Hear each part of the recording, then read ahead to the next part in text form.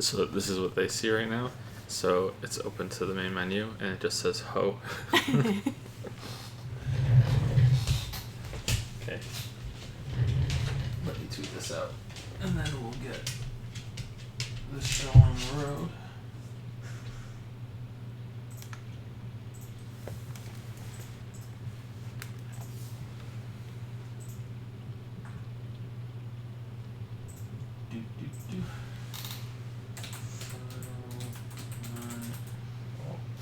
Hey guys, how you doing? Caps lock is on, that's not good.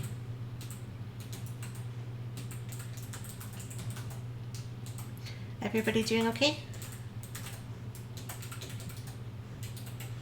Final night of Q&A with Lily. Alright, there we go.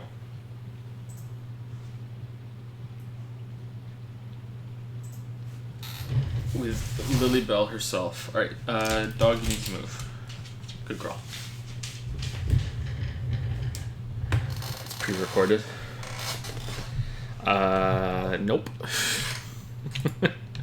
I mean, I guess it could be. It doesn't... Like, we could just answer the questions and just put them on, right? I just watered my TV. It's not good. No problem, Grim Cakes. Hope the answers were good. Or what you wanted. My throat's about as dry as a desert bone. I'm real thirsty for a pale ale. You got one? Regular old beer won't do. I need a pale ale, says Pam, the resident alcoholic here at Stardew Valley. That's good. Alright, so can we craft better sprinklers yet? No, we can't. Can we craft the keg yet? No, we can't. We can craft preserves jar, but it's quite expensive. It ain't cheap. So, how's it going, everybody? Welcome to what we hope is going to be the final night of the Q&A. Because if it's not the final night, I don't know when we're going to be able to come back to it, because Danganronpa starts on Wednesday, and I want to make sure that I have at least one proper, complete night off before that, you know, right before that happens. So if we're not done tonight, I don't know what's going to happen, but we'll probably be fine. There's, I think, 11 pages of questions left, which could be 33 questions, because people can ask 3 questions each, but it's not that much. We looked ahead. Some people only asked 1 question, and some people asked 3 questions, and they were easy questions, so we should be okay. We should still be able to take some questions from chat, but we will likely be easing up a bit on that until we can see that the end is in sight, right? Yeah. Yeah, so that's Can't what be we're up going to be doing. too late tonight. It's going, Joe, it's going.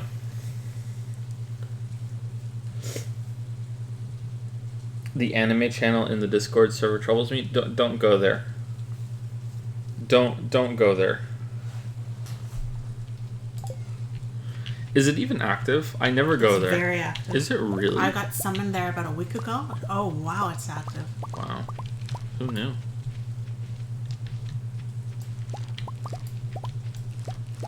Doesn't this vaguely look like a swastika? It does, Yeah. doesn't it? Now that you mention it, yeah. I wouldn't have thought that if you hadn't said it, though. You don't recognize it from all the meetings? That's supposed to be a secret. Shiza Joe. Like, we've been to... How many meetings have we been to now? We've been to 1, 2, 9. 9.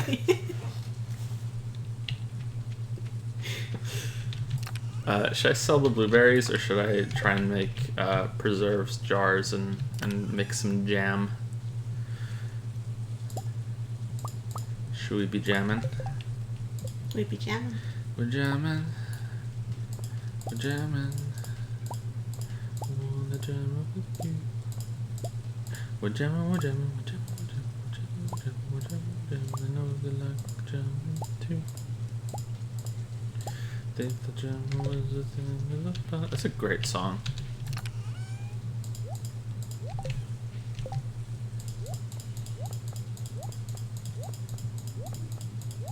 I don't know how to switch the action bar. You can do it with a controller, but I don't think you can do it with the keyboard and mouse for whatever reason. So, yeah, sorry if there is a way and someone is just screaming right now saying, "Oh my God, why is he doing it this way?" I just don't know how to do it with a keyboard and mouse. Thank you to Sylvan, who just subscribed with Twitch Prime for 3 months in a row and says saved by Twitch Prime. Thank you, Sylvan. Thank you.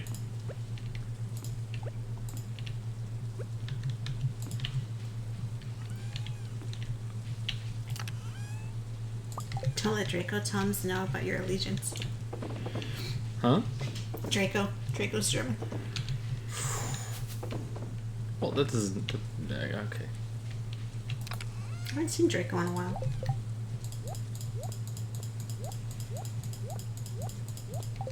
How are we gonna keep these, or do gold star fruit or gold star raw materials turn into gold star artisan goods? I can't remember.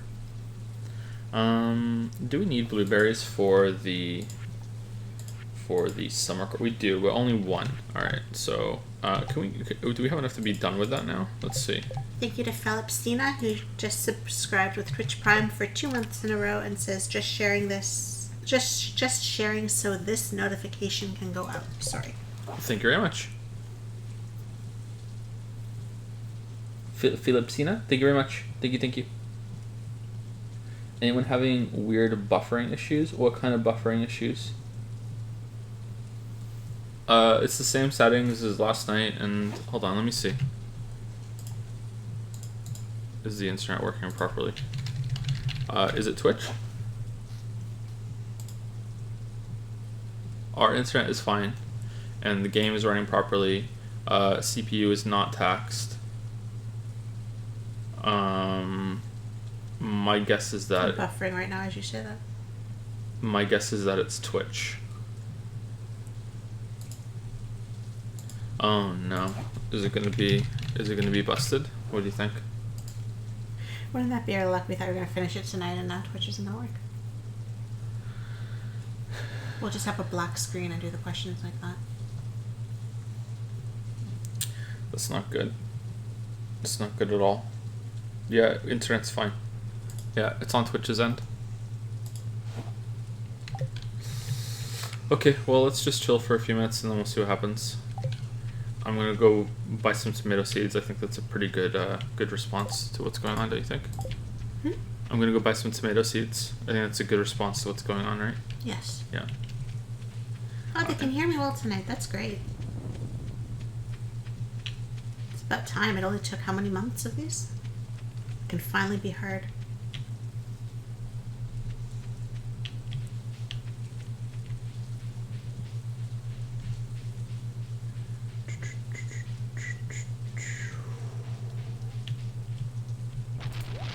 Jelly or no stars? What?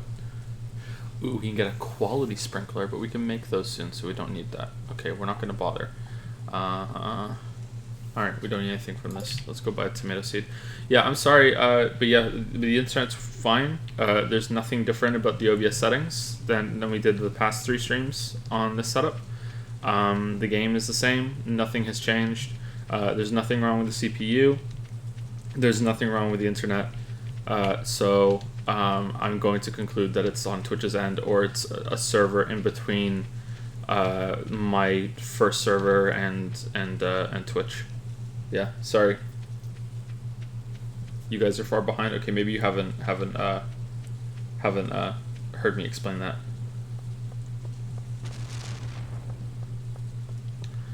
Oh no.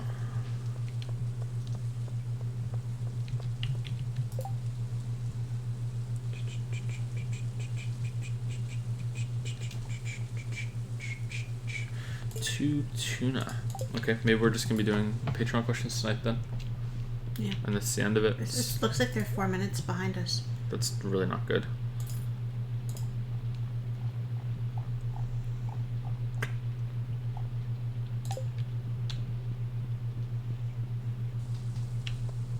Your bit rate isn't over Twitch's limit, right? No, it's not. I think actually it's lower on this PC than it is on the other one. The max bit rate that's suggested is 6,000. I don't throw around 6,000 bit rate. Someone says Twitch has been bad all day. Yeah. Okay. I'm almost certain it's on Twitch's end. Yeah. Just stream on YouTube. I'm not allowed. I would lose my my Twitch partnership if I streamed on YouTube. And that might be for the best actually, because I might be tempted to stream on YouTube more often than on Twitch, because most of my audience is on there, right? And I think that would be bad, because the whole point of Twitch is that it's not being beholden to just YouTube and therefore just Google. Yeah, we want some of those Bezos bucks, right? Through Amazon. We're jamming. All right, let's answer the first set of Patreon questions then while we're waiting for it to settle, and we'll continue with that. Hopefully, it fixes itself.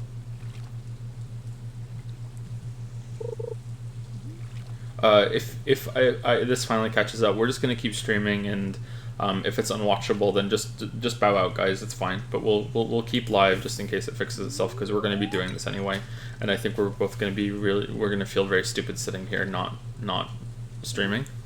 You know what I mean? I think it'll be good for us to be okay. Good for us to be okay to continue. I'm looking at chat. I'm not seeing. Someone said it's okay right now. It's okay right now. Okay. Okay, they're okay at the moment. That's 3 of them now. Okay. Well, let's go with Patreon anyway. Let's see what happens. Robert H says, "Hey Joe and Lily. Hey Robert. Since you're both writers, I wanted to ask you guys a question about that. A lot of writing questions in this one, huh? I'm in a situation where the only way to feel like I'm making progress in writing is to write at a pace that will cause me to eventually burn out. Did either of you ever deal with burnout or like general writing pacing problems, and if so, how?" Is that the whole question? Yes. Does he have any others? No. Okay. So you need to. Let me rewind a little bit. I think that you need to, put on your favorite musical montage and go, stare out a window and do some soul searching and really, really decide and nail down whether or not it's one of these two. Is it that the only way that you're going to finish the work that you're doing is to go really hard and flirt with burnout, or do you think that's the only way that you're going to get it done? And you could get it done at a more reasonable pace, because those two are very, very different. So if you think that, okay, maybe I could get done at a reasonable pace, then do that. But if you're like me and it's you turn into the Hulk, or you don't get it done at all, which is something I'm working very hard to not have to do that anymore. If you're like me, then just embrace it and accept it, and whatever burnout happens, because it's unavoidable. I don't get burnout really, not with writing and not with the video creation. I do think that after a big video like God of War and Odyssey, I need some time to recover. But I was just talking to Shami about this too, like the recovery time that happens after a long video like that.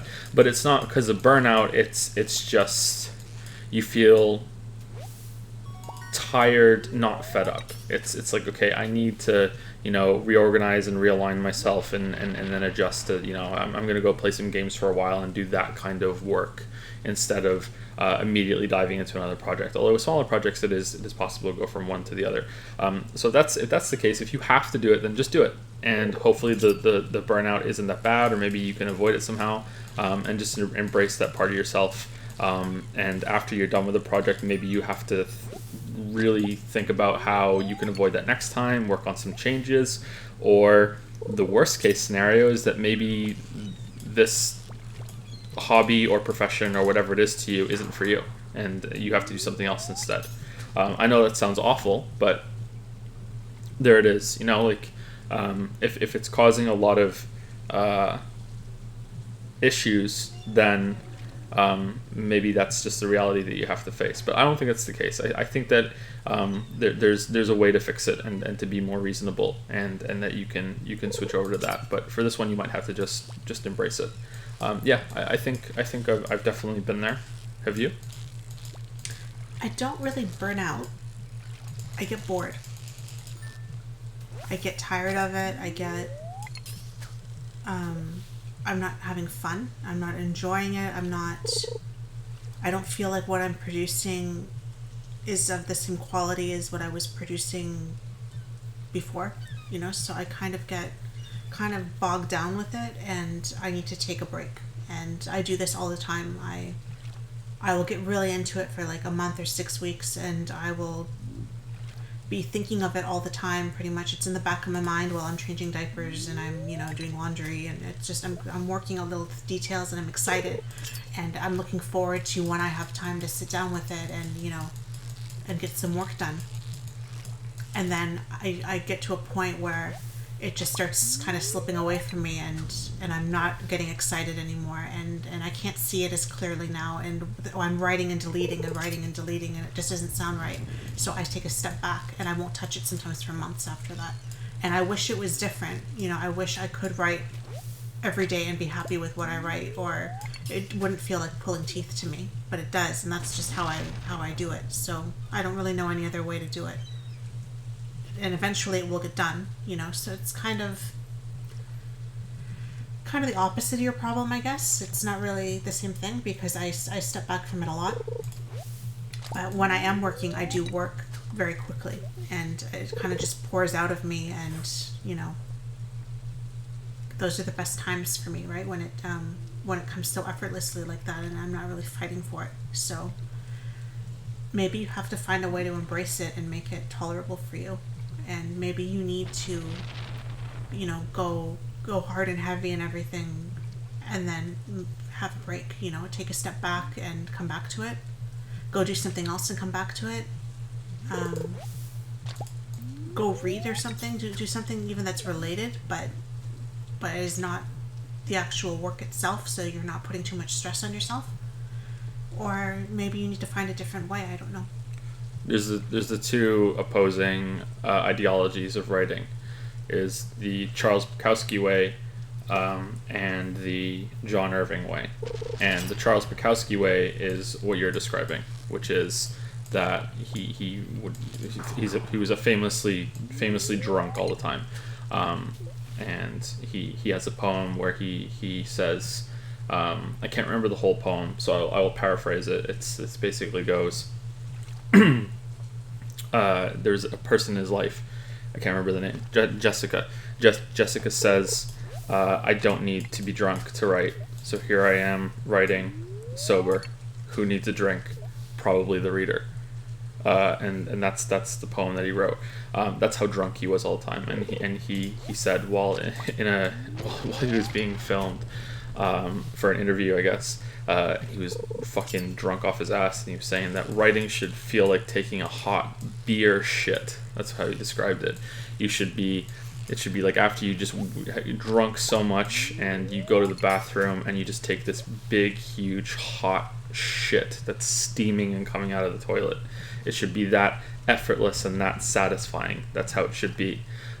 He also wrote a poem that was similar that said it more eloquently than that, because he wasn't as drunk, I guess, when he wrote this poem, where he edited afterwards, that he says it should come bursting out of you when you're writing, and if it doesn't, then you should wait, and just wait patiently, and that's what and do something else. I don't fight it. Yeah. I don't force it. If it starts getting where I don't really know, I don't overplan. I said this before. I know how it ends. I know what my chapters are. I know my key plot points. I know how I'm going to get there, more or less. And I know all my backstory, and I know my themes, and I know my characters and all that. But I don't know scene by scene exactly what's going to happen for every scene in the whole book. So I leave myself little breadcrumbs, and I leave myself little notes, and then I just make it up as I go along from there. And that's why I get excited, because I'm still figuring out a little bit of it as I'm going along. I know the important stuff, but I don't know every detail. And there are times where I'm writing and it's not coming, and I read back the paragraph I just wrote, and I'm like, I'm not happy with it. okay, I'll try a little bit more. Oh, I'm not happy with it. It doesn't sound like it matches the rest of my writing. It sounds like it's off. I go away, I come back, I'm not happy with it. So I just delete it and I go away for a while and I come back and then it's bursting out of me. Then I'm excited.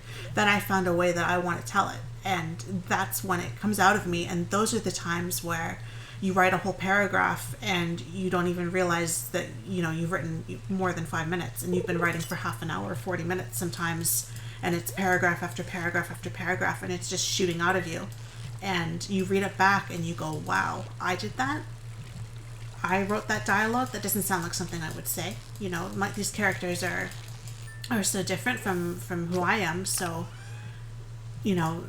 they have their own voice and they have their own personality and everything, and to me that's when it's good. And I can't do that if I force it every day. I can't. I just don't have it. So that's how I judge it. And if you can do that all the time, then that's amazing to me. And some people can, but I think you're gonna get exhausted. It's a kind of, it wears you down a little bit. And so I think if you are gonna go hard and heavy like that you still need to impose breaks somehow, because it depends on if he is forcing it or if it is a natural sort of it's coming out that much, but it's too much work, I guess. I don't want to say recharge sounds so lame to me, but you need to, in a way. You need to take a break and rest your mind and have something to come back with, and I can see that's how, maybe not burnout, but being exhausted. That phrase too. I hate the recharge. It's such a fucking baby boomer phrase. But I mean something like that. I need to go on a vacation and recharge my batteries. It's like, so, like, shut the fuck up. Like, I really hate that. Yeah. But yeah, we basically we don't know because we don't have enough information. But hopefully that was helpful in some way. Yeah. I'm a big supporter of identifying your character flaws and just acknowledging and admitting that sometimes you can't beat them. Definitely try, but if you can't beat them, you try for a long time and it's just, it's just not happening. I can't consciously change this about myself. I strongly believe that people don't really change unless a big event happens that makes them change. Death of a parent, a severe illness, losing a job, a breakup, that sort of thing. I'm a strong believer that people don't change unless something like that happens. I'm sure that every so often the life will throw you a wild card and somehow you'll change without realizing it. But in general, people don't change apart from that. I think until that happens, if you can't change something that you don't like, just embrace it and try and use it as a strength, at least. Like if you are a chronic procrastinator, then don't stress out so much about the fact that you're going to be there the night before the paper is due for school. Don't beat yourself up about it, like, oh, I'm going to do it again, I shouldn't do it again. Just admit that you're going to do it again, and then just, do your best, because go in expecting that you're going to do that and try and make it work for you as best as you can. The 15th time that you do it, just be like, okay, I know it's going to happen. I might as well just enjoy the time I have leading up to it, There's a really good TED Talk, and TED Talks are really hit and miss in terms of quality, but I believe this was one of the curated ones. There's a really good TED Talk about procrastination, and he describes it as the time that you have before while you're procrastinating on something. It's called the dark playground, where I saw this one. You watched this one. It was really good. And I watched that and I was like, holy shit, that used to be me, when I was in school. That used to be me. And it's just so, you do things that are for fun and you just end up hating yourself the whole time. Yeah, it was, yeah. Anyway, yeah, that's getting beyond the point. I wish you all the best with it. Just make it work for you. Just try to find a way that, I think writing can be a very personal thing, and a lot of creative things can be a very personal thing, and you just have to find a way that works for you and that you can kind of embrace and whatever that may be, a combination of what we said, or one or the other, or neither, and something else. You know, it's. Joe, I have a sneaking suspicion that you actually like anime. How dare you? How dare you? Just, wow.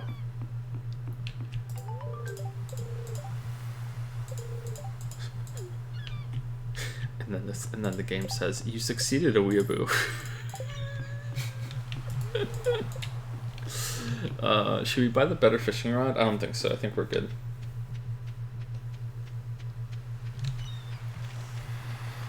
Oh man! All right, what's the next Patreon question? It is Nebelhut. Nebelhut or Nebelhut? Nebelhut? I'm saying Nebelhut. It could be Nebelhut. Okay. Dog, please stop scratching the floor. Chloe? Hi, Joe. I was wondering whether you see yourself returning to writing in the foreseeable future. I don't mean giving up on the channel, but doing it on the side. I don't know how hard it would be to take time away from the videos and streaming to dedicate to writing. Also, you said in the past that the books you wrote were commercial in nature because obviously you had to make money from them. Now that you have a stable income during doing videos, are you interested in exploring different topics or different narratives that don't need to appeal to a mass market and instead focus more on the art, for a lack of a better term? Another writing question. So someone asked this earlier in the Q&A, so apologies if we're going to give any repeated information. I can't remember who it was. Do you remember who it was? I don't remember. It was a while back. Yeah, it was one of the first questions, and Lily's laptop is kind of on its last legs, so let's not stress it too much going back. I want to return to it, definitely. Funnily enough, I don't know why. I've been getting a lot of messages on Twitter recently saying, "Hey, when's the next book going to come out?" And hey, you know, are you still doing that? I don't know where those are coming from, but it's happening. It's definitely going to happen at some point, but not in the near future. It's at least a year away, probably even longer than that. So this gets into something that Lily and I have been discussing quite a bit lately, and that is what's going to happen with Patreon in the future, because as long as we're getting money for making videos through Patreon, there's no way that we can ever justify spending months doing anything else. Not just because it would be you know, taking advantage of people, maybe, but it would also just feel really scummy, and I wouldn't want to do it. So that's just the unavoidable conclusion of that at the moment, or the unavoidable situation. So writing is likely going to start happening again after we get to the point that we can close down the Patreon, which is not going to happen for a while. YouTube is still too unstable, and Twitch is kind of also the same thing, right? Like Patreon is money coming in every single month, you know, to work on videos, and money coming in from Twitch via subs is, you know, money coming in every month to put out streams. You know, like if that content stops because I'm writing a book, then yeah, it has to, like, that wouldn't be fair. So I don't know when we're going to get to the point where we don't need the Patreon anymore and we can move over to doing other things, but still doing videos. Videos aren't going to go away after the Patreon's gone, but be able to support ourselves through ad revenue alone, and also book sales, because we've already written books that we can put out there, and hopefully game sales as well if we go into game development, because I think it would be easier to transition while making videos into game development that would help with, you know, making the game than it would, you know, writing a book. So that's what our thought process is, but we don't really know what we're doing. I think, you know, like it's all, like, you have to understand that Finn is 3, and since he was born, it's been a whirlwind of becoming a parent, and then a parent again when Leo was born, and also the channel. So it's been this crazy mix of all that has been very, very amazing and very, thrilling, but it's also been like nuts. It's been really fast. So a lot of change really fast. So we've just been kind of doing our best to react to everything that's changed, and there's also been like smaller changes along the way that have been crazy to react to. So when the channel blew up after No Man's Sky, and then it blew up a month later from The Witness starting to get recommended on the site, and then launching the Discord was something that I didn't really know what I was doing when I started. The first time I streamed, I didn't really know what was going to become of it. I never planned to stream as much as I do. It was just for practice to go on co-optional. It was to stream to see if I could do it, and I was pretty sure that I couldn't. I didn't think, it used to be a pledge goal on Patreon, and it was, we'll try it and hopefully it can become something. Or if I'm bad at it, I'll just stream my playthroughs of the games, with chat turned off, and it can be some extra content. But I won't even talk while I'm doing it. It's just gonna be me playing the game, collecting footage. And if you want to be there and see that, then the handful of people that are interested in that, sure, come along. That was the idea. So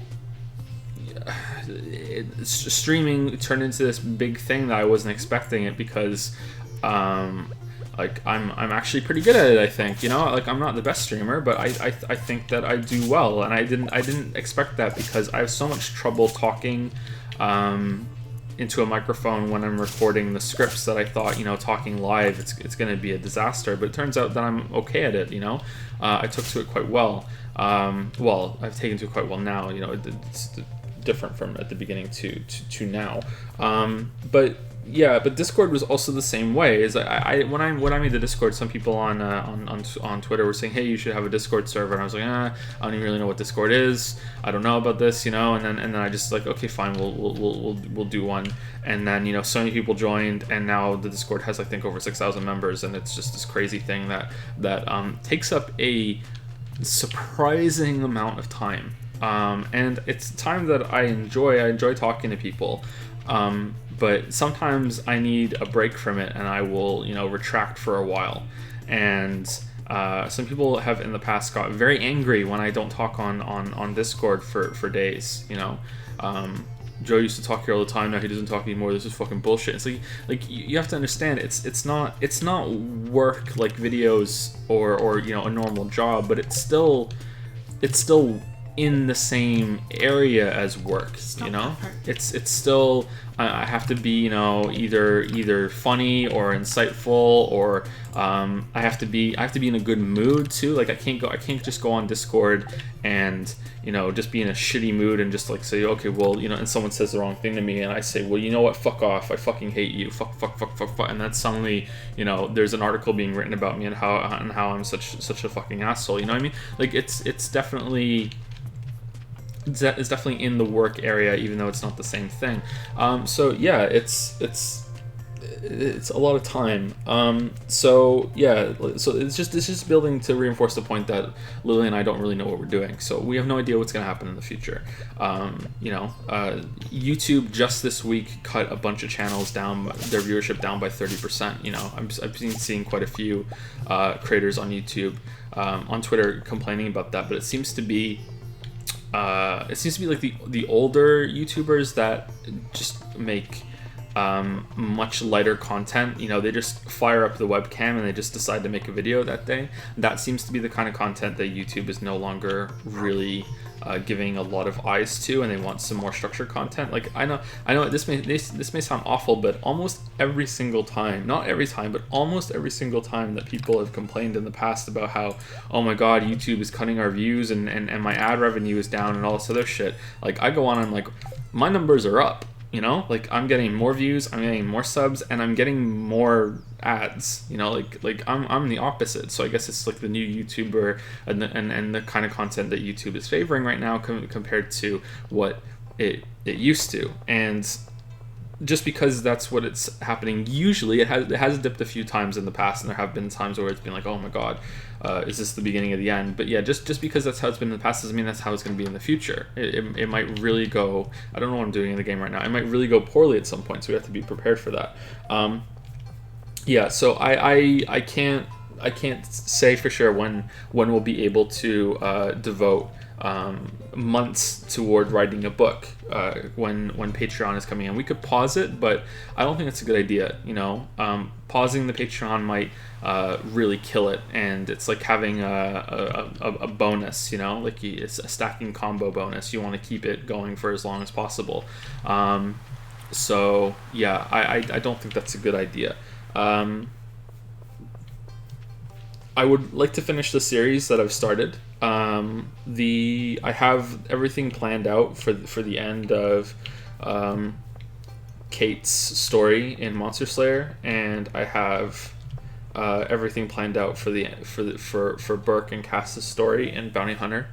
I know the endings. I know all the stories that have left to be said. The Bounty Hunter series has probably 200,000 to 300,000 words left before it's done. There'll be either there'll be just a one novel into an ending trilogy kind of thing for it, or it'll be it had series 1, 2, and 3, so there'll be series 4 and then an ending big novel depending on how it goes. But I know everything that happens.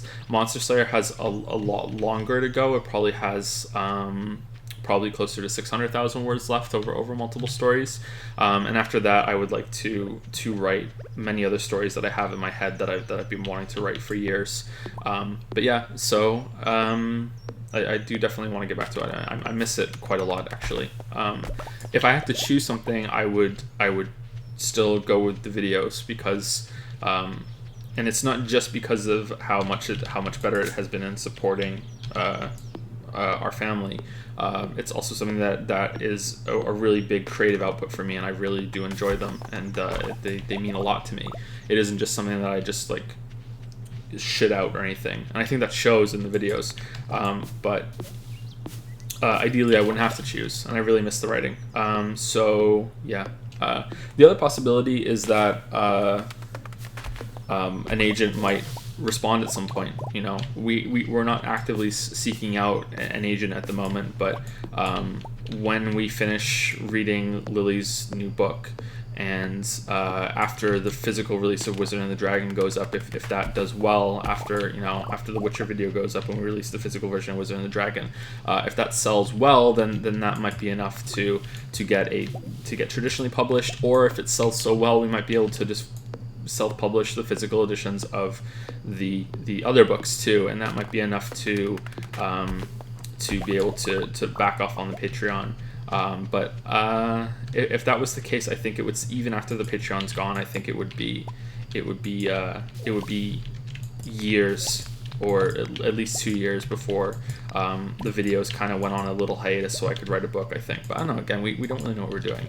I shouldn't say this because this is the Patreon Q&A, right? But I always strive to be honest.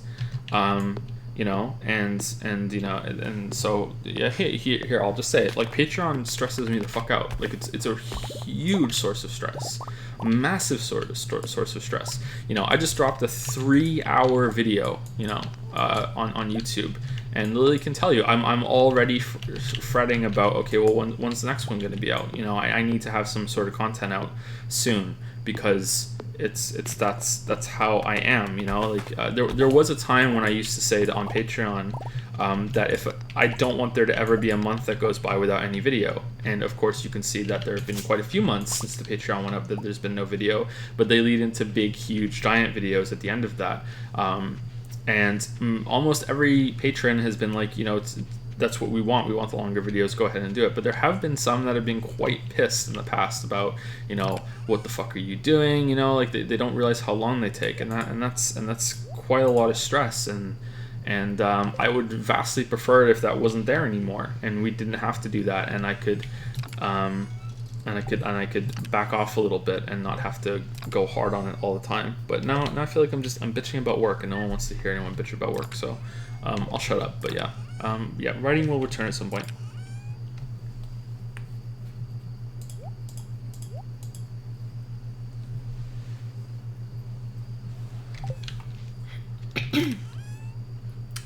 Aiden D says, "Hi Joe, hope you're doing well. Here's my questions.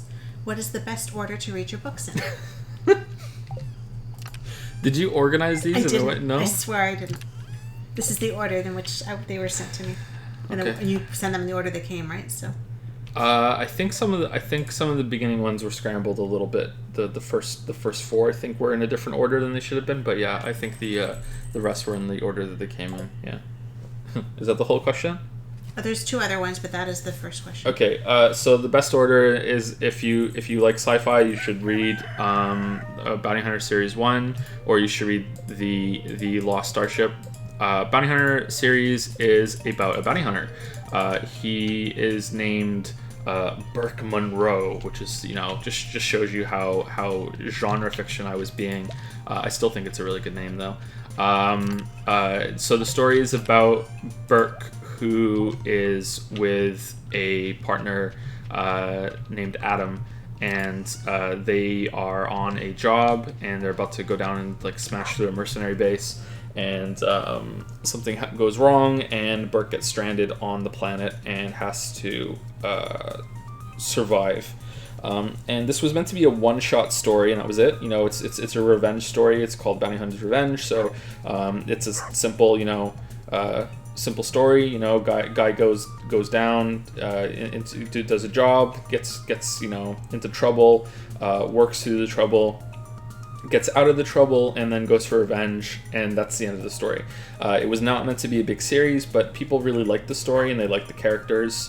They especially liked the AI character that inhabits the power armor that Burke has, which has a very boyish name, the Phalanx TI, I think it's called. The battle Aegis, because it's aware of what it is, and I wrote them for that reason. And as it went on though, and people liked the character and the AI, it turned into something that was a lot more complicated than that, and I was actually able to use many details in that first story in many ways in later stories that were completely unplanned, and I was very lucky that it worked out. I had no idea I was going to be able to call back to that story that was meant to just be a standalone novella. So I was really happy with that. So they get more interesting and more worthwhile as time goes on. So there's more characters are introduced. They have more backstories. There's more depth to them. It explores some different themes that aren't just basic revenge. But the first series is a bit rough. If you can get through the first series, then I think you'll really like series 2 and series 3. So the universe is a big part of it. It's sort of a mix of Firefly and Mass Effect's universe. So there are jump gates that connect different star systems that you need to use in order to get around. But starships are still capable of traveling between star systems on their own. It just takes a very, very long time. It takes not in terms of years, although in some cases it would be years, but most of them are close enough that it would be months. And so whereas if you take the jump gate, you have to dock into a jump carrier, which is like a big cruise ship, and then you jump through it, and that shortens it down to about a day or so. The Earth is completely laid waste by an alien infestation that are very close to the Zerg from StarCraft. They're different than that, but that's the best comparison I can draw from. So they're very close to the Zerg. They're named the Dross in the books. Again, early on, very, very genre fiction. But there are some good twists with them that I was quite proud of. There's an establishment that is very much like SCP. It's called ACU. Alien Containment Unit. Very, very simple name, but it's kind of like SCP. I was happy with that, and there's a couple stories revolving around that place that I really enjoyed writing, and I think that they turned out quite well. There's one in series 3 that is really, really good. And yeah, that's the Bounty Hunter series. There's way more to it than that, because there are 5 How many stories are in season 2? Is it 6 or 5? I think it's 6, isn't it? I don't remember. I'm sorry, I don't remember. I don't remember either, and I wrote them, so don't be sorry. I think it's 6. So there's 6 stories in series 2, 6 stories in series 3, and 5 in series 1. So I think there's 17 stories, and one of them is a novel. The Silver Crusader is a novel length. The Silver Crusader is 85,000 words, I think. Most of them are sitting around 30 to 40,000 words. A couple of them are a lot shorter, especially the ones early on. But yeah, so there's a lot of words in this series. I think it's above 500,000 words, so a lot goes on. So yeah, you can start with that. Lost Starship is shorter, and it's in the same universe, but you don't need to read anything else about that. I can't really say much about that story apart from it being, without spoiling it, but it's about a crew of smugglers that are searching for a starship that got lost. So one of those jump carriers that I just spoke about, like the big cruise ship that goes between star systems, one of them, it's the first time in history that one of them goes missing in the middle of a jump between star systems. It leaves one star system on its like FTL journey between the gates, and it never arrives. So it's like, okay, well, where'd it go? So it's the smugglers trying to find it because their sister ship was currently smuggling goods through that larger ship, and they go and try and find it, and there's a big story and everything like that. It's not my best story, but I think it's pretty good considering it's very focused and contained. So if you like that one, then you'll probably really like my other stuff. If you don't like that one, you probably might still want to give the other books a try because Lost Starship is more standalone. But yeah, if you like fantasy, you should read Wizard and the Dragon. I have a bunch of other books on Amazon, but they're collections of short stories, and that was my attempt at trying to work out what Amazon's algorithm was like at the time. So I even published them under a different name at first, and it didn't work, so the algorithm was dead. So the whole idea behind the algorithm was that you put up books that have very generic titles, very generic covers, and you want people to be drawn toward them and be like, okay, well, this book is about wizards, I know what wizards are, I'm going to read a book because I like wizards. This book is about marines in space, I like space marines, I'm going to read this. So the names of the books are kind of like Interstellar Soldiers or Interstellar Marines, or isn't there like zombies versus vampires? Mm-hmm. So they're very B-movie kind of direct, and so those were... They're just fun. They weren't anything. They didn't have a lot of substance to them. They were fun. There were collections of short stories, and some of them are pretty decent. I liked some of them. It's like you can write something and at the end you'd be like, this is just okay. But other times you write something and you're like, oh wow, this actually turned out quite well for a short story that I wrote in a day. 2 of them are actually the result of going onto the subreddit r writing prompts, and I was looking at those and I'm like, oh okay, cool. I can write a short story about this idea. One of them was about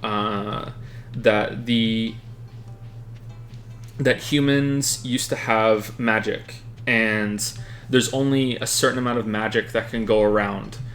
This was a writing prompt on the website. So there's only a certain amount of magic that can go around throughout the whole entire Earth. So as humanity started, increasing its population more and more and more, that magic got diluted. So we live in an era where humans actually do have magic, but no one knows because there's so many of us that there's only like a tiny little scrap of magic to go around that it's useless, completely useless. So we have no idea. And the story prompt was, so this is the base of the story, and the apocalypse just happened, and the only surviving members of humanity are on the International Space Station, and things are starting to get weird because the magic's coming back because there's only a few survivors left on the International Space Station. And I wrote a story about that. I think it's only like 6,000 words, and I thought it turned out quite well. I liked it a lot. So like that's the kind of short story collections that are on there. Yeah, but Wizard and the Dragon is about a boy named Bryce. I don't think I say his last name in the book, but I say it later on in another book. Named Bryce. It's not a spoiler. His name is Bryce Sparrow. Bryce Sparrow is a boy that lives in a in a little town, and the town gets attacked by a dragon in the first chapter, and the dragon just completely torches the place and kills everybody. Bryce is the only survivor because he was hiding in a little like hole in the top of in the town wall, and so he wakes up hours later because he gets knocked out because of I think he inhales too much smoke or something. I can't exactly remember what happened at the very beginning, and he wakes up sometime later, and there's a huge thunderstorm going on as he's walking through the ruins and sees all these corpses of everyone that he ever knew. And the thunderstorm sounds to him like it's the dragon coming around for round 2, and he thinks that the dragon is going to try and kill him because he's the only survivor. So he runs away from the town, and he starts running through the forest outside the town, and he doesn't look where he's going, and he stumbles upon a tower in the middle of the forest. And there is a wizard that lives in it, and this becomes his new home. And if that sounds too simple for you, it's simple for a reason. This is not a case of the story being simple because it's genre fiction. This is the case of the story and the premise being simple in the way that the Cabin in the Woods movie is simple. It's I can't say more without spoiling it, but it has lots of deceptive. layers. Yeah, it has lots of layers, and it ends really, really well. I really like the ending of that story, and considering that can function as a standalone novel, and that it's part of a larger series later on, but it functions as a standalone novel, and it was the first novel I wrote, I'm really happy with it. So that's the one that you should start with fantasy. There's a character that's introduced in that book that has her own series. That's the Monster Slayer series. The Monster Slayer series begins 2 years, I think, before the events of Wizard and the Dragon, with Kate, and she, because I know this audience listening to this right now, the best comparison I can draw is that she's very much like Geralt. So she's a mutant. She has amnesia. And I didn't know The Witcher when I wrote this, so it's an accident. And she has amnesia, and she's a mutant. But it's very, very different than how Geralt is. Those are just the only similarities, really. Yeah, I'm a bit embarrassed that it's so close to that now, actually. But yeah, oh well. But the amnesia isn't really used like most stories use amnesia. So yeah, I'm happy with series 2 of that very, very much. I'm not so happy with series 1. There are some stories that are kind of disposable in series 1. But again, series 2 ends very, very well. And the way I write is that there are individual stories. It's sort of like I write these ones kind of like they are a TV show that airs every week that has its own contained story for that episode, but there are details that are revealed into the larger story that's going on. But I avoid the trap of, well, in most stories anyway, I avoid the trap of it being too much about the story that's contained for that episode. There's a lot of details that are building into the larger story. You might not even realize they're building into the larger story at that time. So I try and keep it even on both sides. So yeah, that's that. And yeah, I'm really happy with how that ends. So yeah, so she's a monster slayer that is a reluctant one because she doesn't really know what she's doing. She has quite the Jason Bourne moment in the first story, and kind of a witch too, right? Yeah. I love those stories because it was very she's kind of a witch, kind of witchy. She has a town that she helps out a lot, and they hate her, but she still helps, and they don't all hate her, but yeah, I really like that character. So yeah. Anyway, sorry to talk about so much about my own books, but I realized when this question was asked earlier that I just said which ones to read. I didn't say anything about them, so I'll probably never do this again. But yeah, those are the books that I have on Amazon.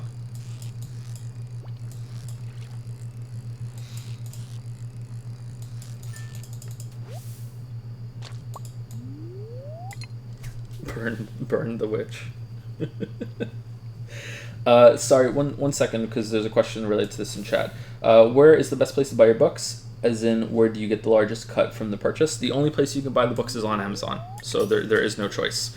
If you have Amazon Prime, I believe that you also have access to Kindle Unlimited, which means you can read the books for free, and you can read Lily's books for free as well, and we still get paid for it through Amazon system. I don't know what the difference is between it, but I think it's about the same. Even if it's not, even if it's less money, if you want to read our stuff and you can read it for free, then go for it, man. Like don't even question that. Just yeah. But please, if you are in any way curious, please read the previews first. Read the previews first and decide if it's something that you can go along with. You might not like my writing style. You might think it's too direct. So if you don't like it, don't buy it. Just obviously give it more than one paragraph if you're interested. Ooh, the jam. But yeah, don't just buy it on faith. Yeah. Anyway, sorry. Go ahead. Next question. Your books are under Joseph Anderson and mine are under Lily Evans. Yeah. Someone's asking. My books have teasers as well. The first 3 chapters are for like $1. So if don't buy both. It's I have 2 novels and 2 teasers, so don't buy all 4 of them and you'll get stuck with the story 4 times, right? Twice. Yeah. There was a time where Amazon's algorithm really rewarded putting the books up in parts. So I used to put them up in 5 parts for each novel, 3 chapters in each. So then we took them down and we just left the first one up as kind of a sample of if you like it, go ahead and buy the rest. But you don't even have to do that. You can just check out the preview he mentioned, and that should be enough to get a feel for it. We should probably just take them down now. Yeah, They're probably. just sitting up there. I haven't touched them in so It long. was for promos, right? And we don't do the promos anymore. Yeah. Anyway, yeah. Okay. What is your favorite movie? My favorite movie is Fight Club. Fight Club is my favorite movie. It's probably not the best movie that I've seen, but it's the most important to me. It was a big deal when I first saw it. I've said this on stream before, so sorry if there's repetition for anybody. But yeah, it was a very important movie for me. It was very influential. It's also very entertaining. It's a very good movie. I think the movie is better than the book. So does Chuck Palahniuk, who wrote the book, which is very honorable of him to admit that, because most writers wouldn't. So that is definitely my favorite movie. I like how it's told. I like how it breaks the fourth wall. I like how it's the big reveal toward the end, the presentation, the story itself. It's very funny. It's very tense in times as well. It's just a great fucking movie overall. And if you haven't seen it, you really should see it. I don't know how well it holds up if you've never seen it before. I've watched it somewhat recently, and I really enjoyed it still. I think it's still great, but I don't know if you were watching it for the first time now, if it would hold up. I have no idea, but yeah, I love that movie. For something more recent, I really liked Fury Road. That is my favorite movie that I've ever seen in the theater. I don't get to see a lot of movies anymore. I think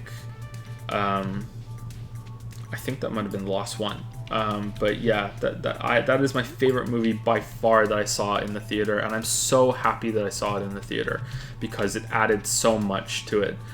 Just the spectacle on the screen, and it was just so good. And yeah, so that's probably my favorite recent movie. It was just so fucking good, man. For something that's a little less action. I really liked Cloud Atlas. We watched Cloud Atlas together years ago, and that was just fucking fantastic, man. I tried to read the book and I can't get into it, unfortunately. So maybe that's just a movie that I'm gonna like, and the book was just too stuffy. But I will try again at some point. But that movie was just incredible. Just so many intersecting. I would like to watch it again too, because we only saw it once, and I suspect that maybe I won't like it as much the second time, and maybe that's important that I watch it again to clear that up. But yeah, I really loved that movie. I was just in awe the whole time as I was watching. I was like, holy shit, this is so good.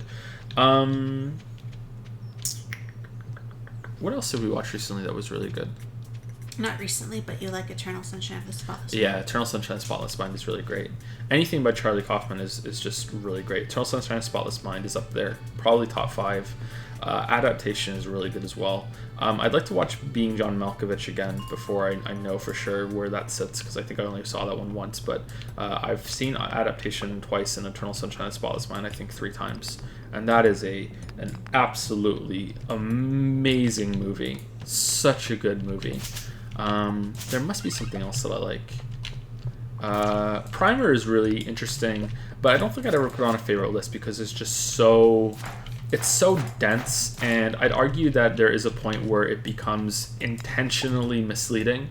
If you've seen it, I can say this and you'll understand what I'm saying, and anyone who hasn't seen it won't be spoiled, so I can get away with it. But there's a scene, I think 2/3 of the way through, where the characters are talking next to a fountain, and I think that is the point where the story becomes intentionally misleading and intentionally obtuse to a fault, and I think that's not fair. But yeah, I really appreciate the commitment that movie has to its concept, which is I don't think this is much of a spoiler, considering if you haven't seen it by now, you're not going to time travel. So yeah, it's that is a very interesting movie. There have been a lot of stupid sci-fi movies that tried to do something like that too, and I like the concept. But... Oh, you know what movie we liked? What? The Martian. Yeah, The Martian was a good movie. The book was good too. Is that the last movie we saw together? I think so. I think it might have been, yeah. Anyway, yeah, they have an interesting concept, but the execution isn't that great. I saw a movie called Coherence years ago, and it was very interesting, but it didn't really go anywhere. And there's a ton of sci-fi movies that are like that. That one, the one I love. Remember we watched that, and the one that went nowhere. Yeah, and it just like they just don't know how to end. It's like, oh, we have this cool concept, let's explore it, and it has no ending, and that's a bit disappointing. There's another movie I'm forgetting, but I think that's enough. Yeah. What was a movie I liked when I was a kid? Oh, favorite movie when I was a kid was The Lion King. I loved The Lion King. Jurassic Park was really good too, but I haven't seen it in a long time. The Matrix. Yeah, okay. What is your favorite book? My favorite book is Catch-22. This has been asked a few times, so I don't want to get into great detail on it. Sorry. It's been asked. I think I've went on the Catch-22 rant at least 2 times before on stream. Yeah, definitely Catch-22. My favorite fantasy book is Robin Hobb's first Farseer trilogy, which I also spoke about on stream. I think last night. Yeah, that's my favorite fantasy book. I am not a fan of Lord of the Rings, unfortunately. I really liked The Hobbit, but Lord of the Rings, not for me. I will try again at some point, but no thank you. No thank you, no thank you, no thank you. John Irving is my favorite author, or writer, as he would say. John Irving is my favorite writer. He did not write Catch-22. Catch-22 is written by Joseph Heller. I have not read the sequel to Catch-22. I know it may sound strange that my favorite writer hasn't written my favorite book, but Catch-22 is the only thing I've read by Joseph Heller, and so therefore I can't really talk about anything else. Whereas overall, John Irving is just consistently fantastic, and there's only, I think, one book of his that I've read that I was disappointed with, and even then it was in parts, and that was Until I Find You. I thought that parts of the ending were fucking ridiculous. Just absolutely fucking ridiculous. Remember that scene where the character thinks he's having sex with a ghost? And he actually thinks that he's having sex with a ghost? Like, it's not like, oh, I'm high right now. He actually really believes that he's having sex with a ghost. And then at the end, he's like, oh, I'm surprised it's not a ghost. You know, like, just fucking nuts. But, yeah. I still like that book a lot overall. It was definitely worth the time, but yeah, a bit crap in parts. Yeah. My favorite science fiction book is probably The Sirens of Titan by Kurt Vonnegut. It might be Slaughterhouse 5. Maybe. I'd have to read them again, but I would say that Slaughterhouse 5 is likely overall the more interesting book, but Sirens of Titan has one of the most beautiful scenes that I've ever read in any book, period. And there are really, really good passages in Slaughterhouse 5. But I would say that Slaughterhouse 5 is less science fiction than Sirens of Titan as well, so it can't really win that category for me for like favorite science fiction book. But yeah, I think that overall, Slaughterhouse 5 is better, but sometimes individual pieces of a book can just like really win you over. I've spoken about that scene before on stream, and if anyone wasn't here for that, the scene I'm talking about in Sirens of Titan is when they arrive at Mercury. I think that's one of the best passages that I've ever read in anything, and it was so good. When I was done, I had to put the book down and walk away. Like I was slain, just emotionally devastated, not in a bad way, just completely drained because of the sheer fucking beauty that I just witnessed. I was like, okay, fuck this. Like I have to go do something else for a little bit. Yeah.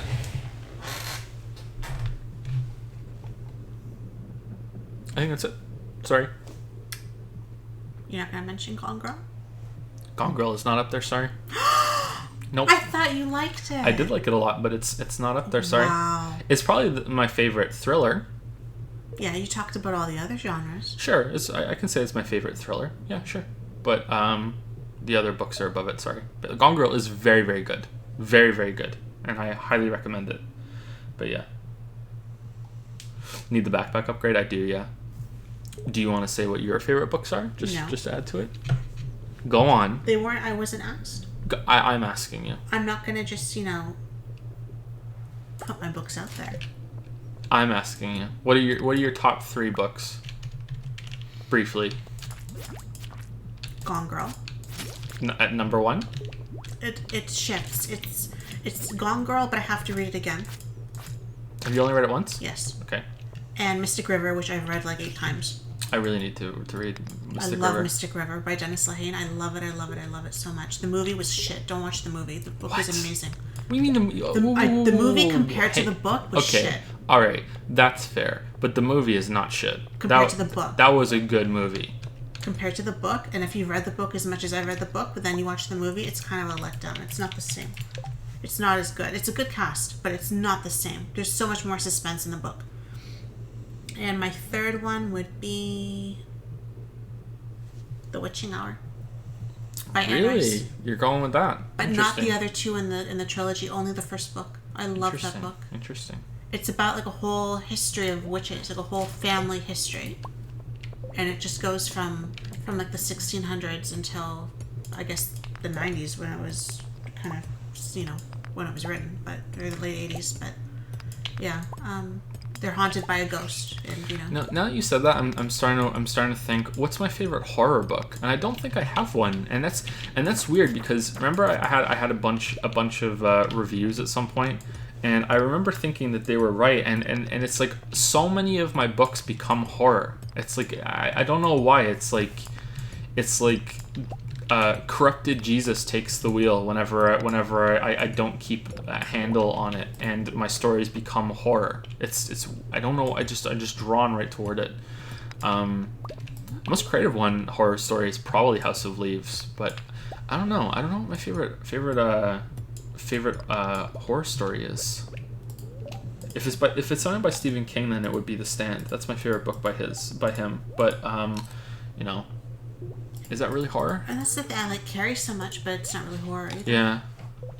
Stephen King is a better writer than a lot of people give him credit for. I think he gets a lot of shit because he's so prolific that people just assume that because he's that prolific, his stories can't be good. And sometimes his stories are bad, and he has trouble with endings, definitely.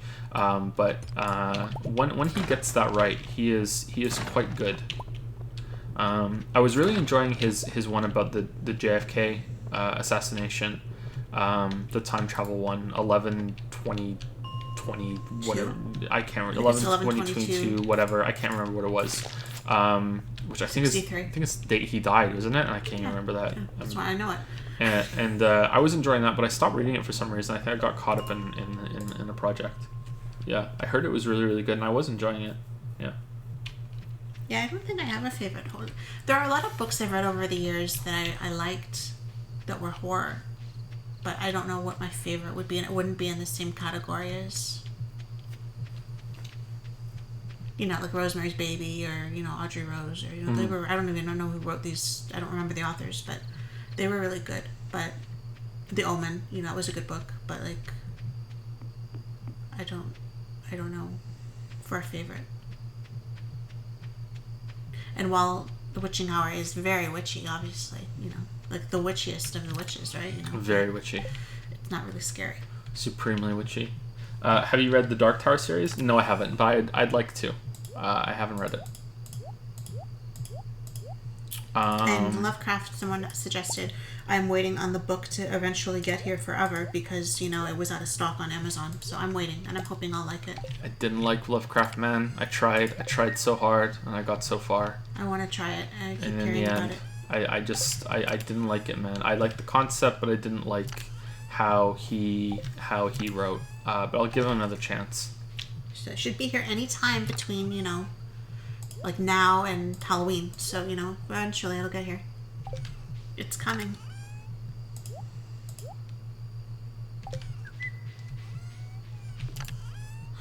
Okay, is that all the questions from that person? Yes. Okay, so are there any questions that we missed from chat? And if so, let's answer them. And Can you fix the computer again? Because it turned off again, and I think we had some subs. Sure. There's going to be a fan noise. Sorry, everybody. I got the Grimm's book. The Grimm's Fairy Tales. I haven't read it yet. I ordered a few books from Amazon. I read Dr. Jekyll and Mr. Hyde, which, again, wasn't really scary, but, was a little unsettling.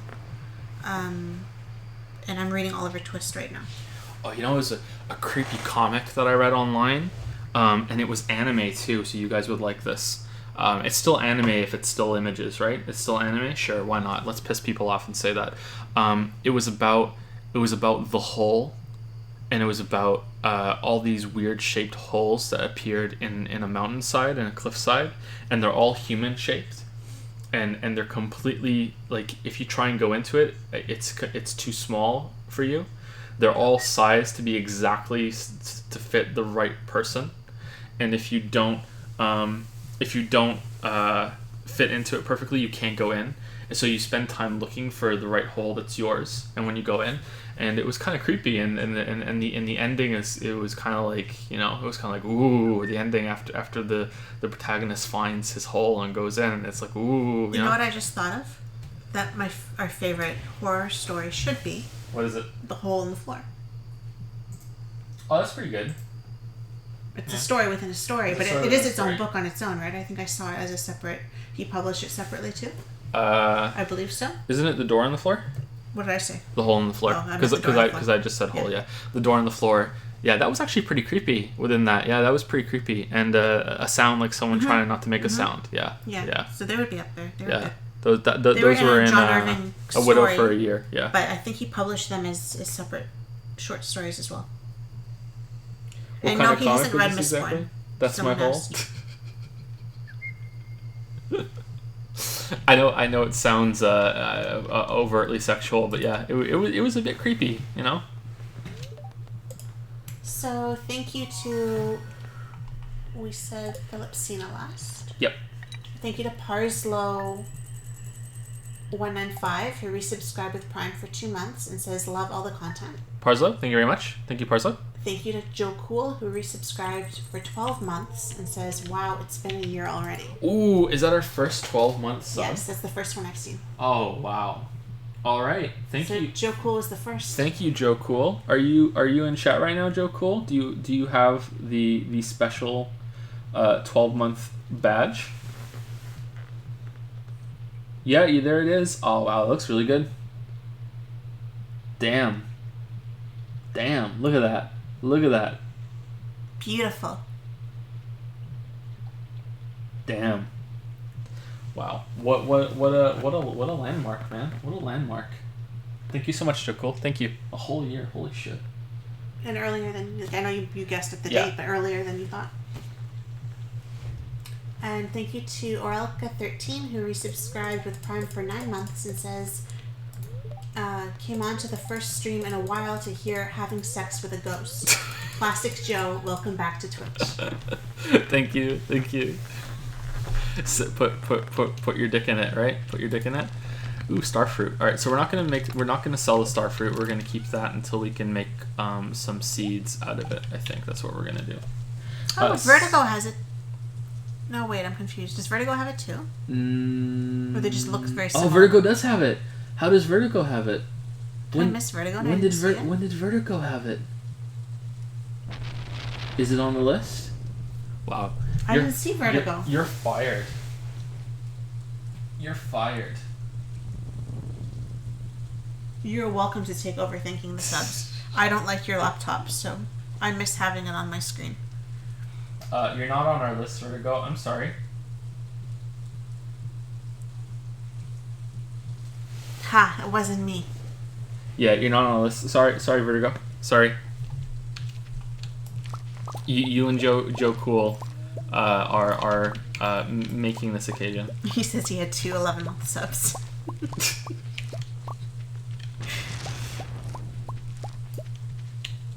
Looks pretty good. You haven't watched Twin Peaks, right? No, I haven't watched Twin Peaks.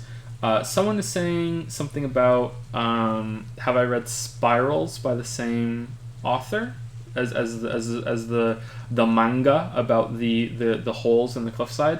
No, I haven't. I don't think so. The only other creepy comic that I've ever seen, and I don't even know if this is a popular comic or if it was just some weird thing that was linked somewhere. Maybe this is Spirals, but I don't think so. I remember the art style being somewhat similar, but I don't think it was. Yeah, I'm more certain of it now. It was a comic about a guy that I think I can't remember the beginning, so I'm very, very sorry about this.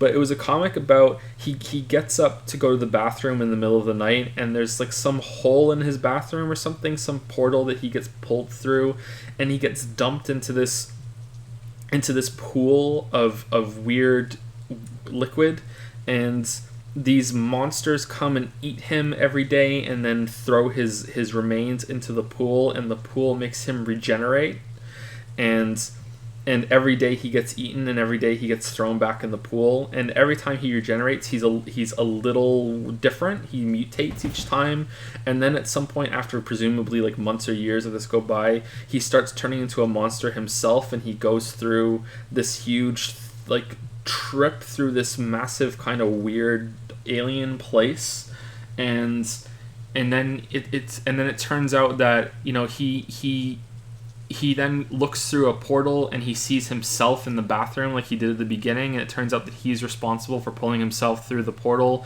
and it loops into itself. I can't remember if I finished it or not, but I remember that being quite disturbing. There was some disturbing imagery in that, but I don't remember what it was. Maybe it was just some stupid fan comic that someone made for some show or something, but I don't know why, but sometimes I see something and it just sticks in my mind like that, and I thought that was interesting. That was kind of cool.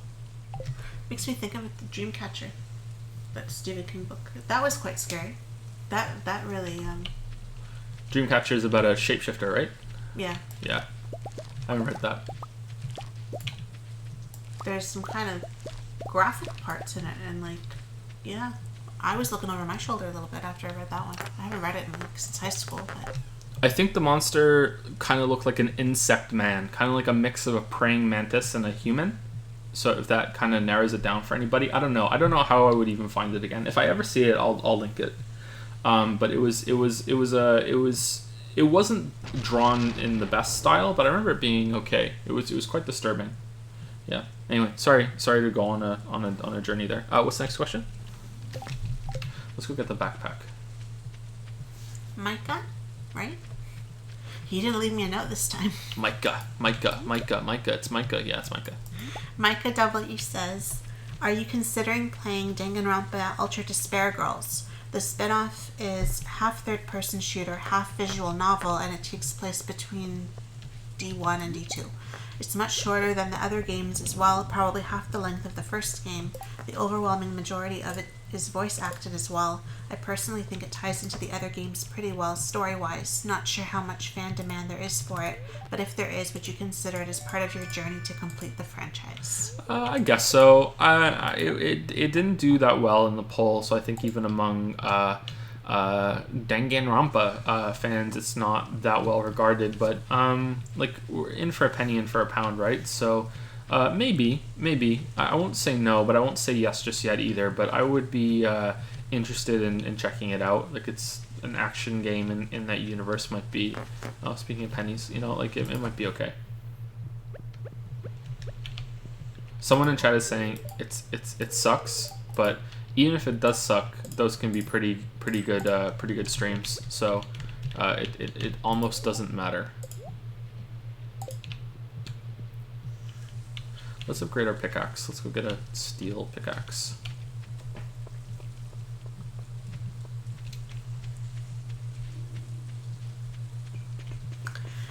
Last Jedi full spoiler review, please, as well as the moment where you couldn't take the franchise seriously ever again. Oh, God. Alright, so... Oh, man. Okay, so I only watched it once, and I watched The Last Jedi over 3 nights. So I wasn't even able to watch it all in one sitting because it was just that bad. No, it was because I didn't have that much time to watch it. I was watching it kind of to wind down a little bit before trying to go to sleep. Shortly after we moved, I think. I saw it when it came on Netflix, which didn't work at all because it got me more wound up because I was so fucking pissed about it. So I don't know how to do a spoiler warning on Twitch. I'm guessing if you're watching the VOD or you're watching on YouTube and you want to avoid the spoiler warning avoid spoilers for Last Jedi, just scroll down and these questions are from Micah. So look for the next person who will be on the list that I do on YouTube. Just skip ahead to them, and then you will be able to avoid spoilers. I don't know how to do it on Twitch, so I don't know if I can put spoiler warning up on the screen or whatever, but oh well, we're just gonna go for it. I don't remember it that well, so there's probably going to be a lot of details that I have forgotten, and it's good that I've forgotten it because the movie was just so fucking shit that I can't believe how bad it is. And after watching some of the stuff that Red Letter Media did on the movie, and they talk about how they just gave the franchise, arguably the most important franchise in terms of revenue, although the Marvel stuff might be taking over, but it's still Disney, so who gives a shit, right? The most important film franchise in terms of what can make money to just some guy, like Ryan Johnson had made Looper, right? And Looper was okay. I watched it and I was a little put off by how the rules of time travel weren't consistent, but who gives a shit? Like, it was just some fun movie. Like, it was okay. I enjoyed it enough. It's the problems start with The Force Awakens, or The Farce Awakens, as the edgy hipsters like me will call it. So in Farce Awakens, we are introduced to Rey, and I did not like The Force Awakens. I was not a fan. I didn't like it because I felt that it was just A New Hope all over again. And I know that's not like, oh my god, oh, someone noticed. I know everyone knows that it's A New Hope all over again, and that's the point. But just because something is intentionally done doesn't mean that it's good. So I didn't like that. I also didn't like that, even accepting that it was just A New Hope all over again, that it was just basically when, you watch Family Guy. I just called Peter Family Guy. You watch Family Guy, and the Family Guy says, and Peter says something about how he's going to make a sequel to Jaws, or he's talking about the shark Jaws eating someone, and then, oh no, it's bigger Jaws. He's come to eat regular Jaws, and now it's even bigger Jaws has come to eat bigger Jaws, and that's how it ramps up. That's how the Death Star in Force Awakens was to me. It's like, it's so fucking stupid. It's like, oh, well, this time the Death Star is capable of destroying multiple planets in a row instead of just one. Oh no, it's so much more powerful. Like, it's just so fucking stupid.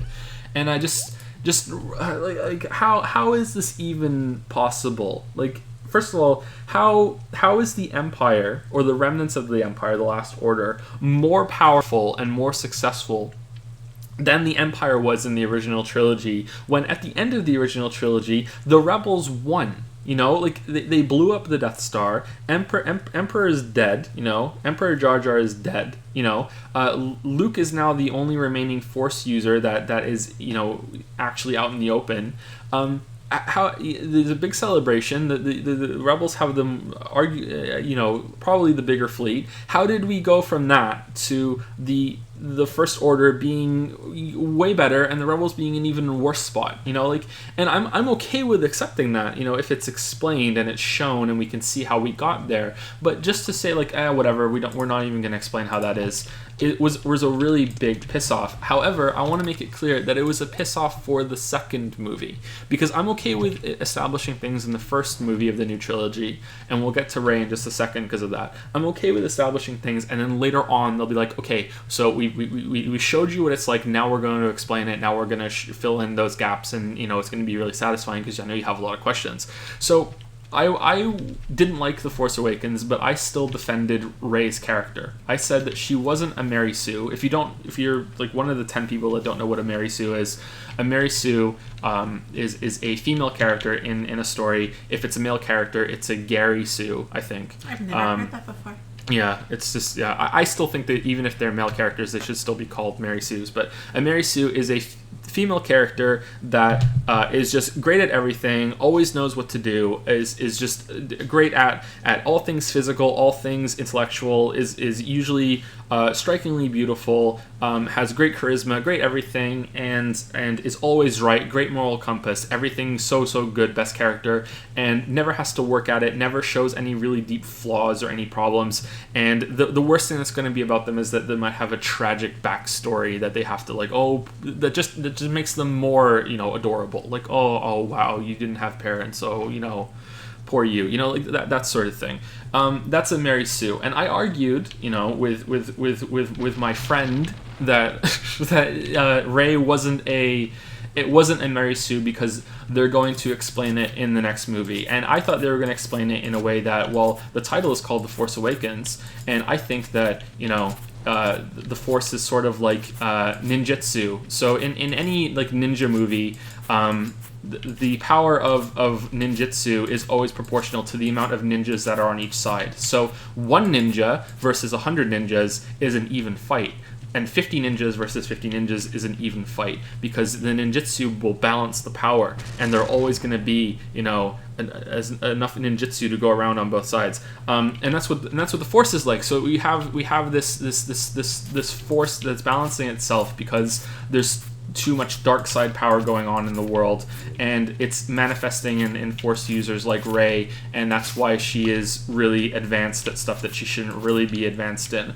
And that would be kind of of an answer, and I would like it to be dealt with more in depth than that, but it's nothing. There's no answer at all. You know, it's like not even try to explain away. Oh well, she had really powerful parents, like Anakin's granddaughter or anything like that. You know, it's not even explained like that. She's just nobody, you know. So it's and that's a cool twist, but it's also leaves more questions, and it's just not explained. So she is a Mary Sue. So it's just bullshit. It's just complete utter fucking bullshit. So it already made me more angry about The Force Awakens that there was even less in that movie that I could enjoy.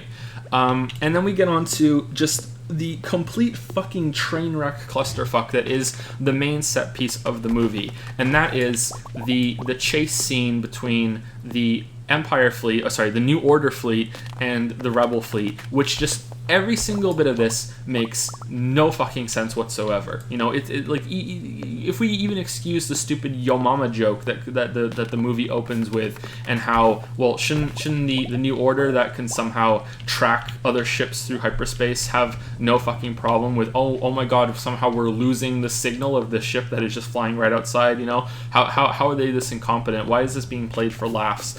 And then we have the bombers attacking the big Empire fleet destroyer ship that's right there, and the bombers are moving so fucking slow. Like, how did they even get there without being seen? And even if we accept that, like, what, like Leia's like, oh well, we have to call them back. Well, they're there already. What are they gonna do? Just slow boat it back, and then we're gonna jump to light speed away? This pissed me off so much because later on in the movie, the Millennium Falcon drops out of hyperspace over the big New Order ship, drops out of hyperspace for like a second, lets loose a torpedo, and then immediately jumps back into hyperspace. It was like, okay, hyperspace, boom, out, drop it, whoop, back into hyperspace. So we've established now that ships can do that. Why didn't the bombers do that? Why isn't it, like, the Millennium Falcon is not a special ship anymore? I think it's described as a piece of fucking junk in The Force Awakens.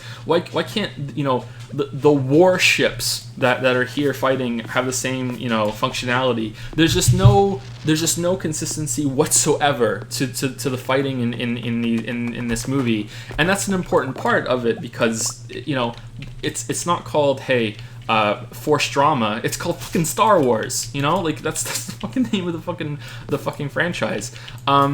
So, but it gets worse. So now Lily's yawning. Sorry.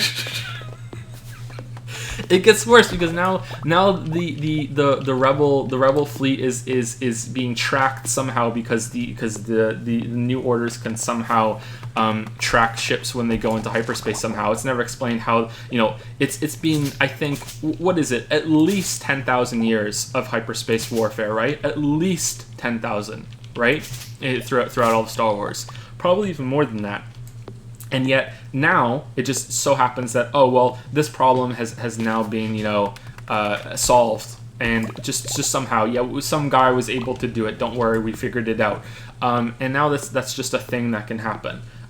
So yeah, now we can track ships that go into hyperspace. So we can't just jump away. Well, now we're stuck, and you have the rebel fleet being slowly chased by the others.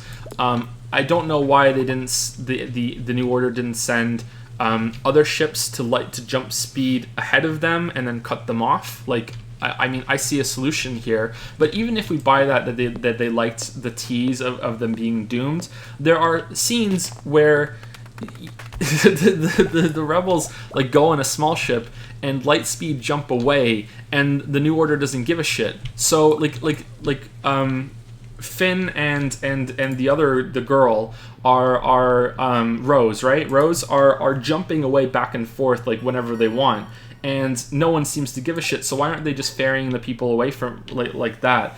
And oh my god, we haven't even gotten to Luke Skywalker yet. Like, it's just nothing about it makes sense. Like, the grand plan that the admiral that took over or whatever is to get everyone on little ships and you know, use some weird stealth technology to go on a nearby planet that we just conveniently is nearby, that also has an old rebel base on it, and we're just going to go there. Well, if that was the plan, and the First Order isn't really, you know, monitoring the little ships, which we can clearly see when Finn and Rose fuck off, why don't they just leave earlier than that? Like, if they're going to abandon the fleet, why don't they just go? Like, the plan makes no sense, and then they won't even tell Poe the plan, and I don't even know why. It's like, just go, hey, you're a rebel and you're part of the rebel fleet, and the rebels are a part of our identity. Please don't rebel against our authority and listen to us. It doesn't even make sense when you think about it at that level. But then it also doesn't make sense if you look at it and say it's some sort of commentary about how opposed to Headstrong and Leia, and I can't even remember the name of it's Laura Dern, isn't it? That's the actress. Laura Dern and Leia don't like that about him, and they're trying to teach him a lesson, even though this isn't the right time, because afterwards, when it's all over and resolved, Leia turns to Laura Dern and says, you know, he's so headstrong or something, and Laura Dern says, yeah, I know, I really like that about him. So it's like, like, why weren't you fucking just like, why didn't you just tell him the plan? Like obviously he wasn't the only one that was pissed about this, because they like he got together a mutiny and took over. Like, it wasn't just him like with a blaster, hey, I'm taking over. Like, a lot of people were supporting him when he did this because they were in a life or death situation and they didn't think that she was doing a good enough job. So what the fuck is that? Anyway, and this leads to the moment that killed the franchise for me forever, because it shows that the writer has, I can forgive that, you know, hyperspace jumping in and out of hyperspace and dropping a bomb, a torpedo or whatever, it doesn't, like, that's an oversight. Or, you know, they thought it'd be cool to have a scene with bombers and all that other shit, you know, like slow boating in or anything. Okay, whatever, who gives a shit? Like, that's forgivable as kind of like a weird oversight.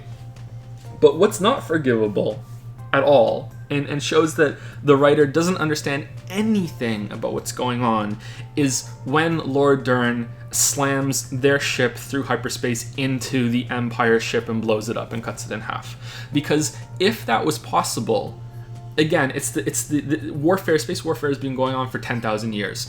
If that's possible, that would be a regular part of space warfare. It's like the book The Forever War that has time dilation as part of the war. It's not just something that happens at one point and they're like, oh wow, well, this is kind of weird. Like, no, that's part of it. There would be either, I always thought that anything that you can have FTL in terms of warfare, that there's either some sort of agreement that everyone reaches, because otherwise it would just be so you know, like, so chaotic and a clusterfuck that it would never be able to work, that it would just be too barbaric, and there would be no disputes. Like, it would just lead to just mass genocide on every single side.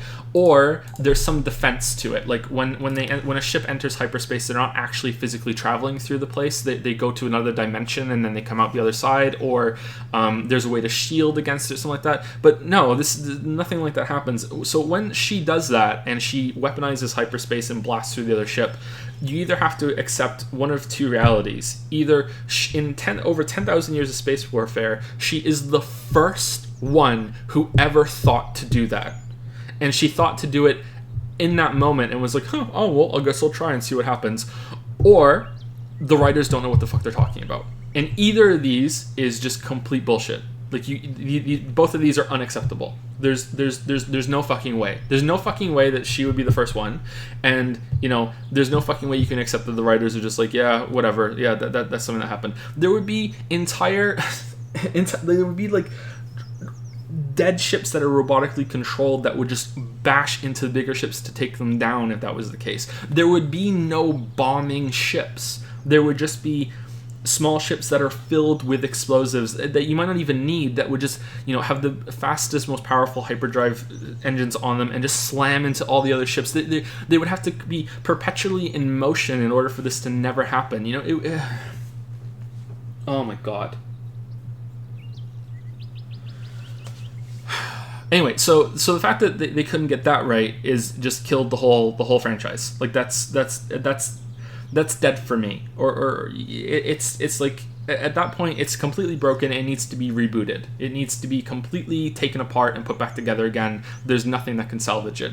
On the Luke and Force kind of side of things, that's okay. You know, like, I think it's all right that Luke is not in a good place, and, you know, you get to see one of the heroes from the previous movies is no longer what you think he is and what you expected. But you also have the huge problem of when he was going to kill Kylo Ren in his sleep, and this is the character that was always so hopeful and and wouldn't even kill Darth Vader while he was standing, you know, swearing fealty to the Emperor and about to kill everyone that he loved. And yet he's going to kill Kylo Ren in his sleep. Now, it turns out that he wasn't going to go through with it, and Kylo misunderstands. But then it comes back to this stupid fucking thing, which is, this scene is so forced. Like, why would he activate the lightsaber like that and hold it above his head and then pretend that he's about to take a swing and then reconsider and like, why don't you just hold the lightsaber up to his throat and just activate it like that and do it that way? Like, how is there not any like forced sense of this is going on between them, because Force users are supposed to be really aware of each other? And like, after that happened, why wasn't there ever a conversation between the two? Like, it's just so forced as fuck, man. I don't know. I'm getting away from myself now because I can't remember all the details of the movie because I only saw it once. But it was really, really, really, really, really bad. And if they want to go through it, that it's sort of like how this is a response to the way that the First Order have taken over, and the state of the galaxy is a lot worse now than it was at the end of Return of the Jedi, then again, it comes back to that can be acceptable, and that can be why Luke is the way he is. That can be acceptable, but it needs to be shown. We need to see what the state of the galaxy is. We need to be made aware of it. You know, like what's going on? Why is he like this? And that just isn't there. There's no development of the universe, and there's no development of the characters. It's just you're being shown the change that has occurred, and none of the reasons why. So again, it comes back to the Mary Sue kind of part of it. Well, why is Rey so good at everything? Because she just is. Well, okay, well, why is Luke this way? Because he just is. All right, why is the Empire this way? Because they just are. It's really, that's why it's bad, right? So yeah. Anyway, some other points. The thing that happens with Rose crashing her ship into Finn's as he was doing his suicide run was completely fucking bonkers. I don't understand what the fuck they were trying to do there. That was complete stupidity, and her speech after that almost made me turn off the movie, but I knew I was so close to the end of that point that I should finish it. The fight scene in the toward the end with Rey and Kylo with the Imperial Guard has some really big problems with it. They even tried they had to CGI out a dagger mid-scene because otherwise it doesn't make sense. It actually kind of looks like Rey takes it in the back and should have been injured for the rest of the movie, but they decided to cut it out without reshooting the scene. But most people have already spoken about that. It's really, really not good. It's pretty bad.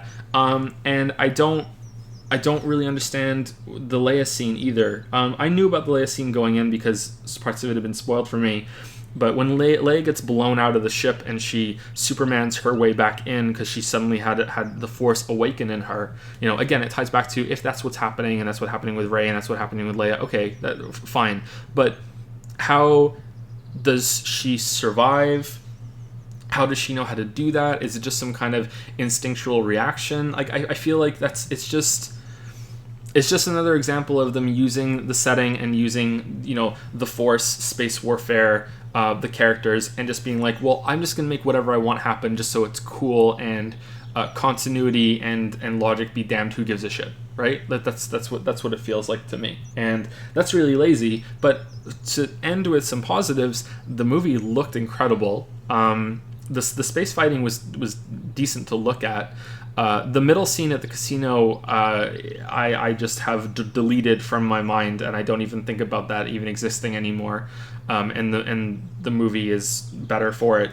That part didn't even look good, but I want to maybe blame that on Netflix's encoding. That was the only part of the movie that looked bad, like really bad. But the rest of it was very, very good looking. As much as I hated the scene and what happened when the big starship hyperdrived through the other big starship, that looked gorgeous. And there were parts of the imagery at the end on the salt planet that's totally not Hoth. That looked really good too. There were some really good visuals. Yeah. I don't know. I haven't been reading chat this whole time, so maybe there's been a lot of disagreement with what I've been saying. But yeah, I hate that. Oh, someone is saying, how does she not freeze to death in a millisecond? That actually doesn't happen when you're exposed to the vacuum of space. You'd be okay. I think you can survive for a little while, and by a little while I mean like less than a minute, but still you wouldn't instantly die. The problem is that all liquid all over your skin would start to boil because it's exposed to a vacuum. But it would depend on how, like, your skin is actually quite good at responding to a vacuum in terms of how airtight it is. But any exposed liquid around your mouth or anything would begin to boil. And if you hold your breath, your lungs would explode. So if you don't hold your breath, you would be okay. You'd be injured, but you wouldn't die instantly. You could survive for a little bit. Apparently, that scene in 2001: Space Odyssey is quite on the money there. That's possible what happens in that. So I don't think that's the part of it that's that bad. But she was out there for too long, I think. I don't know.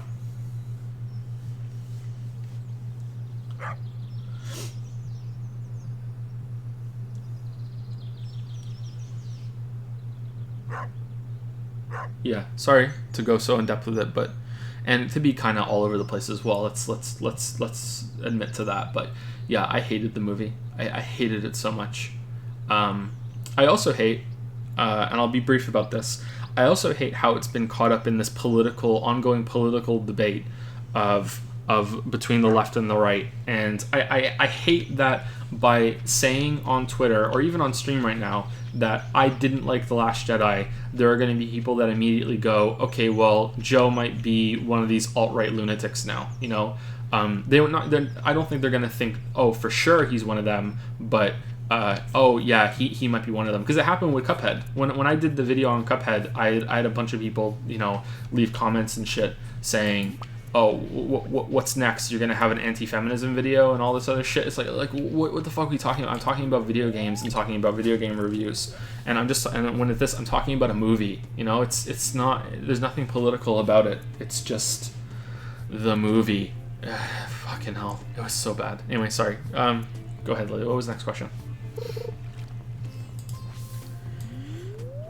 Still awake? You still with us? Yeah. Can you say, "May the Force be with you"? No. Okay. No. I went into Lilyland for a while, and I don't even know what you were saying. So. What's Lilyland like? I went inside. Okay. Was it raining in Lilyland? No. No? No, it was blue skies and beautiful. Was there more salt and vinegar chips? There were. They all were very vinegary. And they were all very vinegary? Okay. Do you think either of your kids have a favorite parent yet? At some point, every kid has one. Would you feel bad if you weren't the favorite? When I was a kid, my favorite was simply the one who scolded me less, which ended up being my mom. Are you both equal in the discipline you dish out when needed? Is that the end of the question? Yes. There are two short questions after this. Okay, not related. we're both about even, but I am the one that follows through more than Lily does. So Finn is the one that misbehaves the most and is the only one that can understand discipline. Leo's too young. When Finn starts acting up, Finn only has to the count of 3 to smarten up, and if I can get to 3, then he goes in his room, and he hates going to his room. So that's where he is with me. Whereas Lily will give a few more chances, but less lately, because we had to have that conversation. I said, look, he's taking advantage of you. He knows that he can get away with more stuff with you, and he acts better with me because of that. And you've been better about that. But yeah, it was really funny when he learned how to count, and the first time he was being bad, and I started counting, and he started counting with me. So it was like, Finn, stop standing on the chair. Stop standing on the chair. And he'd look at me like, oh yeah, what are you gonna do about it? What are you gonna do about it? And I went, oh, 1, and he went 2.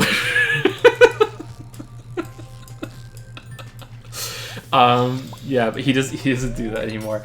Yeah, so yeah, that's we're about even now, I think. But yeah, that might go back and forth. I will say this, and then Lily can say her piece. With Finn, it's about even. I don't think he has a favorite.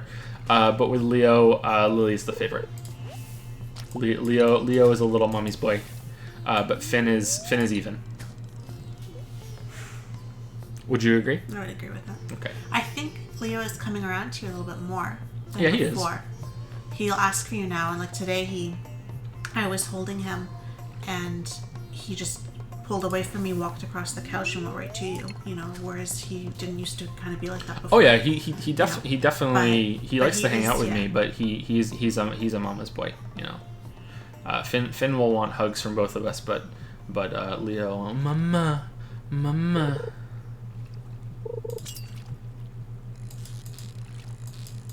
Yeah. I don't know how we're gonna deal with favoritism. You know. I hope that we don't have a favorite kid too. Like, it works both ways. Both of our sets of parents had favorites, and like Lily's parents had a favorite, and my parents had a favorite, and it wasn't me, and it wasn't her. So we've had to deal with that, and I hope we don't have favorites. Finn has definitely been more fun, but that's just because he's older. You know, like Leo was just a baby that just eats, sleeps, and shits for months and months and months, while Finn was more fun because Finn had already gone through that phase. So yeah, so he's becoming more fun though every day. Oh yeah, he's so much more really fun, and he loves to dance to music, and that's really funny. He loves Imagine Dragons, the little normie, loves to dance. Yeah, he's definitely gotten really fun. It's mind blowing to both of us that Leo is now older than Finn was when Leo was born. It's just like, wait, what the fuck? It's just crazy to us. Yeah, but if they have a favorite parent, that's okay. It can change though. I remember when I was younger, my dad used to make comments like, "Oh, whenever you're sick or whatever, you call for your mom. You never call for me. You always call for her." But she used to be home with us more and stuff. So, and he worked a lot. So it was just kind of the natural thing to ask for her. You know, I wasn't doing it to intentionally pick favorites. But as I got older, I seemed to have more in common with him, and probably had more of a bond with my father, I think, toward the end than with my mother. But I would say when I was younger, probably more with my mother than with my father. So even if you have a favorite parent or whatever, I think that can fluctuate as you grow and as you have more in common with each of them at different times in your life and stuff like that. Maybe you have more of a relationship with one about one thing and then with the other about something else. So I'm going to try and keep that in mind, you know, if they do pick favorites and everything, that just because, you know, it doesn't mean it's forever, you know, that might change. Leo comes to me more now, but, you know, when he's Finn's age, maybe not, you know, like it could change.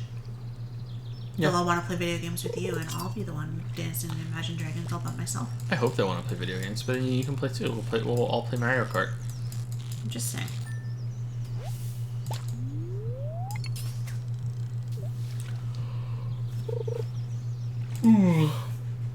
Joe not min-maxing and fishing in the optimal spot. Where's the optimal spot? Is it a couple tiles over? I thought this was the optimal spot. Is it this corner here? Can you guys see the mouse cursor? I think you can, right? Quick questions. Have you ever played Amnesia or Penumbra? I played Amnesia. I played the demo of Penumbra, and that was it. I really liked Amnesia. I thought it was really good. But I liked the Portal 2 DLC release pack they had probably more. I like the more contained story. Could you briefly explain some of your memes? Where does my retinas and Jack would you like to save come from? So so I think that at some point I'm gonna have to make a video and put it on the second channel explaining all the memes and running jokes. Inside jokes are killing stream morale, so everyone understands what they are. So useless comes from Persona 5. So wait, useless, and we've kind of ran that one into the ground. I think we're going to ease off that one a little bit. That comes from Persona 5 when there was a useless flashback, and that's what the character said at the time, and I got really mad at the useless flashback. Ass Eaters also comes from Persona 5. This voice that I'm doing right now comes from Persona 5. It's Yusuke. So like I thought he sounded like that, so that is that's where that comes from. There's a bunch from Persona 5. Wait, Leon comes from Danganronpa, when we kept accusing Leon of doing all the wrongdoings in the game, because of a stupid moment that I won't spoil. My retinas comes from Doki Doki Literature Club. I was reading one of the poems that one of the girls in that game wrote, and the poem was quite a serious and actually not that bad of a poem. But it was quite serious. And as I was reading it, I got to this line where she's describing looking at a bright light or something, and then she says, "It's too late. My retinas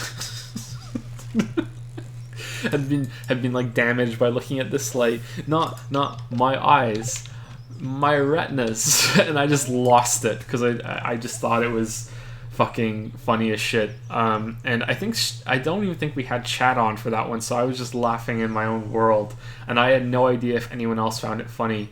But yeah, I was really laughing at that. It really got to me. So sometimes I say that on stream.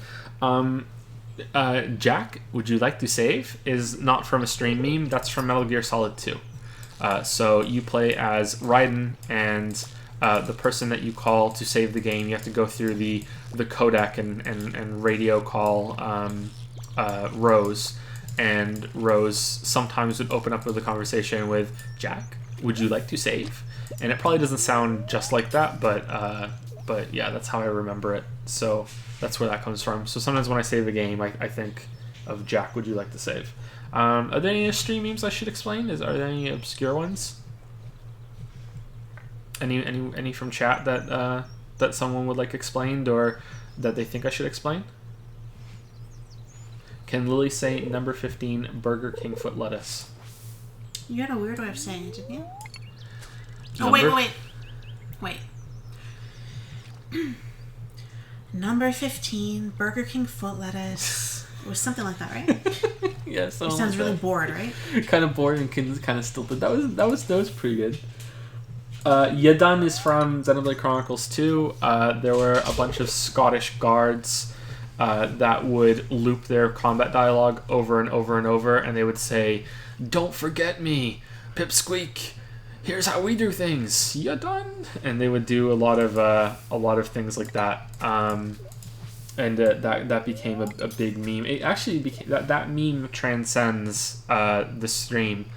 I like to think that it transcends the stream, but it originated here and spread throughout the internet. But no, I don't think so. I think it's just a collective thing that happened when a lot of people played the game. But yeah, that is not just a Joey Anderson meme. That's all over the place. Buy My Fucking Statue is from Recettear. I bought a statue to sell in the game. Recettear is an item shop game where you run an item shop and you have to sell things. And when I bought the statue way too early into the run, and no one had enough money to buy it that early on, so it became a meme of, buy my fucking statue, buy my statue.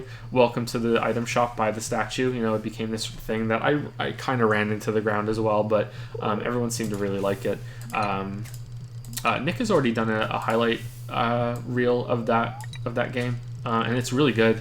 But we're saving it to put on the main channel. But we don't want to lead with that one for the stream highlights on the main channel. So that'll be on there at some point in the future. But I think we're gonna lead with something else instead. Yeah, that's been done for a while. It's really good. Anything else? Coins, yes. What? I don't know that one.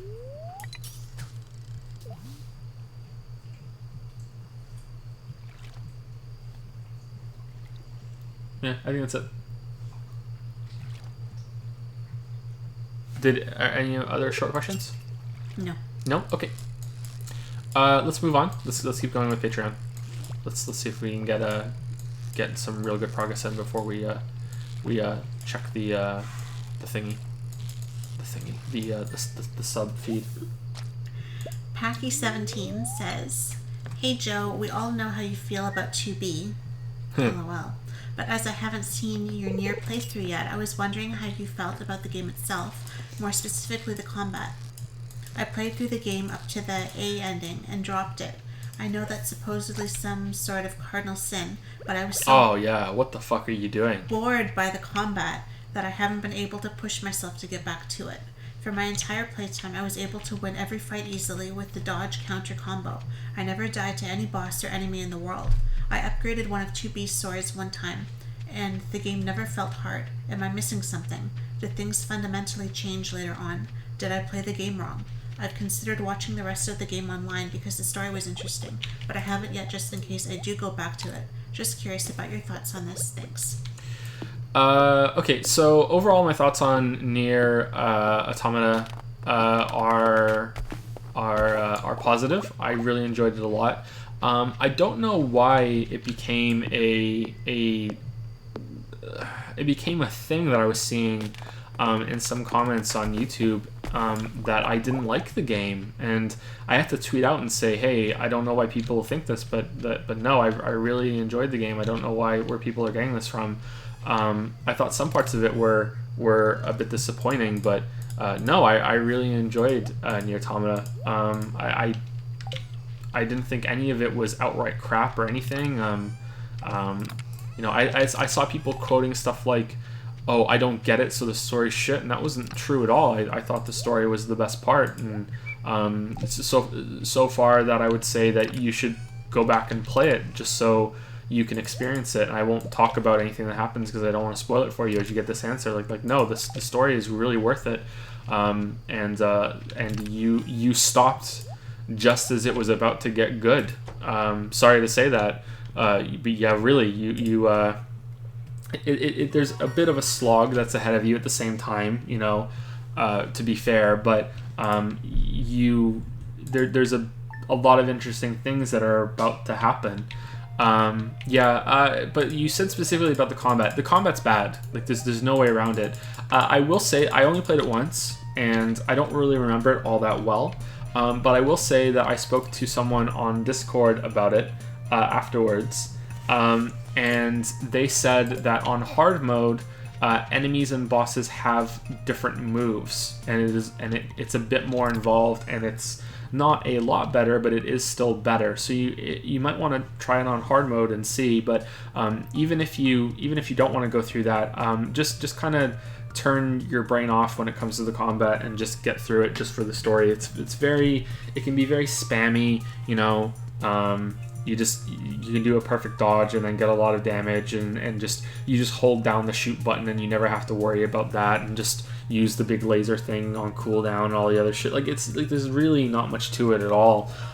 There's a few bosses that look like there was going to be more to it, and I was really excited to see them, and maybe the game is way better on hard mode. But I don't really have anything to say about it. It's just a shit version of Bayonetta. It's like I don't even think that's exaggerating or being uncharitable at all. Like it's just a shit version of Bayonetta. I don't know why they did that. I feel like with some small tweaks, it could have been way better. So I don't know why they didn't. Maybe they wanted it to be more about the story and more about the experience side of things instead of on the combat. But yeah, I think that was a mistake, and I wish that the combat was better so I could enjoy it. There were so many parts in that game where it turns into a shoot 'em up, and it's just so slow and so bad, and it's disappointing because the other times where you changed perspectives, where you're hacking, or when the camera pans down to it pans down. I shouldn't say. No, it is pan, isn't it? In this case, I got it wrong in the God of War video. Someone told me on Patreon, but it was too late for me to change it, and I felt bad that the mistake stayed in. When the camera pans, let's say moves, when the camera moves to an over top-down perspective in the middle of a fight, those moments were good, but because you still have to jump and there was more to it, but when it went into in the flying spaceship thing, and it's just boring. You just hold the button down. It goes on for so long. It doesn't even look that great.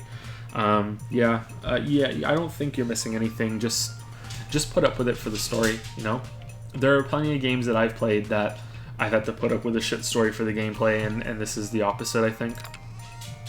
But shit is too strong. It's still serviceable. It's not that bad. There's been way worse, but it's just not good, right? It's just. Especially because it's from that developer. Yeah, I don't know. Yeah, sorry. That's all I can say. Go back and finish it. For real. It's worth it. That was all from that person. Okay. Next person is Dan Z. Dan Zed? Or Dan Z. I always say Dan Z? Z. Okay. I don't know why I always say Z. Hey Joe and Lily, congrats on finishing the move and settling in. I'm late with the questions this month, so I don't mind if you only go through them in the next Q&A in September. First of all, love the God of War video. The structure is great and attention to detail and editing is subtle. Thank you so much. Or not so subtle, memes is exquisite.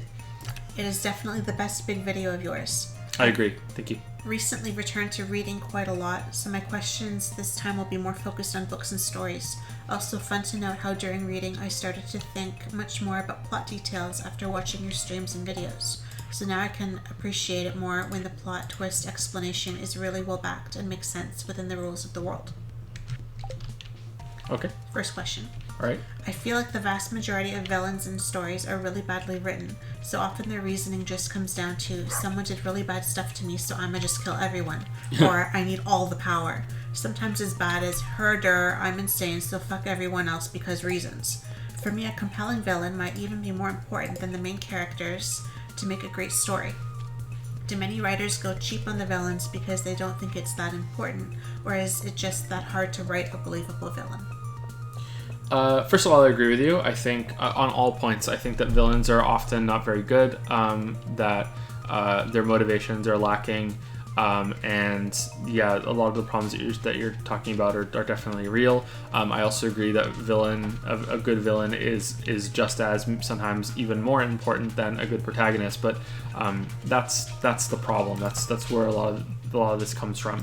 A good villain is, in almost all cases, I always like to say almost because there are no hard and fast rules for writing or stories. But yeah, a good villain in almost all cases is another protagonist that you don't get to see their side of the story from.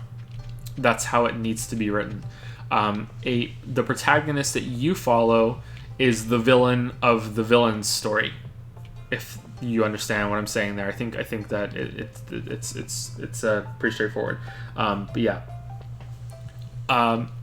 writing just one good protagonist is difficult for a lot of people.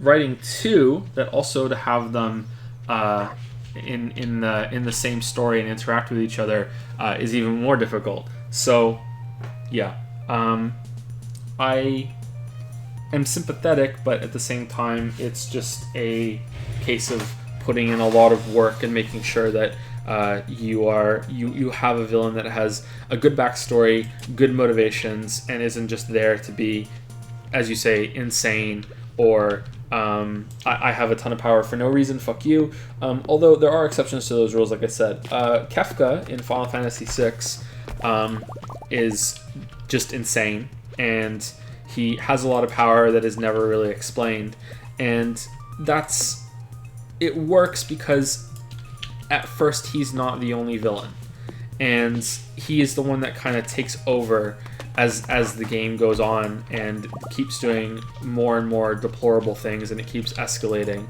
And the fact that he does take over and does what he does is interesting because it's unexpected, and also because it subverts expectations of that series in Final Fantasy.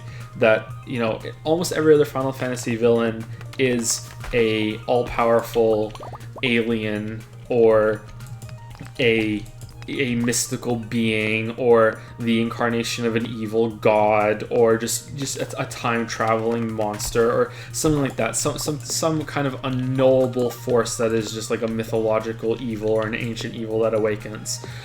It works. Kefka works even though he does break some of the rules that we're talking about right now, because he's none of those things. He's just a really, really, really shitty person. And that's interesting, is that he is just a bad, awful, awful, awful, terrible person that is the same as you. I think that might be why he has the same kind of sprite at first. He's like, he could be a party member, you know what I mean? Like, he shows up in a lot of fight scenes sometimes as a party member instead of having his enemy sprite, although he has one of those too. So yeah, that's an example of a good villain in video games, I think. Yeah, but yeah, so it comes back to a villain has to be a protagonist that you're just not seeing the side of their story. But this also can be expanded on for every character in a book, and this is where side characters are underdeveloped and aren't given enough attention and aren't that interesting, because every character is a protagonist of their own story that you don't get to see. That's why when I was playing Spider-Man that I got mad is too strong. I got disappointed when you switch over to play as Mary Jane very early on in the game, and at first every single thing that she says is just, "Oh, Peter, Spider-Man, Peter, Spider-Man, Peter, Spider-Man, Peter Parker is Spider-Man." By the way, sorry, spoilers. And it's just constantly like, "Oh yeah, this is my entire life. My entire life revolves around Spider-Man." Now, I think that maybe later on it gets better than that, and that's just a bad introduction to that character. But as of that moment, Mary Jane is not the protagonist of her own story. She's not even her own character. She is a extension and a facet of Spider-Man. You know, it's that this idea that the writers had one story to tell and one interesting protagonist, and everything else is just window dressing or gravy or a device to explore that one character. This is known sometimes as I can't remember if it's girl or woman, woman in the fridge, and it's a trope that is when a female character is killed off in a story just to make the male character more interesting and have different motivations. That's how much that can be done well. Like it's not like, oh, you killed off a character just to make one character more interesting. That can be done well, but it's this disposable nature of another character to just drive the plot forward, and that's it. You know, like it's all in how it's done. And the reason why it's called Woman in the Fridge is because there was a comic book where that literally happened. I don't know what hero it was. I don't know if it was Superman or Batman or Spider-Man. I don't know which one it was, but their girlfriend or wife was killed, and literally her body was stuffed in a fridge, and he found it when he opened the fridge. That's why it's called Woman in the Fridge. And that's the root of the problem when it comes to villains, is that you need to make sure that they're intimidating and threatening, and they have that they are menacing in a lot of ways. Even if they're hidden villains, they should be a formidable opponent to your protagonist, but they also need to be a protagonist of their own story, just like everybody else in your story, except that you will explore them a lot more than your supporting characters. Yeah, so that's what comes back to God of War, is that there was that scene in God of War where Mimir comments on something that in most games he wouldn't. When he comments that, hey, there's signs of a dragon in this area, watch out, and then Kratos and Atreus turn around and say, we already dealt with that, don't worry. And Mimir's like, oh, did you? How'd that go? Well, that's because in that scene, Mimir is not just an extension of Kratos and Atreus, he is his own person. He is thinking of things on his own terms, and he is saying things that make sense to him. And in Mimir's version of the story, there is a train of thought and stream of consciousness that is going on the whole time that he is the head on Kratos' belt.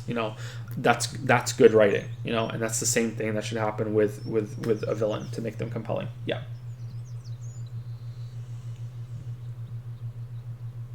Do you agree?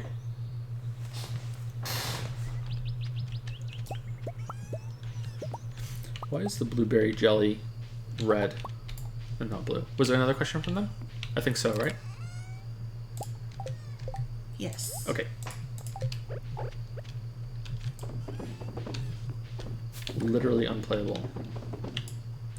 With the recent huge delays of the final books in the series by some big authors like Patrick Rothfuss and George Martin, do you think the author has some sort of obligation to finish the series he started?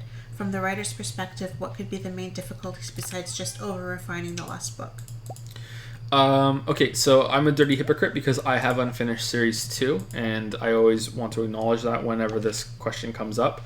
But I also want to be fair to myself and say that the reason why I haven't finished my series is because I can't afford to, or at least when I stopped writing them, I could no longer afford to. I could probably do it now, but it would be at the cost of long-term ramifications for my career, for lack of a better term. It wouldn't have good results because it would really set back the channel if I was to go and finish my stories. So yeah, I couldn't afford to. That is a very different situation than George R.R. Martin and Rothfuss and probably several other writers too that aren't finishing their series.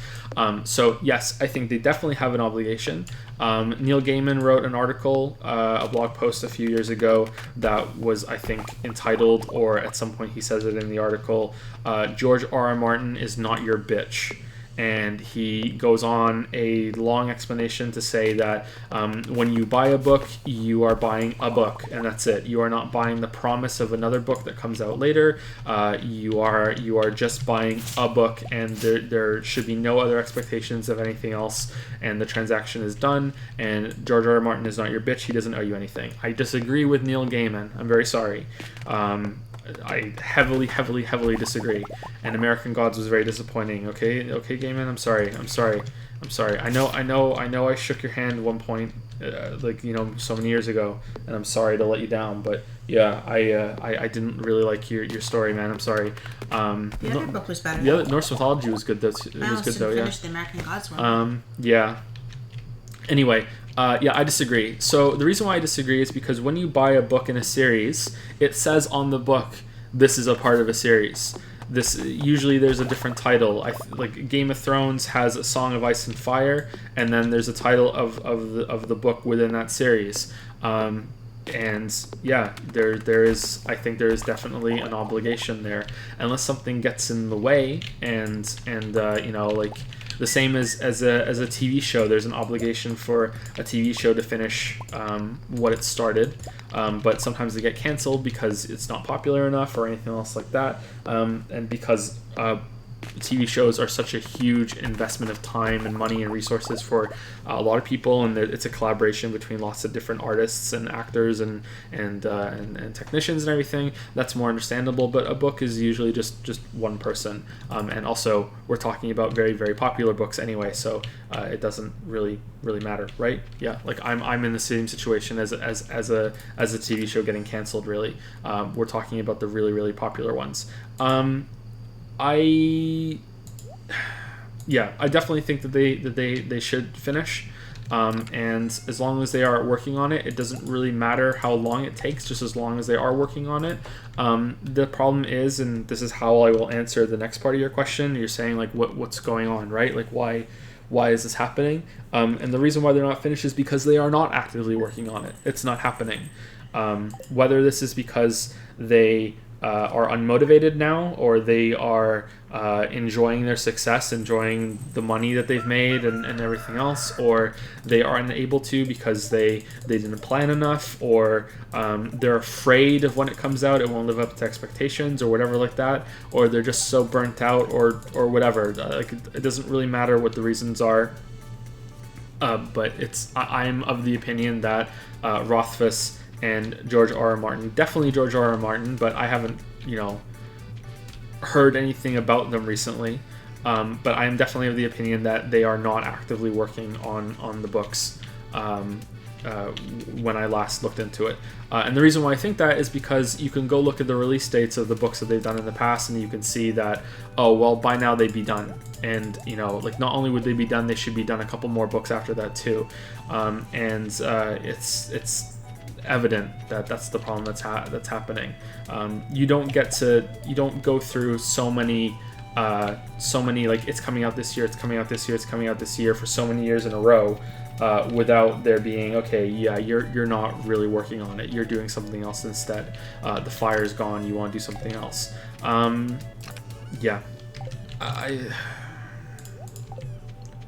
sympathetic. It must be bad to feel stuck, and that they obviously want to finish because they must be harassed by it. Like I have nowhere near the amount of fans that those two have, and I get messages all the time. When's the Witcher video coming out? You fucking hack. When is the Nier Automata video coming out? What the fuck are you doing? You know, toward the end of the God of War production cycle, I was getting a lot of hate. You know, what's going on? You lazy piece of shit. You're not even doing anything while I'm working like 12-hour days most days. You know, like that sort of thing.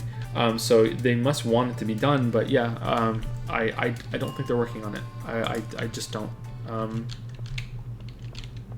Yeah. In Rothfuss's case, I've seen some interviews and articles with Rothfuss. I think that he doesn't know how to end it, and he is he's nervous about how to go about it. Maybe there's been an update that I don't know about that series yet. I haven't even read them because I want them to be finished before I start.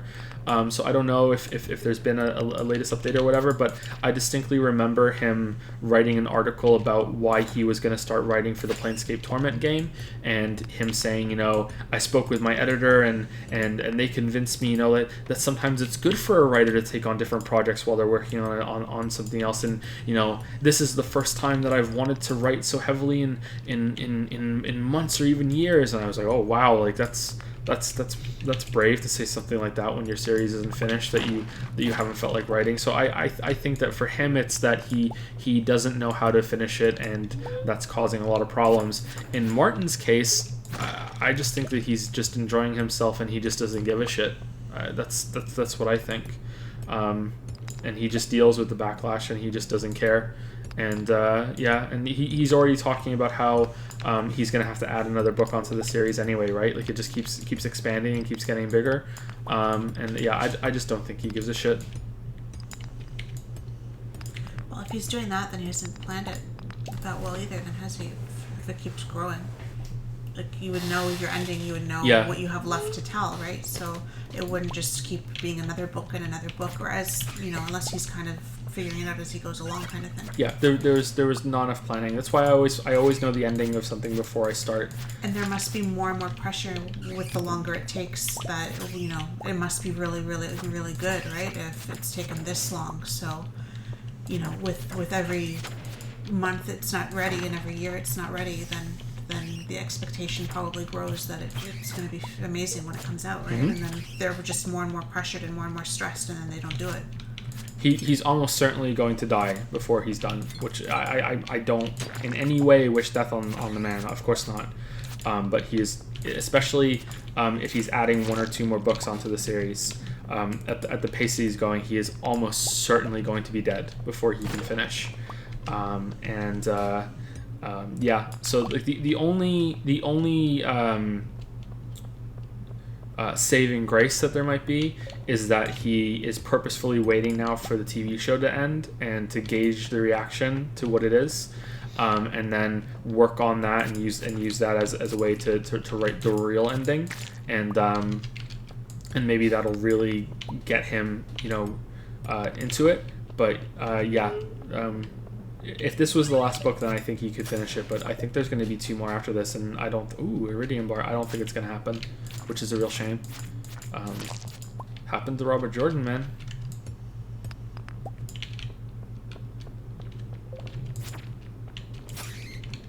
Just it would be interesting if it was like, think of it as like one of your videos, where it's a 3-hour long video and you did an hour and a half of it, and then you'll be continued, you know, and you'll finish it up later, you know, and then you just don't. Yeah, I thought about that actually. I thought about that. What if that happened when it's not finished, the thoughts aren't finished, you know, there's no ending to it. It's just you have all these loose ends that haven't been tied up. And I thought about it happening with the God of War video if I died while it was rendering. So it's done and it's rendering, and it's like, and then, you know, you go on and you're like, oh, Joe died, and it's like, oh shit, and people were like, well, was the video done? And then you're like, I don't know how to work it, and then you have like someone who's like trying to work you through on how to move the file and upload it to YouTube. We want to see the video, and you're like, I don't know how to do it. He handled all that. I don't know. I thought this through already. Don't worry. I've thought about this. If you die, I'm pulling out all the stops. Yeah. Don't worry. Okay. Are you gonna go? As long as you have a partially finished Oh, are product. you gonna go full if you Yoko? If you just have notes, yeah, I'm gonna find stuff in my closet. You're gonna go every full 6 months Yoko, or and so. you're gonna drip out the 3-hour video 10 minutes at a time. Oh, I found some more. He must have finished it. Oh, I found some more. Be hard to bullshit though because you don't have all these recordings, so it would all be in my voice. You know, Lily does Witcher. Could you fake my voice? No. You'd have to get a voice synthesizer that can make I just have to a good lie and replica. say I had all your scripts. Yeah. From now on, I'm gonna talk very stilted, so you can string fake words together Like with this. a soundboard much easier. That technology's getting better all the time, by the way, so you could probably do it. I don't know. I think my voice would give it away.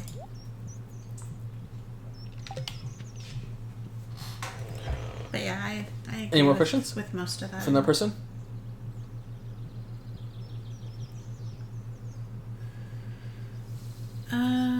From what I've noticed, very few games manage to combine great writing and great story. More often, only one of the two is really good. Do you think it's just the priorities of the developers, or is the issue more complex? I feel it could be difficult to make a great story when there are big teams of writers and nobody really has the complete vision of what it has to be. That's where having a creative game director with great vision and the final say really helps. The end. Yeah, for sure. Yeah, absolutely. Yeah, we've spoken about this quite a bit on stream before.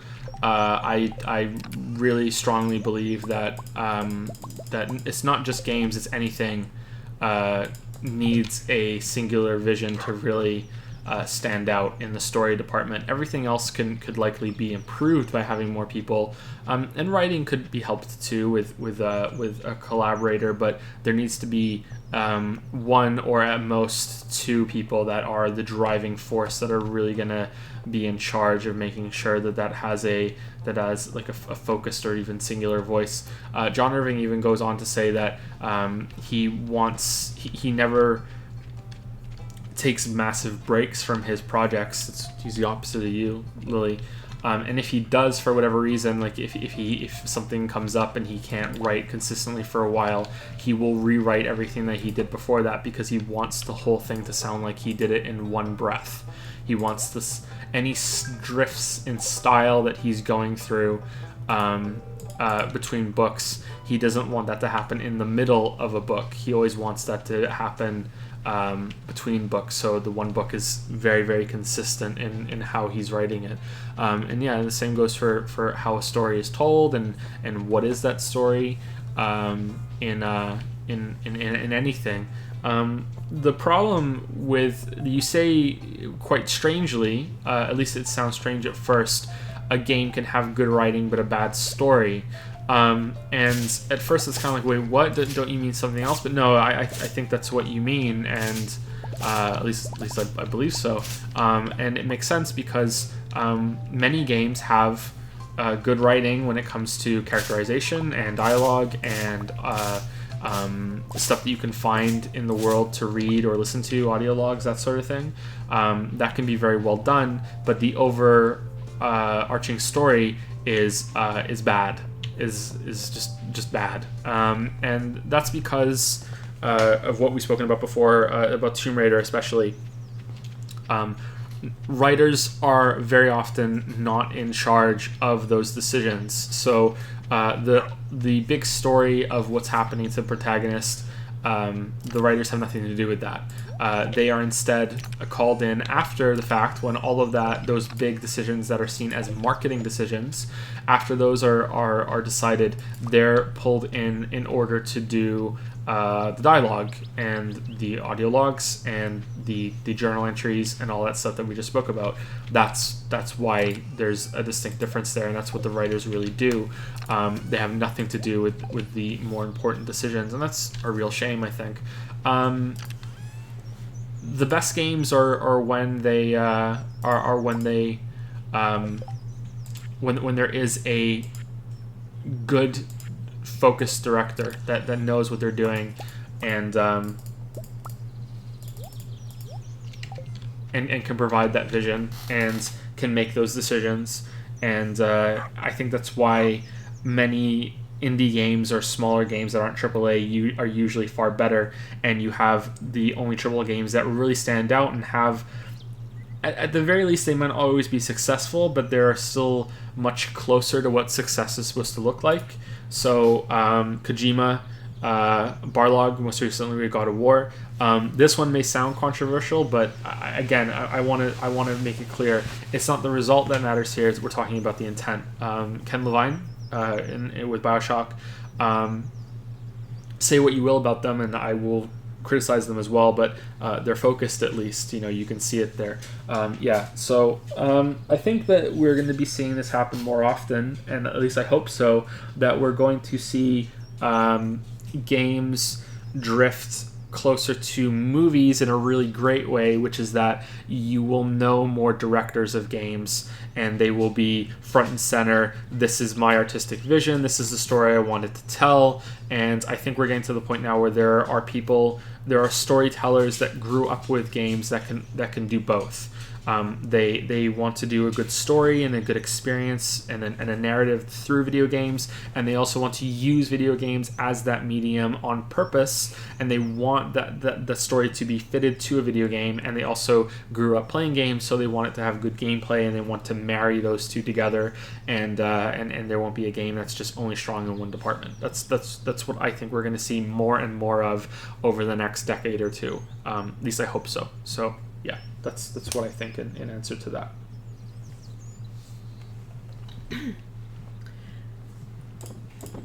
Excuse me. Joseph N says, "Hey Joe." Oh, is this a new person's question? Yeah.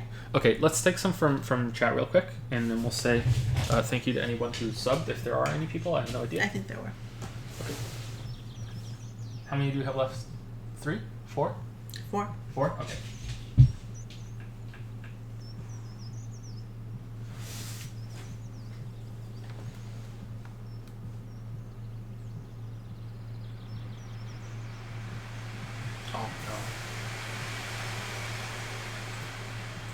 The name of the Buggy Dude comic you're looking for is Plastic Brick Automation. What? PlasticBrickAutomation.com. Plastic Brick Automation.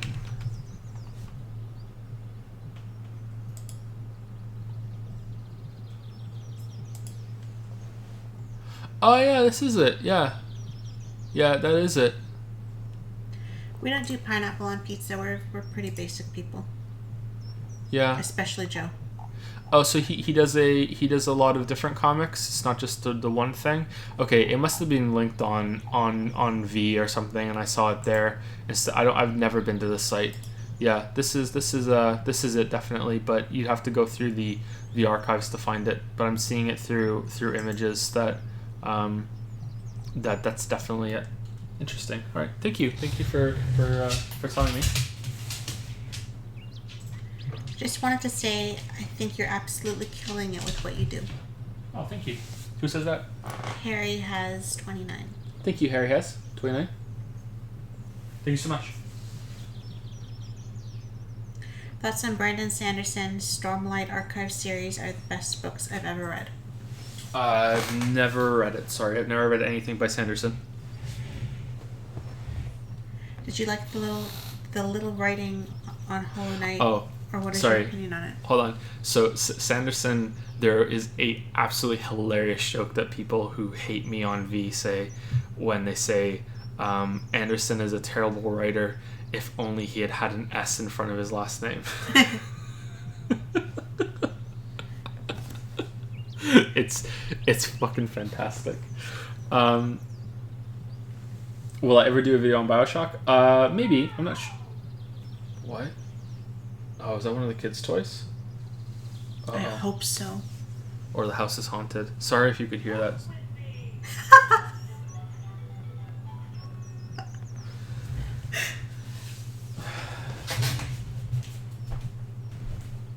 Where is it? Who knows? Which one is it? Who knows? Oh, God.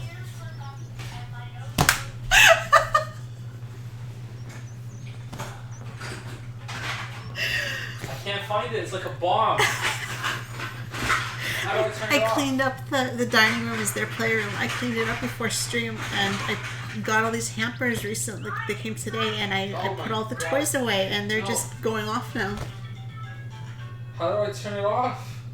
My fur is thick and soft. No. How? Okay, I got it. All right.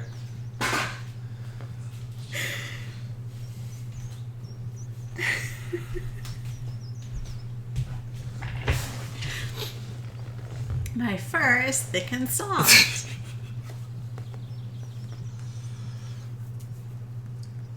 It's a little rabbit with wheels. Anyway, sorry. What was I the don't know. something about Hollow Knight? There was one about Hollow Knight, and there's another one. I don't know. About the writing with Hollow Knight? I didn't really care for much for the writing in Hollow Knight. Sorry, it felt kind of loose and Dark Soulsy to me. Sorry, so I didn't really pay much attention to it.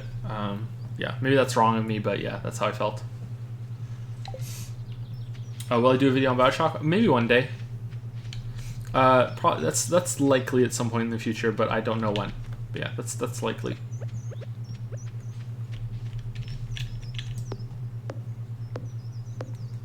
My favorite cereal. And do I enjoy David Lynch movies? I don't think so. I don't think I've ever seen a David Lynch movie. Maybe I have, but I'm not sure. Favorite? I don't really have a favorite cereal.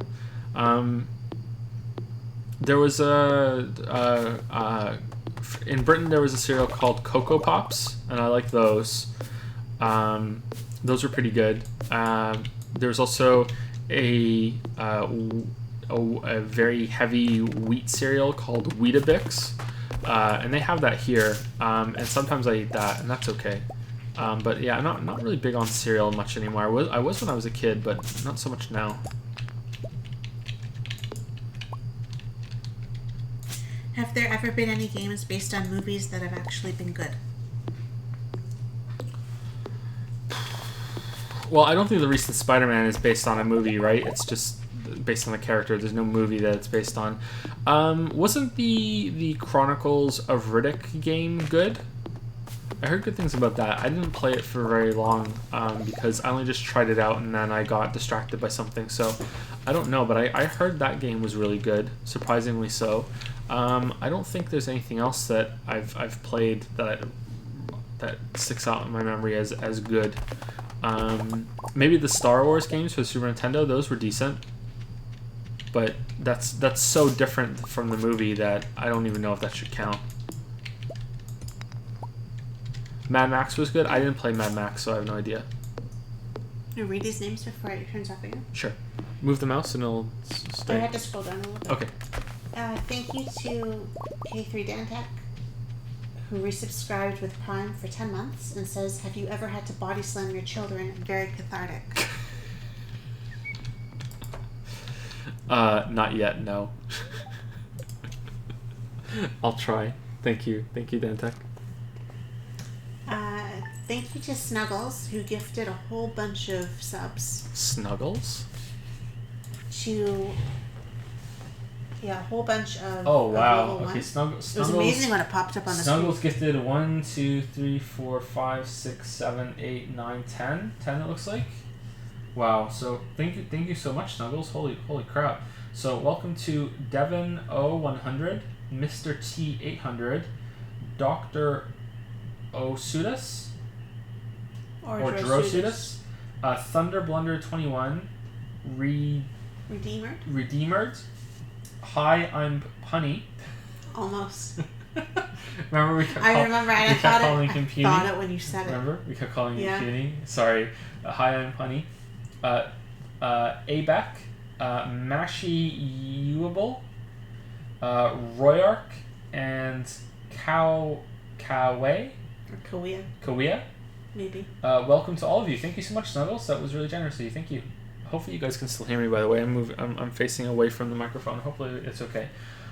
Thank you to Goda for the 11-month resub with a message. Wow, 11 months. The God of War video was great. Hope everything is going well. It's going quite well. I was hoping that the Patreon Q&A would be done sooner than this. So not tonight, but not so many streams. This is the 4th stream we've done this Q&A. So I'm a little worried about being fatigued going into Danganronpa 2, but I think we'll be all right. But yeah, overall things are great. Thank you. Thank you, Harry has 29, for the new sub. Also for the kind words you said a little while ago. Thank you very much, Harry has 29. Thank you, Mython665, for the 100 bits with a message. I don't mean to interrupt, but could I just hear a good/bad when it comes to your thoughts on Brandon Sanderson? Dude is my all-time favorite. Oh, I guess you asked that afterwards in chat and we answered it. Sorry, I've never read anything by Sanderson, but everything that I've heard sounds like something I would enjoy. So I would like to read something of his in the future, but yeah, I haven't had the opportunity yet. Thank you, Rooney Gamer, for 70 bits. I hope no one minds me bringing this up, but I'll respect you forever for that amazing video you did on Mario Odyssey. Mirrored my feelings perfectly. Thank you so much. Thank you. It's important for me to know that I voiced some opinions on that game that some people might have been afraid to, or they felt that they were being silenced by the overwhelming hype and positivity that was around it. So yeah, it's not always important to me that people agree with what I'm saying, because it's nothing about games is objective. Well, very little about games is objective. But in that case, and in the case of Inside, it's good to know that the video is helping some people in that way. So thank you for letting me know. Thank you, Frosty Jesus, for... Can we scroll up a little bit? Thank you, Frosty Not really. Jesus. No, we can't? Well, it's the end. Sorry, For gifting a sub it's cutting to off Pocket there. Blue. Thank you, Frosty Jesus, for gifting us up to Pocket Blue. Welcome, Pocket Blue. That's it. Welcome to the Dragon's Den, Pocket Blue. Thank you so much. Suck it, Pocket. All right, so that's we answered some questions in chat and we went through the list. So let's go back to Patreon. Joseph N. says, "Hey Joe, so there are two main ways of input for video games, a controller and then mouse and keyboard. Do you have any ideas of some better tool, things that can help improve a controller or mouse and keyboard? I play mostly PC games like Dota 2, World of Warcraft, and shooters. The mouse and keyboard feels so precise. However, in Dark Souls, a controller feels the most natural." Yeah, that makes perfect sense. So with an analog stick, you're always going to have a better range of movement with the WASD key than the WASD keys, because it's binary, whether it's on or off. So if you hold down S and D, there's no in between. You're either going back and to the right equal amounts, or you're not doing it at all. Maybe there are certain kinds of keyboards that can measure lighter button presses, but I've never had one, so I don't know if that would even work properly. Of course, with a mouse you can move while you do it, so you can have quite a good range of movement while you're doing that, but you might want to use the mouse for something else at the same time. I've heard of people actually use a gamepad in their left hand while they're playing a game with their hand on a mouse with their right hand. So they're moving with the left and aiming with a stick on a gamepad and using the mouse to aim while they're doing that. So you get kind of getting best of both worlds. Yeah, so there's always going to be some games that are better than others when it comes to keyboard and mouse. And I wish the dog would stop making noise. Why are you guys obsessed? That's a different dog. Why are you guys obsessed with scratching the floor on that corner? What are you guys doing? Seriously. Anyway, yeah, there's always going to be some games that are better played with keyboard and mouse and some games better played with a gamepad. But usually you can adapt. I know some people have beaten Dark Souls with a keyboard and mouse. I know some people have beaten Super Meat Boy with a keyboard and mouse, which just sounds awful to me. I know some people have love playing shooters with a gamepad. But it can go even deeper than that. Steering wheel and foot pedals are really great for racing games. There was a game that was some sort of mech game, right? I can't remember what it was called, but didn't have an optional huge control panel that you could get that had joysticks and a lot of buttons, and it made you feel like you were actually in the cockpit of the giant mech thing. That's an extreme example, but yeah, it had this really cool thing to it. I remember people talking about that. Yeah, so yeah, it's you can go really hard with it, you know. Same with Guitar Hero and Rock Band having the instrument shaped controllers, and that's an important part of it and makes it feel more authentic than just hitting buttons on a gamepad. Yeah, for sure. Never let anybody belittle your choices, though. Sometimes I'm guilty of this myself. If someone says, "Hey, I played Hollow Knight with a keyboard and mouse, and I thought it was just fine," you know, like, as much as I want to say, well, I think you would have more fun with a gamepad if you tried it, and the same for when someone says, "Hey, I played a shooter on a gamepad, and I think it's just fine," and I want to respond to that and say, well, you'd like it more with a keyboard and mouse.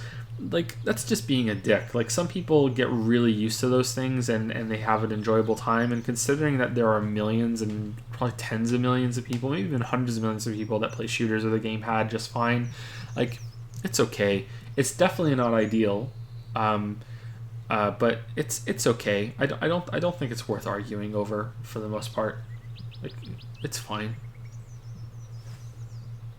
Really. Except for motion controls. Fuck motion controls. Motion controls are awful. Never ever. Never ever. That was an answer to the whole question, right? I think so. Okay. Do you have any interest in martial arts? Maybe something more serious like jiu-jitsu? I think there is something valuable in these things, rolling around with another dude. But in all seriousness, has this been something that has crossed your mind? For me, I greatly enjoy rock climbing. I know that it's different from martial arts, but I find it similar in that it confronts you with reality. Knowing that I am not the strongest or best version of myself, but that I can improve and become better. It interests me, but it interests me in the same way that learning an instrument or learning another language or learning how to draw interests me. Yeah, it's that area that, yeah, that would be great, and if I had the time and mostly the motivation, then I would really like to know a martial art. In general, I'd like to be a lot more active than I am currently. Back when I did the face cam thing, I think I was probably in the worst shape of my entire life when I did that. I'm a little better now, but I also have a baby face. I have quite you know, like I've always had it, and I think that makes me look heavier than I am, and it wasn't for the best there.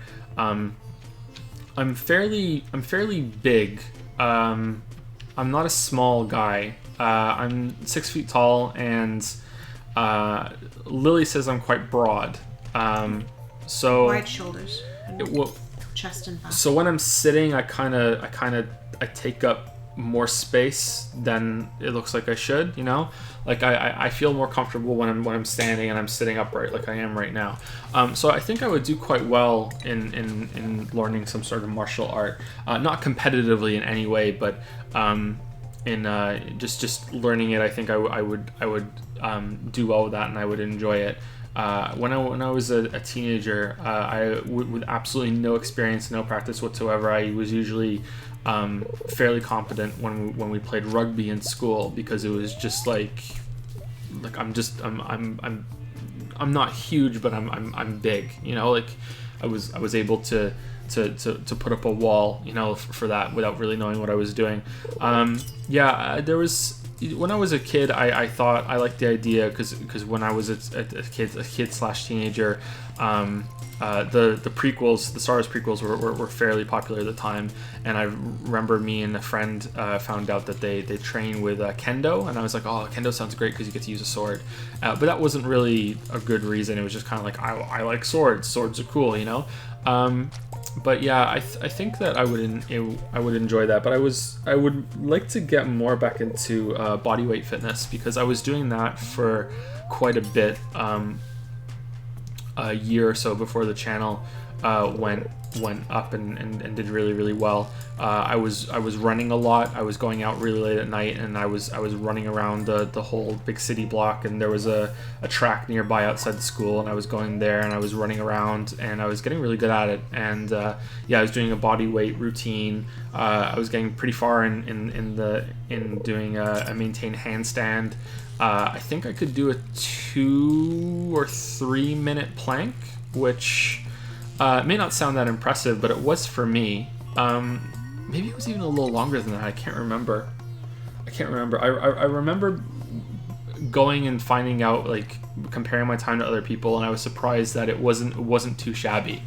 So I was getting along with it quite well. I was doing L-sits and a lot of push-ups and that sort of thing. I couldn't do any pull-ups because we didn't have a way to do that in the apartment that we were at, but I could do it now. I really want to get back to doing that. Since we moved, we got a rowing machine, and I've been going on the rowing machine. But I lapsed a bit with it when God of War went into into production mode, because I just didn't have the time. Like the video, I was like so scared of missing the next deadline, so it was all hands on deck to finish the God of War video. Like it got so bad that we started ordering groceries because I didn't even want to use the time to go to the grocery store to get groceries. So Lily was ordering them through a service and paying. I don't think it was that much more for the delivery fee, but it was like they brought us our groceries, I think 3 or 4 times during the God of War video, right? So yeah, that's how well, especially since I would crazy do I a was big going order at it. and you would have had to go multiple times because we don't drive, so there was that too, right? It would have been more than one trip. It's not like it was you going once. It would have been you going like 3 times. Yeah. As for learning a martial art, though, I don't know if, like, this is the problem, because I just said I thought I would do well with it, but then I remembered I'm narcoleptic, and this is a problem that I have a lot of the time.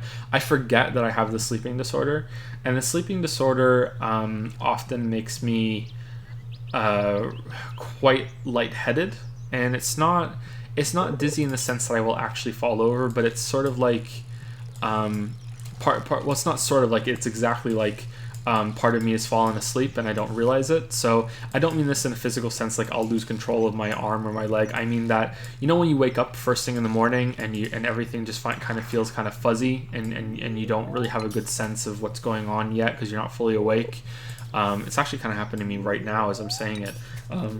So it's just like everything is kind of not fully coherent yet. Sometimes I'll feel like that out of nowhere, and that would probably get in the way of properly learning a martial art. But I'd still like to try. I think it would be interesting, but yeah, then again, there's so many things I'd like to do. I don't even think I would choose anything on purpose. It wouldn't be like trying to find kendo or anything. I think I would just try anything and see, you know, if I could take to it. But I think it would be more of a martial art than something closer to taekwondo than like boxing, something like that. I don't think I would enjoy that as much, but who knows, maybe I have to try it.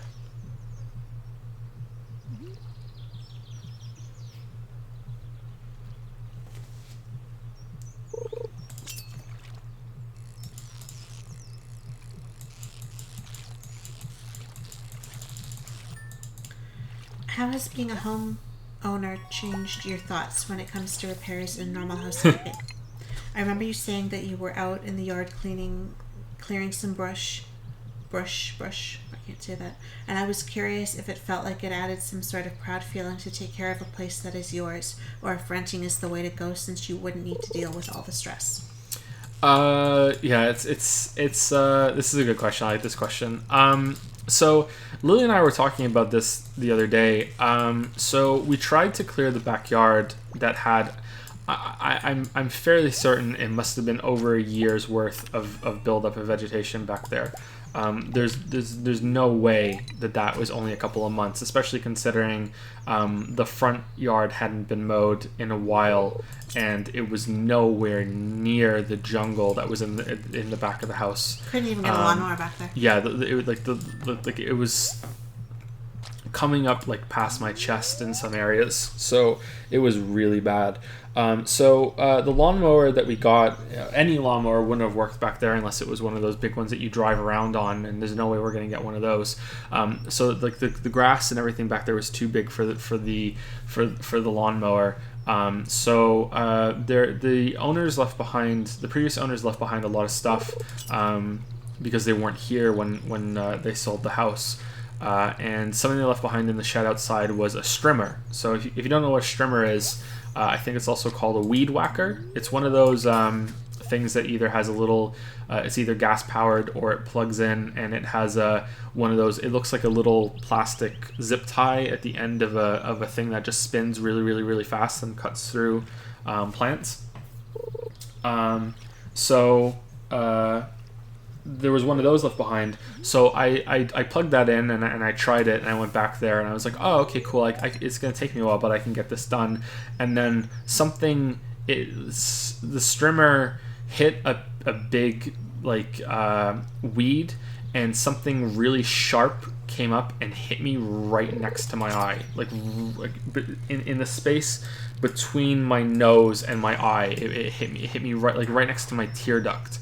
And I was like, okay, yeah, not doing this. I'm done until I get a pair of safety goggles, and there's no fucking way that I'm continuing doing this. And then after that, we sat down and we thought, okay, well, I'm gonna spend hours and hours out there doing this, and I don't even know if I'm gonna do a good job. So we pussed out, and we hired someone to come and clear it out for us because it was just too much. And I'm really glad that we did that, because it took them a while they were back there. And there were like 3 of them. Yeah, and there were 3 of them. And as I went out there and asked them how it was going, they told me that it was so bad that one of their strimmers broke. That's how thick it was. It broke a strimmer while they were doing it. And they took down a tree. There was a dead tree that was half falling over. They took that out. I don't know how we would have done that. I think we would have had to got someone in there anyway for that. There was a dead tree. I think it was full of like termites. Like it had a lot of bugs. There were things eating it where it had fallen over. Yeah. It was kind of cool but kind of gross at the same time. So we had that, but I've took care of the front yard. I went out and I mowed it.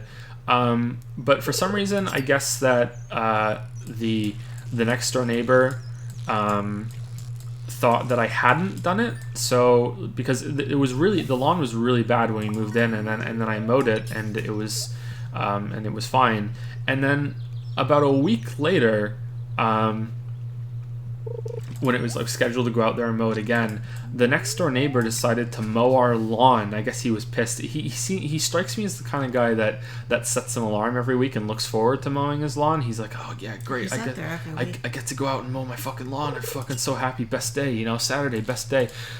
So he mowed our lawn when it didn't need to be mowed, but he accidentally went too far while he did it and went into a flower bed and chopped down with his lawnmower a patch of flowers that Lily actually liked quite a lot.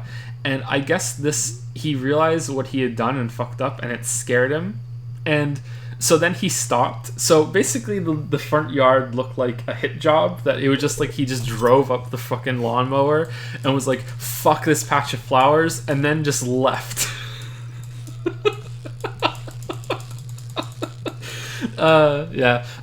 I think when he did it, I was streaming, so I would have went out and told him, hey, you don't need to do this, it's cool, thank you, but it's fine, don't worry about it. But I was streaming and I didn't want to stop the stream, and honestly, I don't really give a shit about the lawn. I'm not gonna be one of those dads that's out there all the time and carefully, getting rid of all the weeds and all that shit.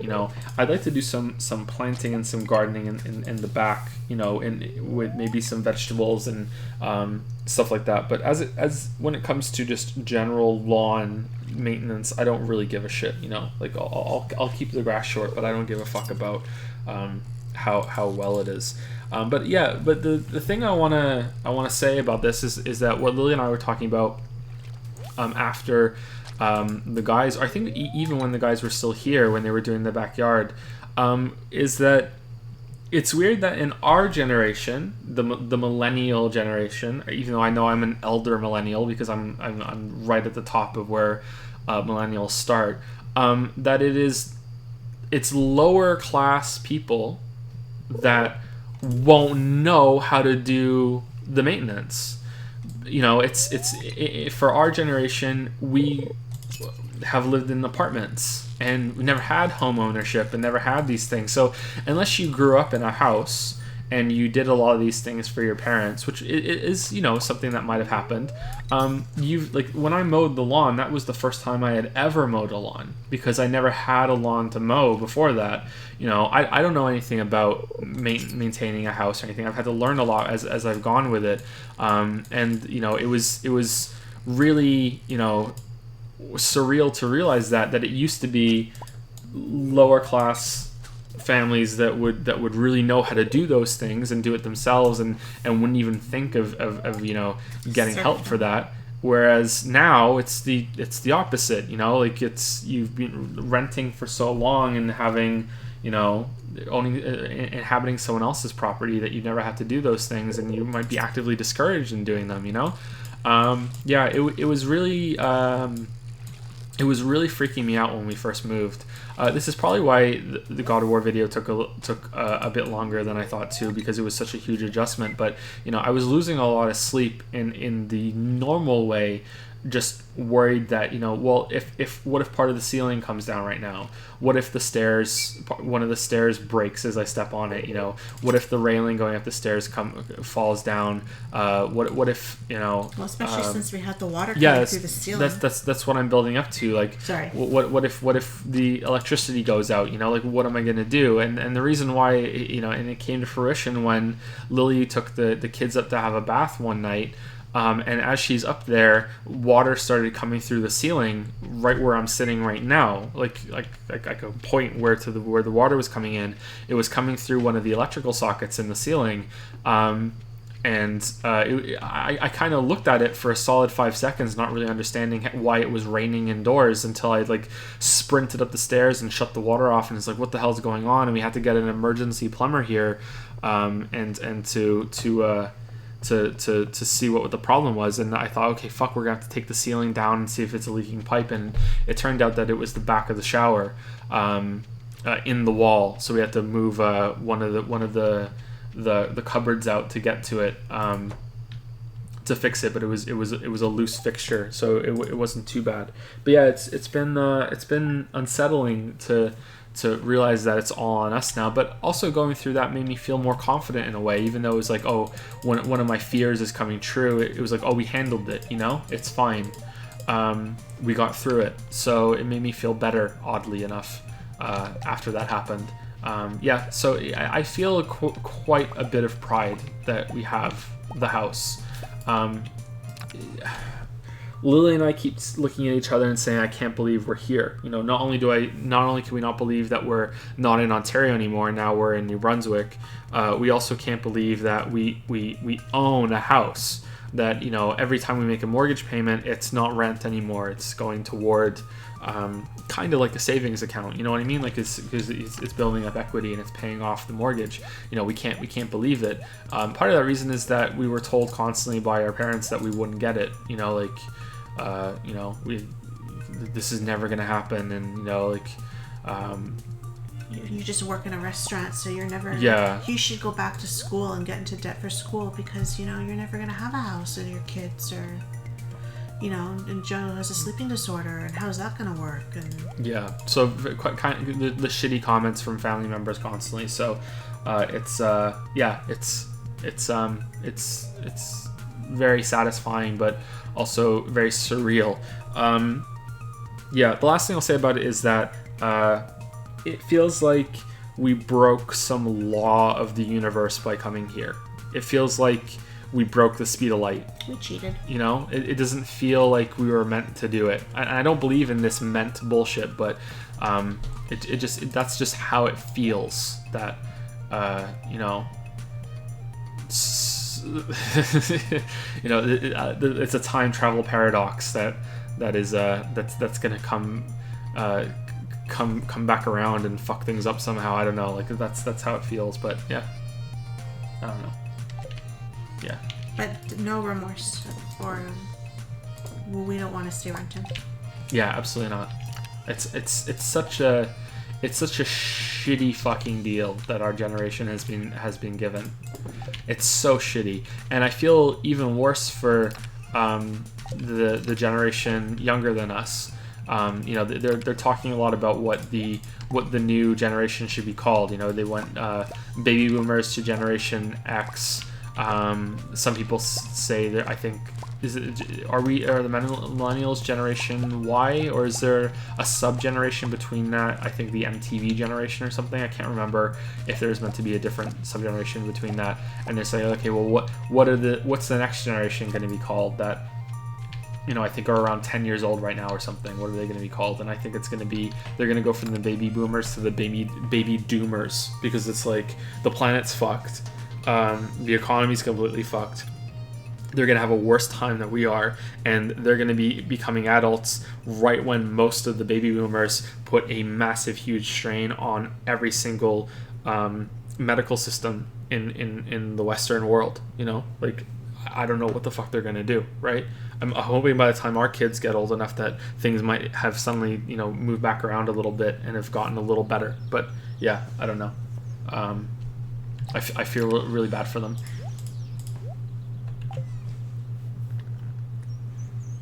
I was just gonna say that, you know, we don't have to worry about the super wanting to come in anymore and do whatever he wants to do, and we have to clear our whole day, or about the neighbors across the hall who want to blast their music until 2 a.m. Don't you miss their music a little bit though? I don't. You don't? I don't miss it. You don't miss their music? No. I don't miss being in the bathroom and having the vibrations in the walls. Like, you don't miss when they would blast you before you? I don't miss the window almost falling out into a storm and Yeah. killing someone. I don't, Okay, yeah, that was pretty don't miss bad. the fridge broke and we had to buy one. I don't miss anything. You know, the sink flooding underneath, and I don't miss renting.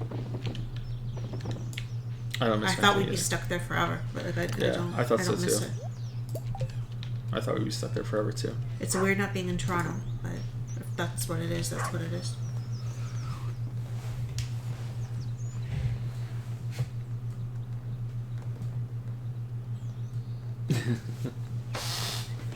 Anyway, next, that was all for Joseph M? Yeah. Okay, next question. Dawson D. Dawson D. Hello, I Joe. don't want to wait I knew you were gonna do it. for... He probably gets that all the time. I'm sorry. I'm sorry. Do you think Bioshock Infinite is as bad as everyone seems to think these days? That's the whole question? Yeah, there's 3 short questions. No, I don't think it is as bad. But when I replayed it recently, I said this earlier in the Q&A, so sorry that there's a repetition for people that have been here for the whole thing, but it's okay for me to say it again. When I played it, I thought that the setting was great, fantastic even. The visuals were really good. The story had some really dumb moments, but it was okay. You know, it had some good moments too. It wasn't all terrible. It was okay. And I thought the gameplay was actually quite fun with the sky rails especially. So I don't think it was as good as a lot of game journalists were making it out to be when it first came out, but I also don't think it's as bad as the general opinion of it has settled on now. So it's somewhere in the middle, and there's a better compromise to be made somewhere, and maybe there just needs to be you know, the right guy with the right video to bring opinion back to normalcy. But even as I'm saying that, I recently tried to replay Infinite a little bit. I think I played it for, I think I wanted a specific part for a video. And I don't even think I found it. I don't think I could get it, so it was a waste of time. But so I played Infinite for an hour trying to get to this specific part. Oh no, I did get it. It did go in a video. It was for the T-Rex runner video, I think. There was a scene where I showed the hands bleeding when you got one of the special superpowers. It was I wanted a visual of hands bleeding, so that's what I did. Yeah, so I did get it, but it took me a little while to get to that part to get that for the footage, and yeah, I wasn't enjoying it nearly as much as I remembered in terms of gameplay. Now maybe that's because my mouse settings weren't properly there. Everything just felt kind of floaty, or maybe it's because I just wasn't used to it and I needed a little time to get used to it again, or something like that. I don't know, but it made me rethink my stance on whether or not Infinite does have good combat or not.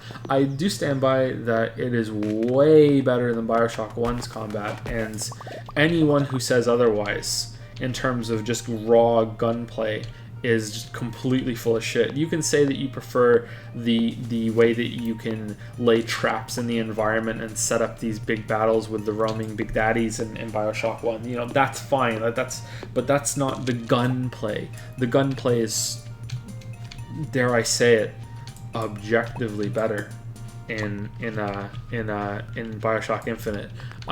Yeah, so I don't know. I definitely don't think it's as bad as the opinion has currently settled on, though. I think that for sure, even if it isn't quite as good as I remember it being for the gameplay. I strongly believe that. Video game opinions tend to oscillate a lot between holy shit, best thing ever, and holy shit, this game's trash. And, you know, most games are around, 5, 6, 7s out of 10. You know, that's what most games are. And that's okay, That's okay. I still think it's worth it for the setting. It's interesting, at least. Overall, I'm positive on it. Even though, you have the meme. Wait, that card. That was pretty bad. I think that's all I have to say on the Bioshock Infinite. What's the game that impacted your life?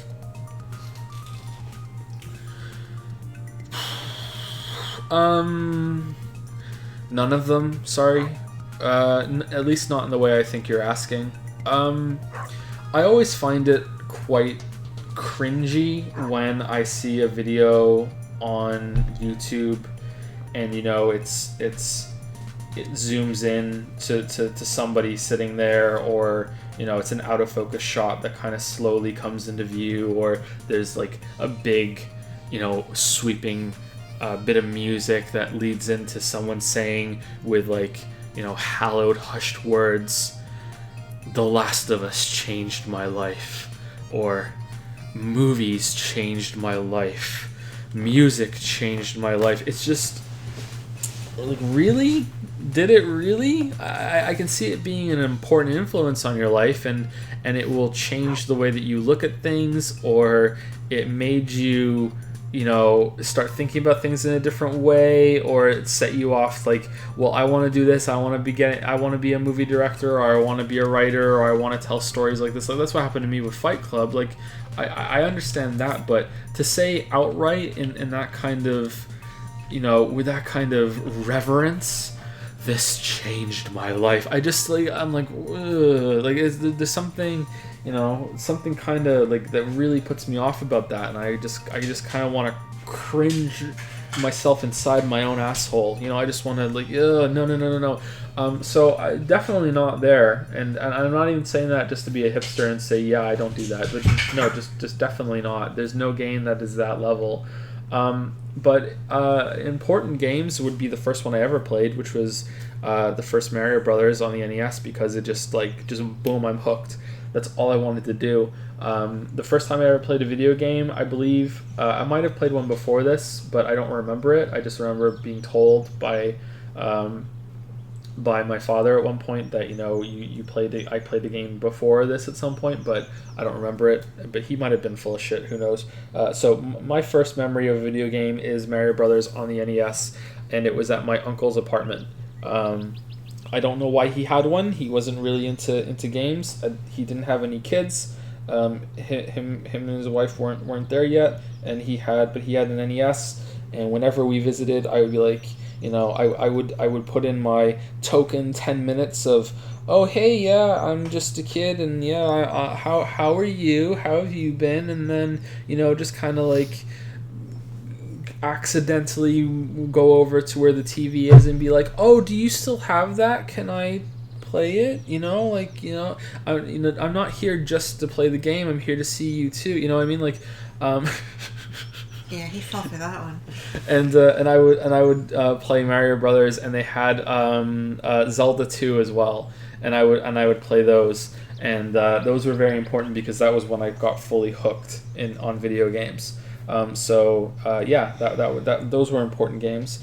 Later on, probably Final Fantasy VI and Chrono Trigger. Not just because I really enjoyed them so much and they kind of set up a love for RPGs that would last for a while after that, but also because I learned how to read at a fairly young age. Not like absurdly early, but at a fairly young age, I learned how to read because I wanted to read the books myself when like my parents were really good at reading to me when I was younger, but I still wanted to read more. I wanted to know more about the stories. I didn't want to wait for them to have to do it, so I learned to read quite young, but I wasn't fully 100%, comprehension wasn't all the way there. So when Super Nintendo games came out that had really very text heavy and a lot of stories and had a lot of words that I didn't understand, I think that those were important at really pushing me to fully grasp reading, reach to another level of comprehension. Because I wanted to read the text that was on the screen in those games. So that was a way that they were important to me. But yeah, apart from that. World of Warcraft got me through probably more shit and without getting into too many details, probably kept me from killing myself at some point when I was around 20. That was sort of important to me. And also provided a lot of entertainment for very low cost without there being a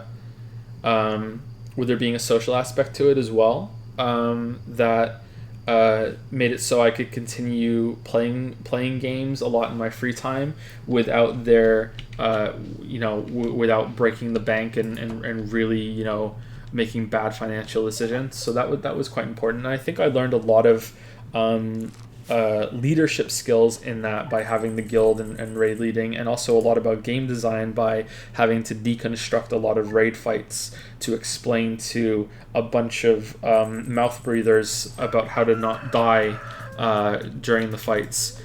So I learned quite a bit about game design through that, and dealing with people and having to manage a group of people in a guild with over 100 people in it. So yeah, that was very worthwhile, and that's something that I learned quite a bit from a video game.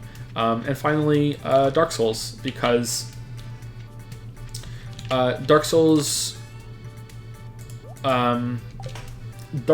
reinvigorated my love for pure gameplay.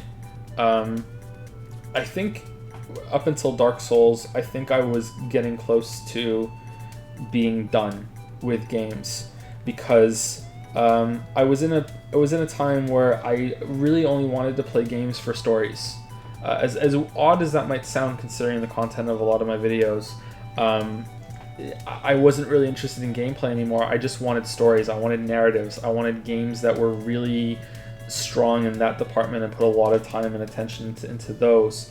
And I was really dissatisfied with that, and I was getting really let down. So games were starting to have nothing for me, because I wasn't really into gameplay anymore, and the stories were bad even though I was into them. And then Dark Souls comes along, and it just kind of really sparked something back up about gameplay for me. And I realized that there's way more to games than just stories, like the kind of weird funk I was in, not really realizing why I should be playing games. And that was important, and I'm very grateful to the game for that. And yeah, for sure. I don't know why I was like that. I was it must sound really strange.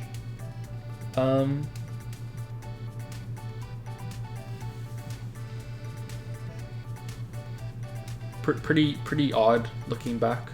I feel like I had something else to say, and now I can't remember it. Something a lot about stories and gameplay.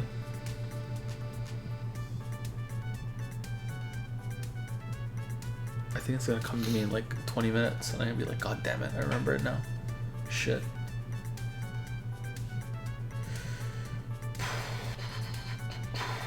Yep, sorry, it's not coming to me. Sorry. What made you want to become a writer?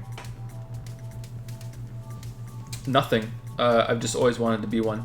So if I was to take a guess, it would likely be what made me want to read at an early age. I just wanted to.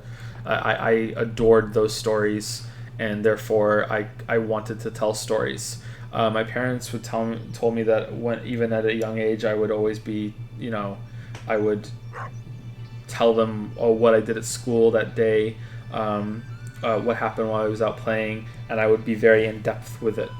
So I would go into a lot of detail, and I would be as entertaining as a young kid could possibly be, which is almost not entertaining at all, but entertaining enough that the storyteller was there. You know what I mean? That's what I was told, at least. So I think probably those books that I really wanted to read got into me, and that's where it came from. Yeah, I know that's so cliched, and the so many writers say that, I just always wanted to be it. But yeah, I don't believe in callings. I don't believe in destiny or fate or anything like that. I think everything's random, and I don't believe that people are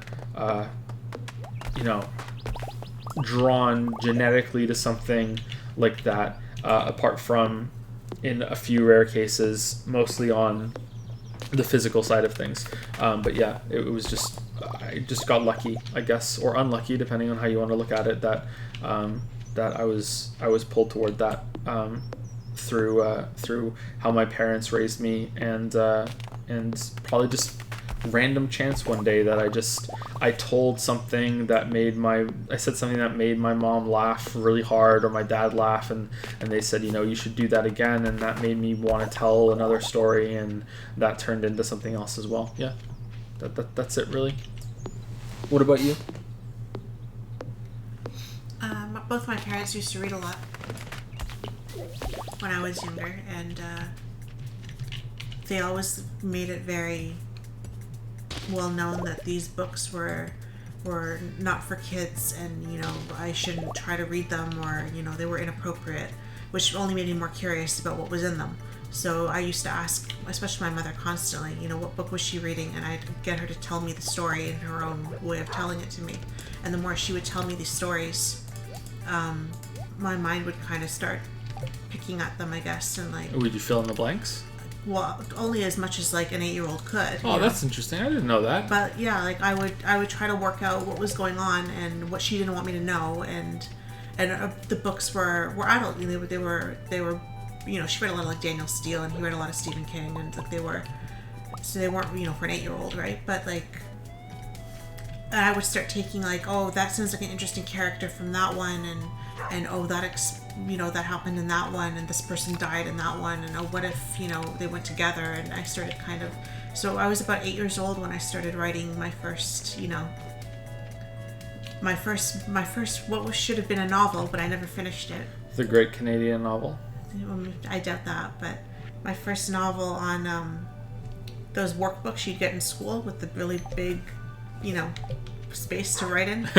And I had my pen, and I still have them. I have 4 or 5 books just full of this was my story, and about these 4 sisters, and they were in their 20s, and their lives, and their father had died, and then they have the main character, they have a daughter, and she gets really sick and she dies, and this is an 8-year-old. I was killing off kids when I was 8 years old. So I never wrote any kids books.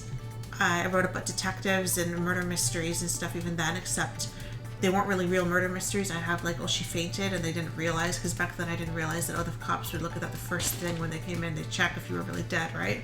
8-year-old me didn't get that, so I had oh, she really fainted, and you thought she was dead, but she wasn't, and I had a whole series, and funnily enough, those detectives are in my books that I write now. And I thought them up when I was 9 years old. So yeah, I guess I've always wanted to be one too, but mine was more of an interest in what wasn't suitable for me, as they would always say. And I just kind of got a little bit imaginative, and I wanted to tell stories too. People would be out riding their bikes during the summer, and I would be inside scribbling away. And when we got a computer, it was like I was glued to it. We didn't have, like, we had the most shit dial-up internet, and I didn't use it for much, but like I would go on there and type my stories on there when I was about, I don't know, 11 or 12. Let's see, I learned something about you. I thought I knew everything there was to know about Lily No, Bell. I guess not. It's I good. have lots of stories actually that I was writing as a kid, and there was one I remember I was working on. We had computer time in school, and I didn't understand computers, so I didn't get when I saved it that I actually saved it, you know, like so people could read it, and I had people telling me they liked it, and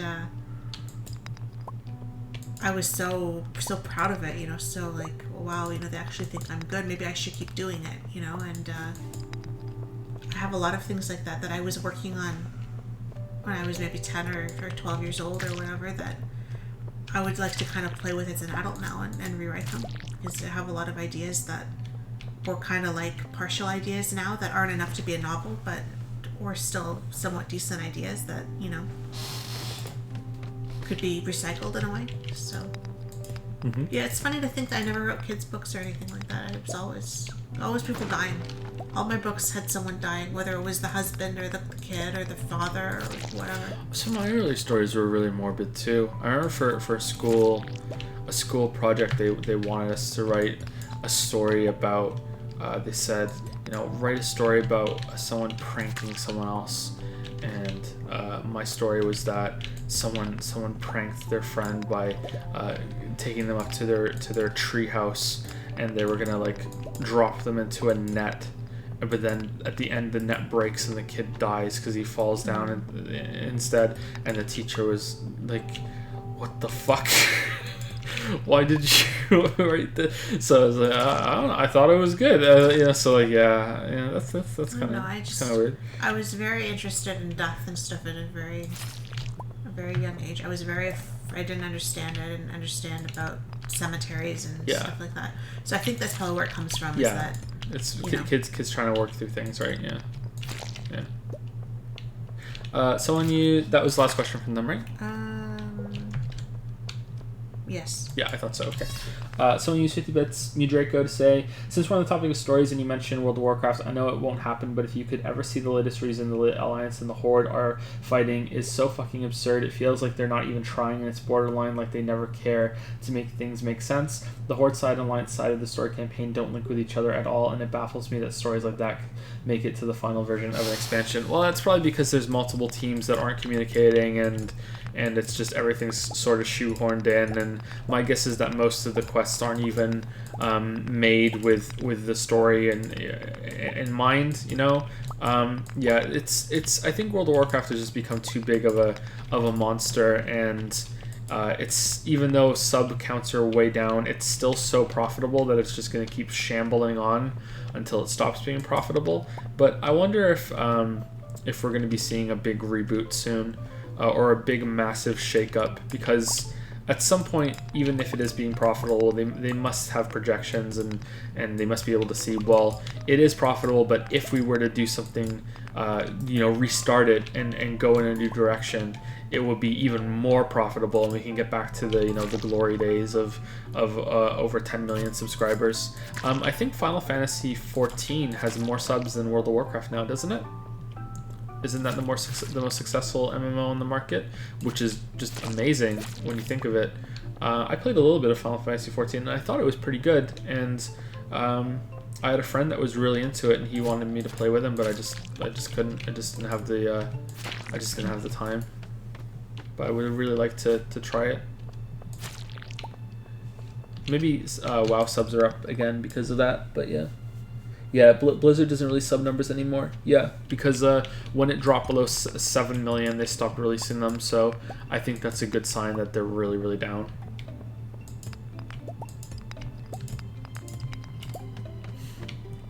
Are there any other questions in the chat that I missed?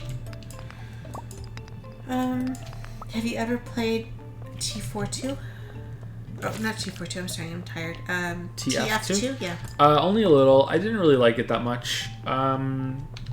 Yeah, I don't know why I didn't try for more, because I should have enjoyed it more than I did. I probably just, the first few matches that I ever tried were pretty bad. I got killed by too many spies or something. I don't know.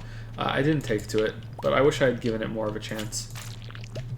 I wish I had given Overwatch more of a chance too, but I didn't like it. I really, really didn't like it. And I did give it more of a chance than I gave Team Fortress 2, but yeah, Overwatch just... It's Blizzard, so I know it is never going to be balanced to enough to satisfy me, because Blizzard just doesn't know how to balance anything, you know? They just don't.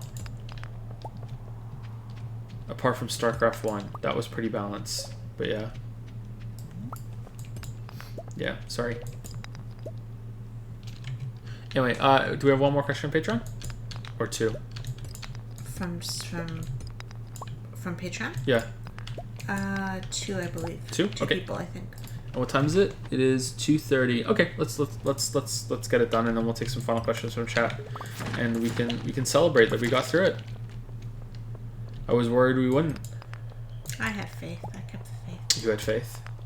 You gotta have faith. Gotta have faith.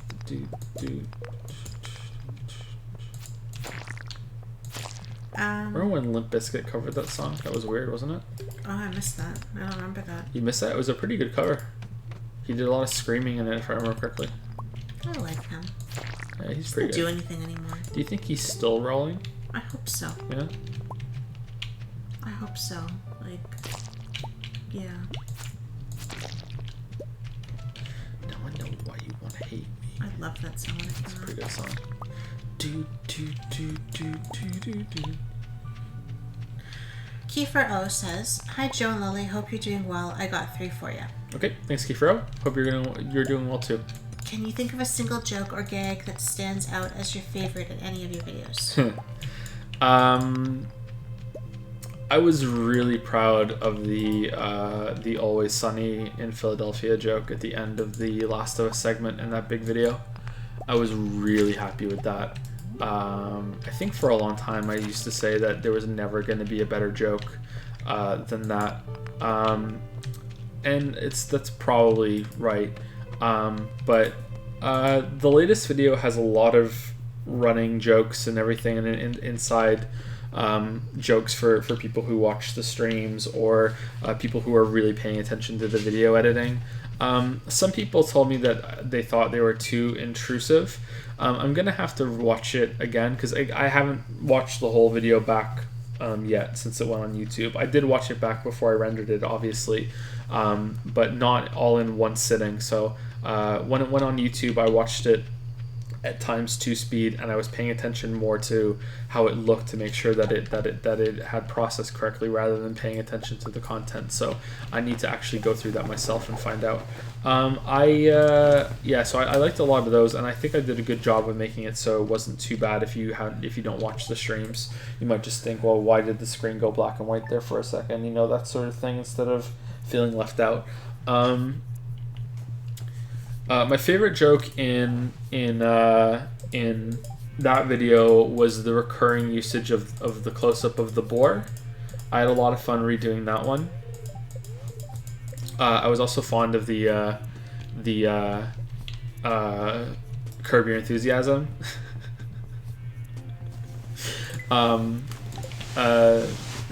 joke. A little early into it, I think. I don't think it was too late. I was happy with how that turned out. The best line of any video, or at least I think the overall funniest line of any video, is from the Inside video where I say the game is surrounded by more perfect 10s than I knew you were Taylor gonna say Swift it. trapped in a mirror maze. That's my favorite one. That's probably the best flat out joke in any video, I think. But there's some dumb moments that I really like about, the outtake when I mispronounce spider as spider in one of the Dark Souls 2 videos. When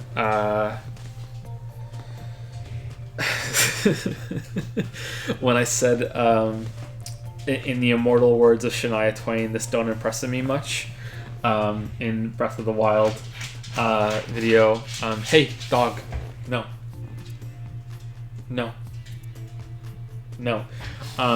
and for a line that gets close to the Taylor Swift and the Mary Maze one, the Subnautica video where I say the game stutters more than my youngest son learning a new word and has more pop-up than his favorite books. I really like that line, and I was proud of that line. I don't think any of the videos have any running gags that go between videos, right?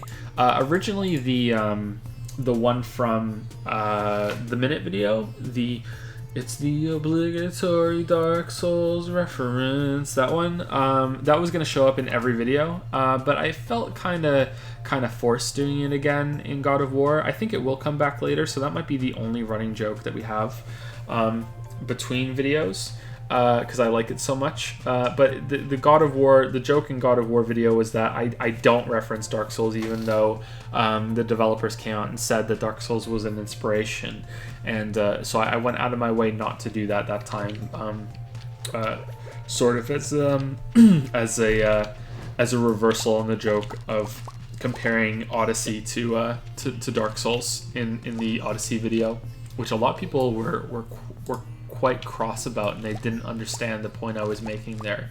Like, I mean, I very rarely make a joke just for the sake of a joke, and that was a joke that also I thought was funny, but it also had a point, which is the comparison between the different types of gameplay and level design and so on.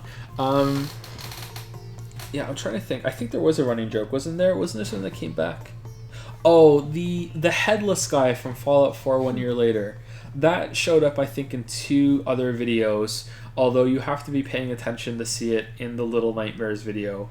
At one point in the Little Nightmares video, I think there are 16 scenes being on screen at the same time. It's a 4x4 square, or 4x4 grid, of the same scene, like going one layer deeper in a dream. And one of the squares is the headless guy from Fallout 4 1 year later, and I think it showed up in another video too. And I enjoyed that coming back, and maybe that will return again one day. Yeah. There we go. If you were forced to turn into an animal for a week, which would you choose? Okay, do you want my fun answer, or do you want me to take it seriously? My fun answer is a bird, because I would like to be able to fly. I don't know what kind of bird, but I think it would be fun to fly around, like some sort of eagle or something, like a bigger bird that can fly quite quickly, quite high, and I think that would be amazing to really fly. That's my fun answer. If I'm taking the question seriously, then I have to address that I'm gonna die. You know, even as a bird, something's gonna kill me, or I'm gonna be too disgusted to eat what it is that birds eat. Like I'm gonna get killed. Like something's gonna take me down. I'm gonna fuck up and hit something. You know, I'm gonna die. So the serious answer is what's going to be the absolute safest thing that I can just hide out for a week and have a very, very stressful week of a time as I'm trying not to die while I've been transformed into this animal. And I don't know what the answer to that is. Some sort of, like a cat? I think a cat, right? Like a dog, you're going to end up at, maybe a dog, you're going to end up at the pound. But like a dog might... A cat might be too, though. Yeah, a cat might be too, but I think a cat can slip away easier. So, I don't know, maybe a cat. Anything smaller than that, like any sort of insect, you're gonna get killed. Like a rodent, you're gonna get killed. Anything bigger than that, you're gonna draw too much attention. But I guess maybe if all of a sudden there was a rogue elephant or a rhino in Moncton that just kind of just just laid down peacefully in the middle of the road. Like, you might be put in a cage for a week and then you come back and you're like, oh, I'm good now. You know what I mean? That might be the better answer, right? I think I would like to be a horse. You want to be a horse? Yes. Really? Yeah. Horses don't get eaten. Okay. Oh, wait. This is for fun, or is this to survive? This is my serious answer. Oh, this is your serious answer. Okay. They don't get eaten. Okay. They're not really like in the wild where like they're going to be taken down by like a lion. You know? Okay. They don't really eat anything gross. They eat kind of hay and stuff, don't they? So they don't eat any like raw fish or worms or anything that I have to be grossed out by. Mm-hmm. Most of the time they're kind of domesticized, aren't they? Like they're like looked after on farms and you know, used in like Western situations. I don't know enough about it, but sure, let's go with So yes. I'm thinking they're somewhat taken care of, and they get to run all the time. And I think I would like to just know what it's like to just like kind of like let loose and just run. Okay. That's it. Okay.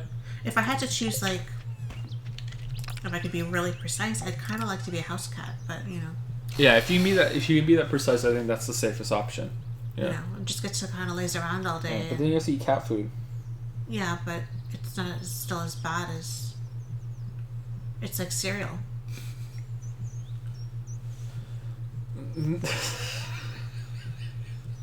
It's better than being outdoors and having to eat raw mice and raw birds. Someone said a grizzly bear, and I think a grizzly bear might be a good option because I don't think you're gonna get killed as a grizzly bear if you're acting peaceful, and also you could I don't think you'd have to eat the whole time, right? You could just starve yourself for the week and you don't have to worry about that.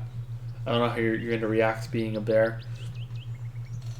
You could come back as you can come as a crow and you could talk and really mess with people. Like birds though, and like I don't know. But again, what are you gonna eat?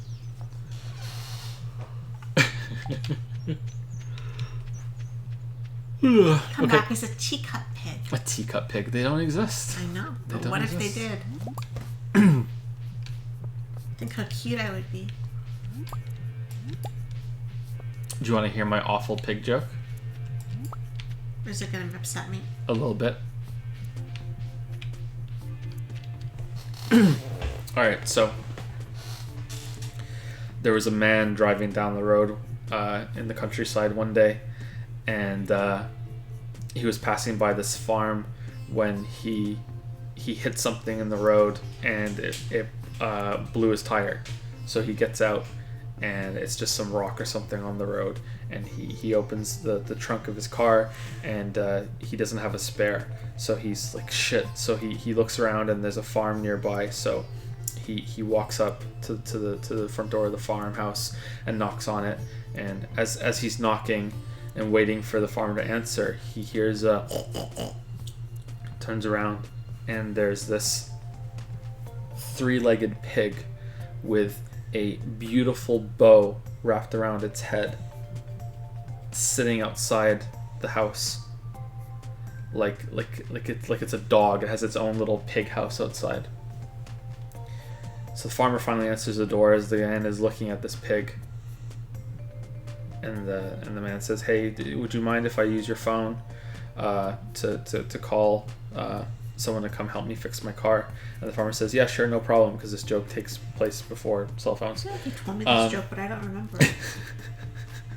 So the guy goes in, uses the phone, then comes back out, and the farmer waits for him at the front of the house. So the guy gets curious, and he turns his head to the pig and says, "What's the story about this pig with the big bow around its head, and it only has 3 legs?" And the farmer says, "That's Percy. Percy is the best pig. Once I was out in the farmland, in the fields. I'm playing Stardew. I was out in the fields, and my tractor hit something in the field and turned over and set on fire, and I was trapped underneath, and I was gonna die when the pig came over and put its mouth around my arm and pulled me free right before the tractor exploded." That pig saved my life. And the man says, wow. Is that how the pig lost one of its legs? And the farmer says, oh no, that happened later. And the man says, what do you mean? What happened? How did the pig lose one of its legs? And the farmer says, well, a pig that good, you don't eat that all at once.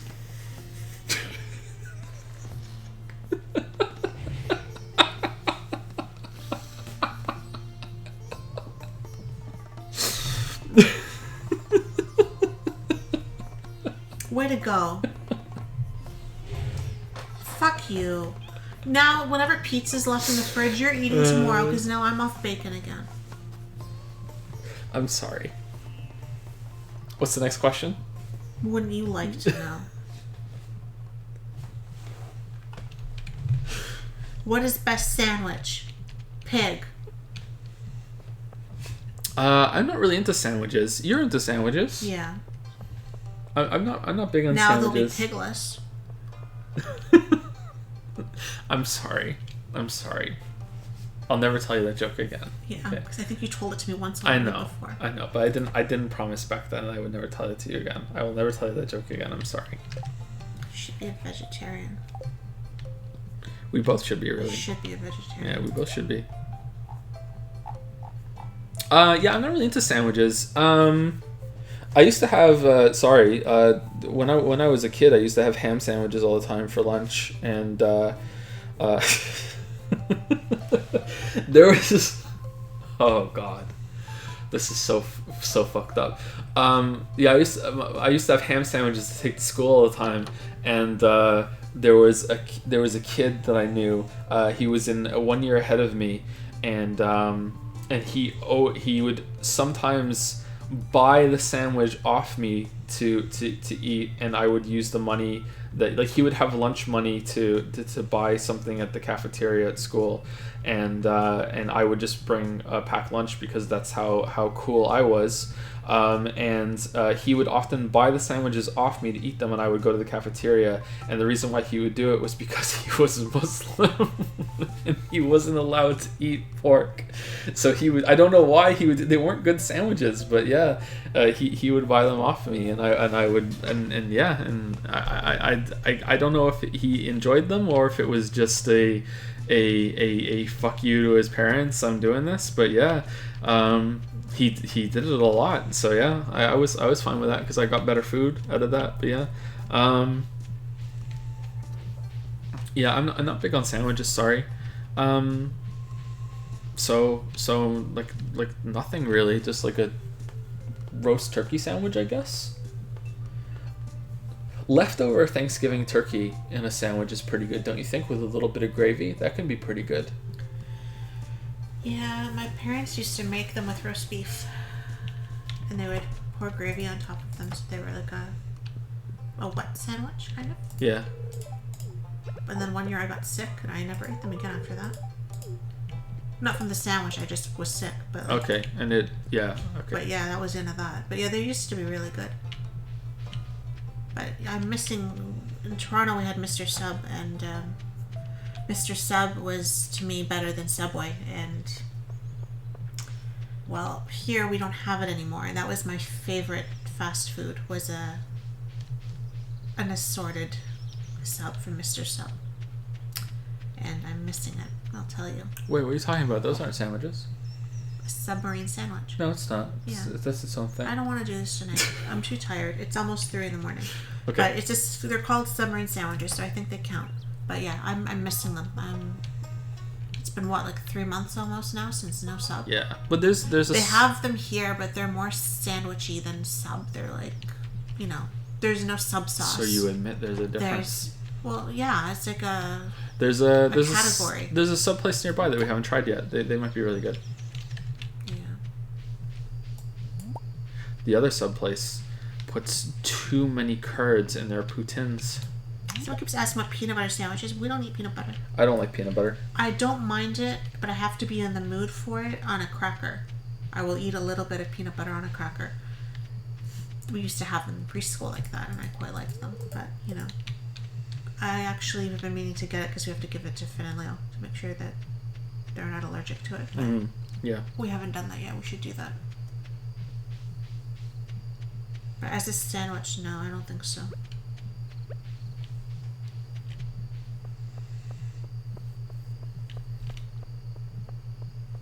Okay. Was that the last person, or is there one more? We're not done. Okay. Bonus super basic question. Oh, I'm sorry. Pickles, yay or nay? No, I'm not into pickles. I am, but I prefer the garlic ones than the sour ones. The baby dolls. Sometimes, when I was hungry, more munchy than hungry. You know, I just kind of wanted something. You know, but we didn't have any cookies or Just a little any munchy? fun food. Yeah. So yeah, if I just felt like I just wanted to have a snack, but I wasn't really hungry, but I would eat a pickle because they're kind of salty and kind of sour, and you can kind of pretend that they're a fun food instead of a cucumber. But you didn't go through that.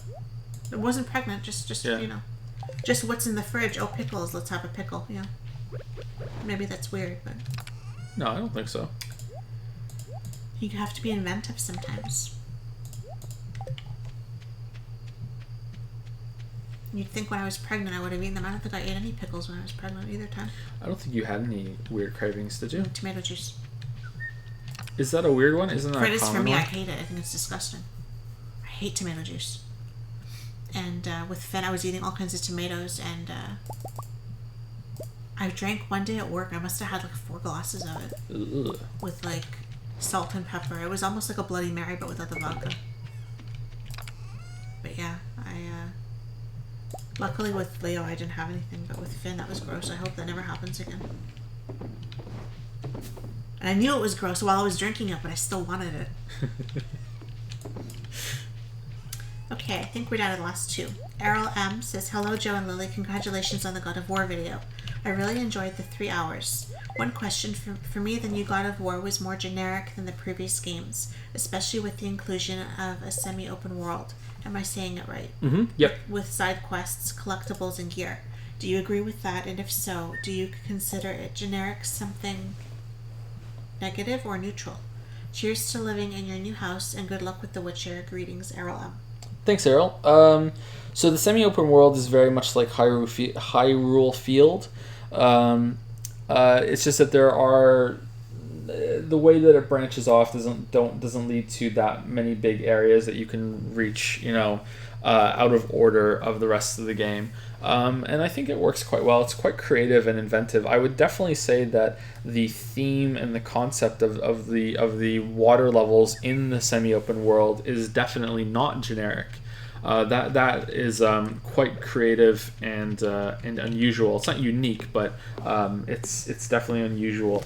I think the generic part of it is that it just shoehorns in a loot system and is suddenly an RPG. Instead of being focused on a more pure kind of combat, I think.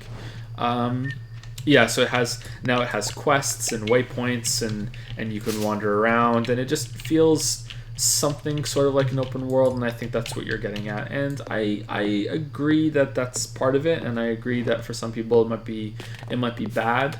I think that overall it shouldn't have happened, and that all of that development time and resources could have went to another gameplay section, maybe some more refinement in combat, some more bosses, that sort of thing. But I don't think it was a bad part of the game. It was just a little disappointing, and it could have been done better. That's what I think. I'm curious to see where they go from here, because this is the standard that's been set, and some people might be annoyed if the game is too different from this, whereas some people can't admit that the game could be done better, and you're seeing this a lot in God of War and Spider-Man now. People start rallying behind a lot of games, and they don't want to. They don't want to admit any flaws, which might make the game worse overall if developers don't read that as criticism. You know, oh, it's fine. Let's do another open world like this, exactly the same. You know, yeah. We were talking about this in regards to Spider-Man in one of the previous Q&A streams about how it tries to do so much instead of being a bit more focused. I think it might work more in Spider-Man's favor because it's more in line with the Spider-Man fantasy, right?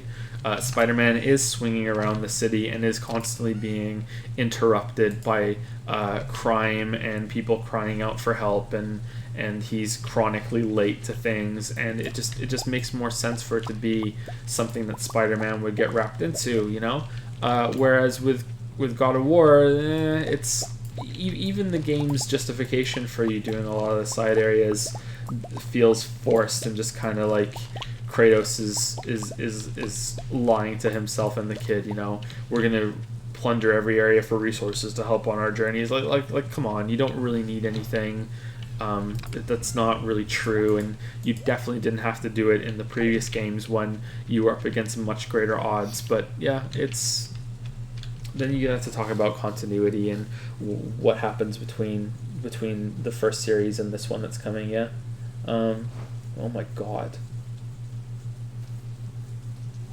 Yeah, sorry, someone just did a big sub bomb in chat and I was looking at chat while it was happening. I don't think there's anything else I can say about it. Sorry to give you a shorter answer when you only asked one question, but yeah, I think it's not a strength, but it's not really that much of a weakness either. My hope is that the success of this game leads to the dev team, and especially if I'm correct with Cory Barlog having that he had a lot of say on what happened in this game, but he didn't have complete total freedom, that I hope that the success of this game leads to him having complete total freedom and he can do whatever he wants, because the game was clearly expensive, extremely expensive. So I would like to see that. I would like to think that meant that he had to do specific things, and there was some sort of a list that he had to adhere to, and I'd like to see that limitation removed to see what happens next. Yeah. Let's just say now thank you to Frosty Jesus because he said he's going to bed. Thank you, Frosty Jesus, for wow. gifting, I think, 28 subs to people. Errol didn't have another question, right? No. Okay, so let me say thank you again. Like holy shit, thank you so much. And also thank you to Led Dennis, who subscribed with Prime just before that for 3 months in a row. Thank you, Led Dennis, or Lead Dennis. Thank you. So yeah, thank you, Frosty Jesus. Yep, 28 subs, gifted a total of 101 to the channel. Like, holy shit, man. Wow. Thank you so much. So welcome to Sam713713, Trickmonger, Ernie's Rubber Duck, that's a great name, Spineless Coward, Hiss XNG, I think. Yeah, it looks like it. XX Spider XX, Pro Gurus. My list is messing up. 1 second. Let me go on the laptop. And there were, I think, might be a few others that's stuck in there too. Yeah. Is there one more question on this? We're on the last person, but their questions are a little bit longer than the other ones. Okay, that's fine. 3 questions? Yeah. Okay.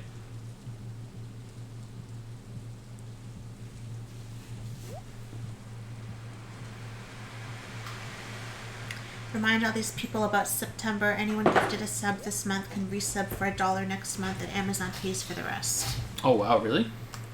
There you go, guys. That seems insane.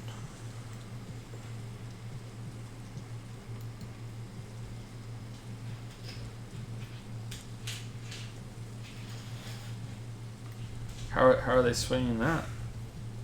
Oh, it's not working on this list. Okay, maybe I can see on mine. I'm gonna have to scroll up and read it on this one after all. Sorry. It's not. This is not working on this list. I Here, think. use mine. Mine might be easier to see. I think it broke. Hold on. I think I can do it. Pro Gurus, I think. Tetra, Coffee's Cold or Coffee Scold, Zeus Forbidden, Youngin, Musashi, or Musashi, I think. Yeah. Musashi. Meldo Antu, Perpaderp. That's a fun one to say. Perpaderp. Stefarino. Stefarino, Gentleman QB or Quibi, Feffin, Kale Whale, Aiden783, Jess Cow, Fred Pauly, Sneaky Neek, Dirty Dan the Mustard Man, Maximuffin 2, Danterosity, Danterosity, or Dante Rossetti, I think that's it. Ben CN, Rooney Gamer, and Filderbeast. Welcome.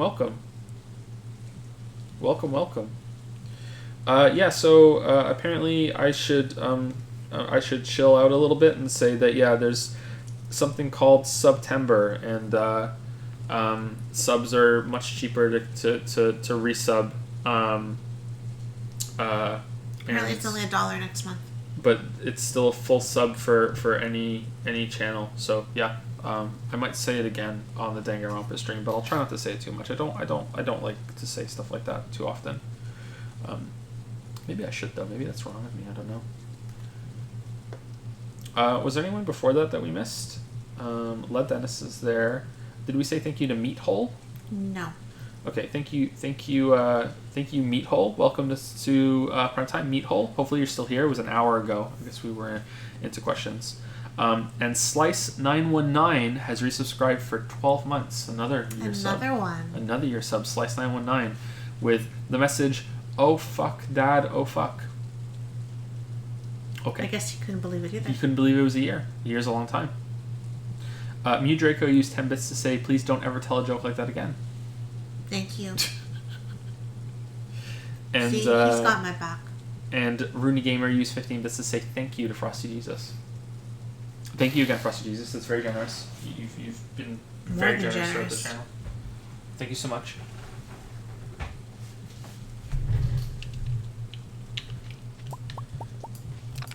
Okay, so we're ending. Don't sell out. With Darren A. Darren A. Fellow Canadian. Ooh, okay. Hello, Joe and Lily. Greetings from Chilliwack, British Columbia. Ooh, we're thinking of moving there at some point. Chilliwack. Maybe not Chilliwack, but British Columbia. Okay. I don't know anything about Chilliwack. It's an interesting name. But it's kind of a fun name to say. Yeah, it is a fun name to say. Sorry for the last minute questions, but I finally mustered up the generosity to donate this month, and I'm excited to watch the live stream. That's 4 hours behind us, right? So, it is 11 p.m. there, I think. So Maybe you might be here. You might be here. Darren, are you here? Or it's Chilliwack, or is it no? Maybe not. I think they're making fun of your I don't know. I don't know how to say. I've never heard it before. Yeah, you're the German guy. How would you know? Maybe it is Chilliwack.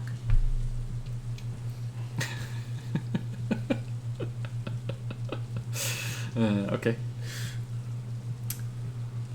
Question 1. How do you guys deal with writer's block? I'm a musician myself, and when I have writer's block, I return to the adage? I think it's adage.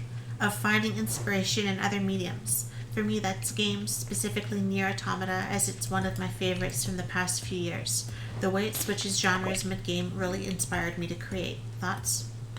I'm definitely with you moving between different mediums when I am getting sick of something. So there have been times where I've been sick of video games and I spend more time watching movies or TV shows, or I will listen to music or read, and vice versa for other things too. You can get really you can overdose on stuff like that, and it can be it can get really numb to it. You get tired of it.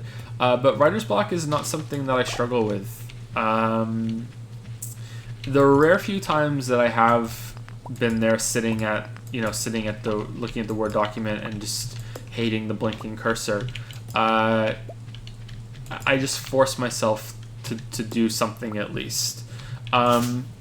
Normally it's not writer's block in a way that I just absolutely can't write. It's that I have to spend a lot of time thinking about what to write instead.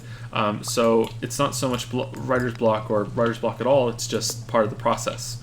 I need to spend more time thinking about it, and it wasn't ready yet. So that's how I view it. But yeah, writer's block is an excuse for a lot of people. I used to say that it didn't exist, but I think that's too harsh of a thing to say because it is so common of a thing for people to bring up that I have a feeling that it must, in some capacity, exist. It's just that maybe it's not explained very well, or maybe some people who have never experienced it just can't really grasp it. But yeah, I recommend that you just, for writers at least, that you just force it. You just sit there and you try to write, and you don't lose your streak that you're on and of being productive every single day, and you just continue to try, and if nothing comes out that's usable, then okay, that's the end of it. It's fine. You still did your hour or 2 hours or 3 hours. Lily, on the other hand, is probably going to tell you something completely different, and Lily will probably say, well, if you're having that much trouble, go away, do something else, and then come back and wait for it to come out more naturally, right? Kind of, but no. Sometimes I don't know how I want to proceed with something. I have the story in my mind, but maybe I don't know what the next scene or scenes is going to be. So I will listen to music that makes me feel like I want to write. There are certain songs that I will kind of be my go-to that maybe they're a little bit kind of epic sounding, and that kind of does something to me. I don't know. And or sometimes a trailer or something for a movie, or Really? yeah, I like when it gets very dramatic and the music kicks in, like The Killing. At the end of The Killing, there was I watched that a few times. I see what you mean. Yeah, for sure. The first episode of The Killing with the montage and everything. Trailers can be very entertaining. Yeah. There's just something about how it's fitted together and how it gets kind of bigger and bigger and bigger, and then it makes me kind of feel like I want to go off and do something. It's, I don't know. It kind of, I don't know how to explain it, but a lot of times too when I'm writing, I will put music on to have in the background, and that's the same kind of stuff that I would go to and play, so that something with a lot of drums in it or violins or something very kind of lively that would kind of moody kind of music, because I write murder mysteries, right? So I want to be in that kind of mindset of kind of gonna go kill somebody, so whatever does that for you, that makes you want to go kill somebody.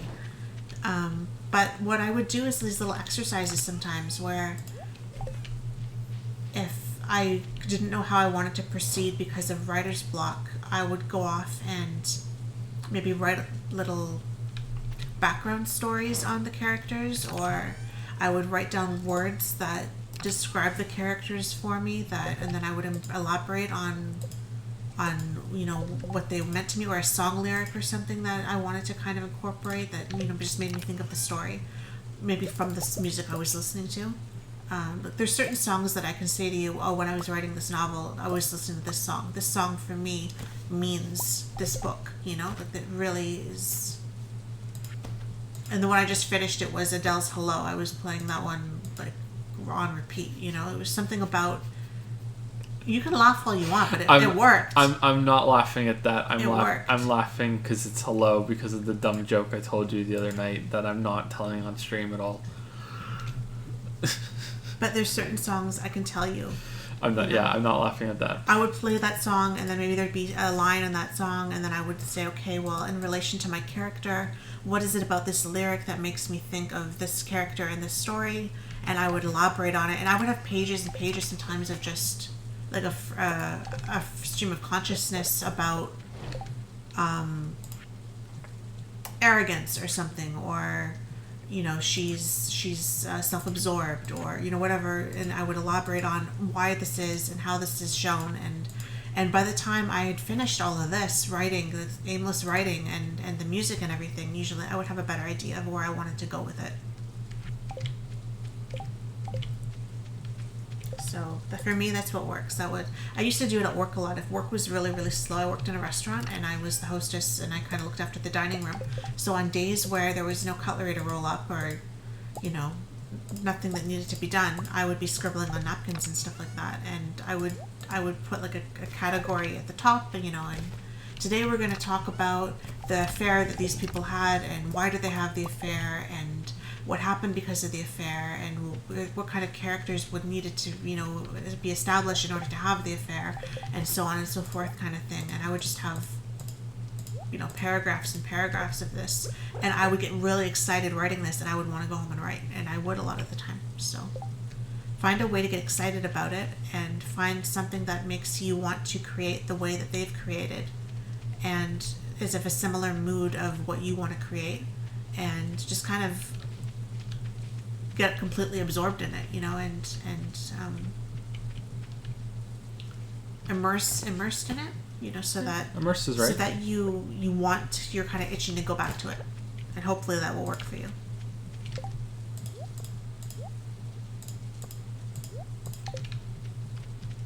But for writer's block, I don't think doing nothing really helps. I think you do need to do something to create that spark again. Whereas if you're just kind of tired and you just want to break from it, then that's different. But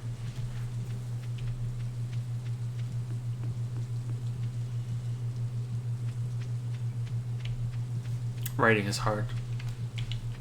Do you agree? yes, especially sticking with it.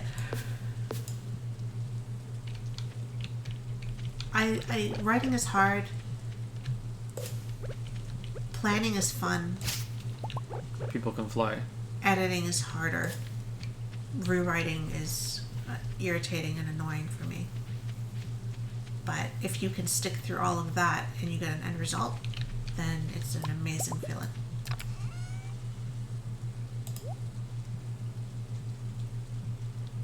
It's so satisfying finishing a story, huh? It's so satisfying. And they really become like real people to you. Yeah. You spend all that time with them. Yeah. It's so satisfying. Anyway, next question.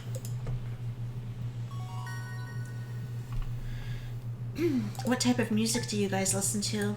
I've seen a few game critics say that they listen to game soundtracks over more contemporary music, which is interesting to me for some reason.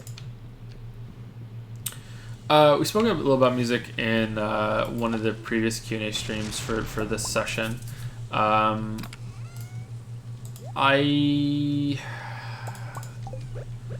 have very broad taste in music, and I'll just listen to whatever's catchy, which makes me say a lot of the time that I have very poor taste in music, and you shouldn't really expect much of me when it comes to that. But we spoke a bit about bands that we like so much that we would listen to entire albums of, and we decided that that's a much better way, and by we I mean Lily and I'm not sure how chat felt about it, that's a much better way of showing what kind of bands that you like. So I listen to mostly rock music when it comes to full albums, but bands like Tool, Perfect Circle, Jimmy Eat World, Weezer, Dream Theater, Porcupine Tree, there's a couple others, wasn't there? Florence and the Machine, 21 Pilots, bands like that are some of the only ones that I will listen to whole albums instead of just one or two songs here and there. I'm never going to listen to a whole entire Taylor Swift album, even though I do like some of her individual songs.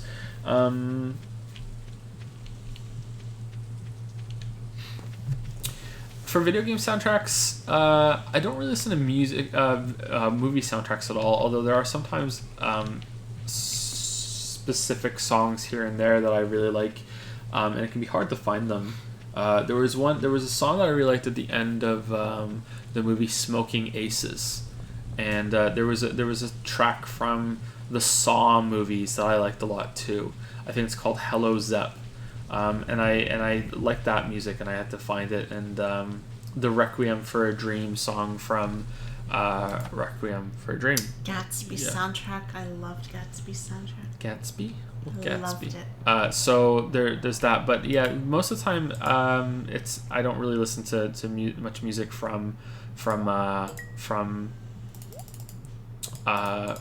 movies. Video games, yeah, I really like the Undertale soundtrack, and I listen to that fairly often when I am listening to music. There are some really great covers of those songs on YouTube. There's one for Hopes and Dreams that sounds like waking up at Christmas morning, right? It's just such a it's so Christmassy, and the violin and everything, and yeah, Lily likes them too. And there's like a lot of great covers of Megalovania. Yeah, so I do enjoy video game music, but I think I still listen to other music more often than anything else, like traditional music. It's not so much about video game music. I listened to a bunch of Hollow Knight songs.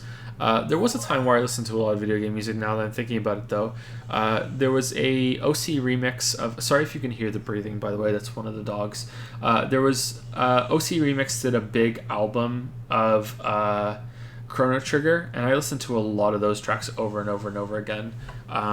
There was one for the Kingdom of Zeal theme that was called Shala and the Queen, and I must have listened to that on repeat, like no joke, over 1,000 times.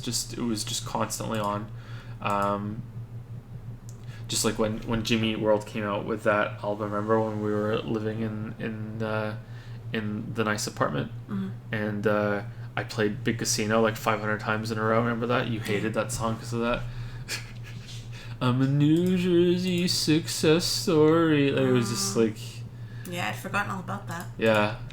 I sometimes I think I'll get infected by a song, and I will listen to it on repeat over and over and over and over and over and over, and then I will never listen to it again. It's just, I'm done with it now. I've had my fill. Bye. That's how I feel. Shadow of the Colossus OST is massive. Yeah. Swift Horse or something is my favorite track on that one, but a lot of that soundtrack is phenomenal.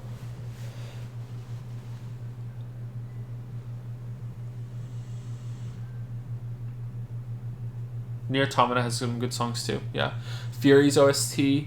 For a few months, maybe even a year after I played Fury, I listened to the theme from the Star fight, Danger 057 whatever, I can't remember what the numbers are. There's 3 tracks I think that bleed into each other. I listened to that every day, as long as I wasn't working on audio editing. I listened to that song every single day because I enjoyed it so much. I went and found some of other music by some of the artists that worked on Fury, and I like them quite a bit.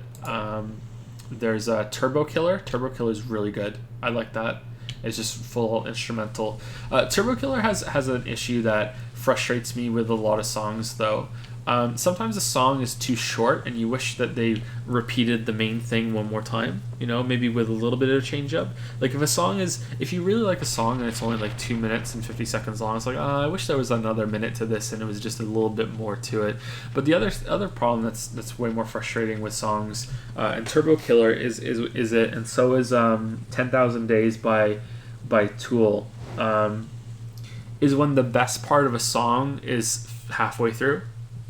And then if you're listening onto repeat, you have to listen to the whole back end of the song before it loops again, and you can hear the really, really great part. Do you ever feel like that? I see what you're saying, but I prefer how Florence usually does it, where it just gets bigger and bigger, and then it's huge by the end, and then it just stops abruptly, and you're kind of like, what just happened? That's good, yeah. You have to get through the whole song, but it's just kind of getting bigger and bigger with each verse or whatever, each time it goes around.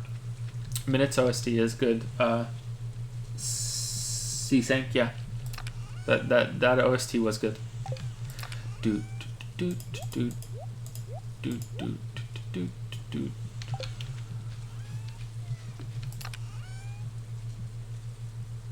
Okay, we want a pike, a largemouth bass, a sturgeon, and a bullhead. Did you say a perfect circle and Pucifer? I didn't actually, but I don't really listen I like to. them. I don't listen to whole entire albums from Pucifer. So why does it have to be whole entire albums? Because I feel like if I can listen to a band's whole entire album, that shows that I really, really, really like them. Whereas otherwise, it's just kind of like I just like a song that's catchy. And that's how I kind of feel about Pucifer. You know, I won't listen to entire albums of Pucifer. I'll listen to, Well, there's nobody then for me. There's not one or anybody two- that I would listen to every single song. one or two songs over and over again. You listen to Florence albums? Not every single song. Not well, most songs. Doesn't have to be the whole thing. I don't know. But you listen to music differently than I do. You constantly have music on, whereas I don't. Right? Yeah. So it's a bit different.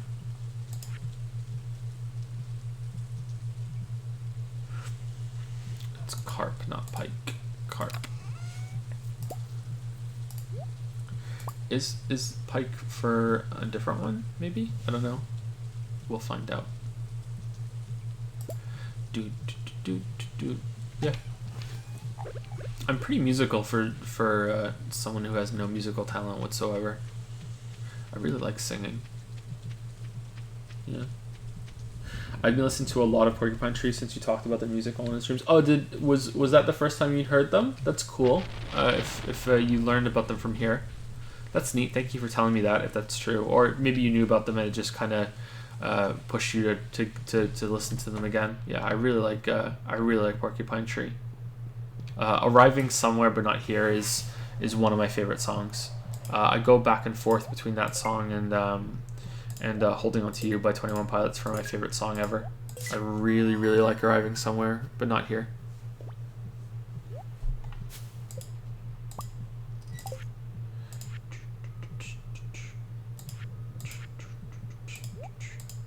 Anyway, last question.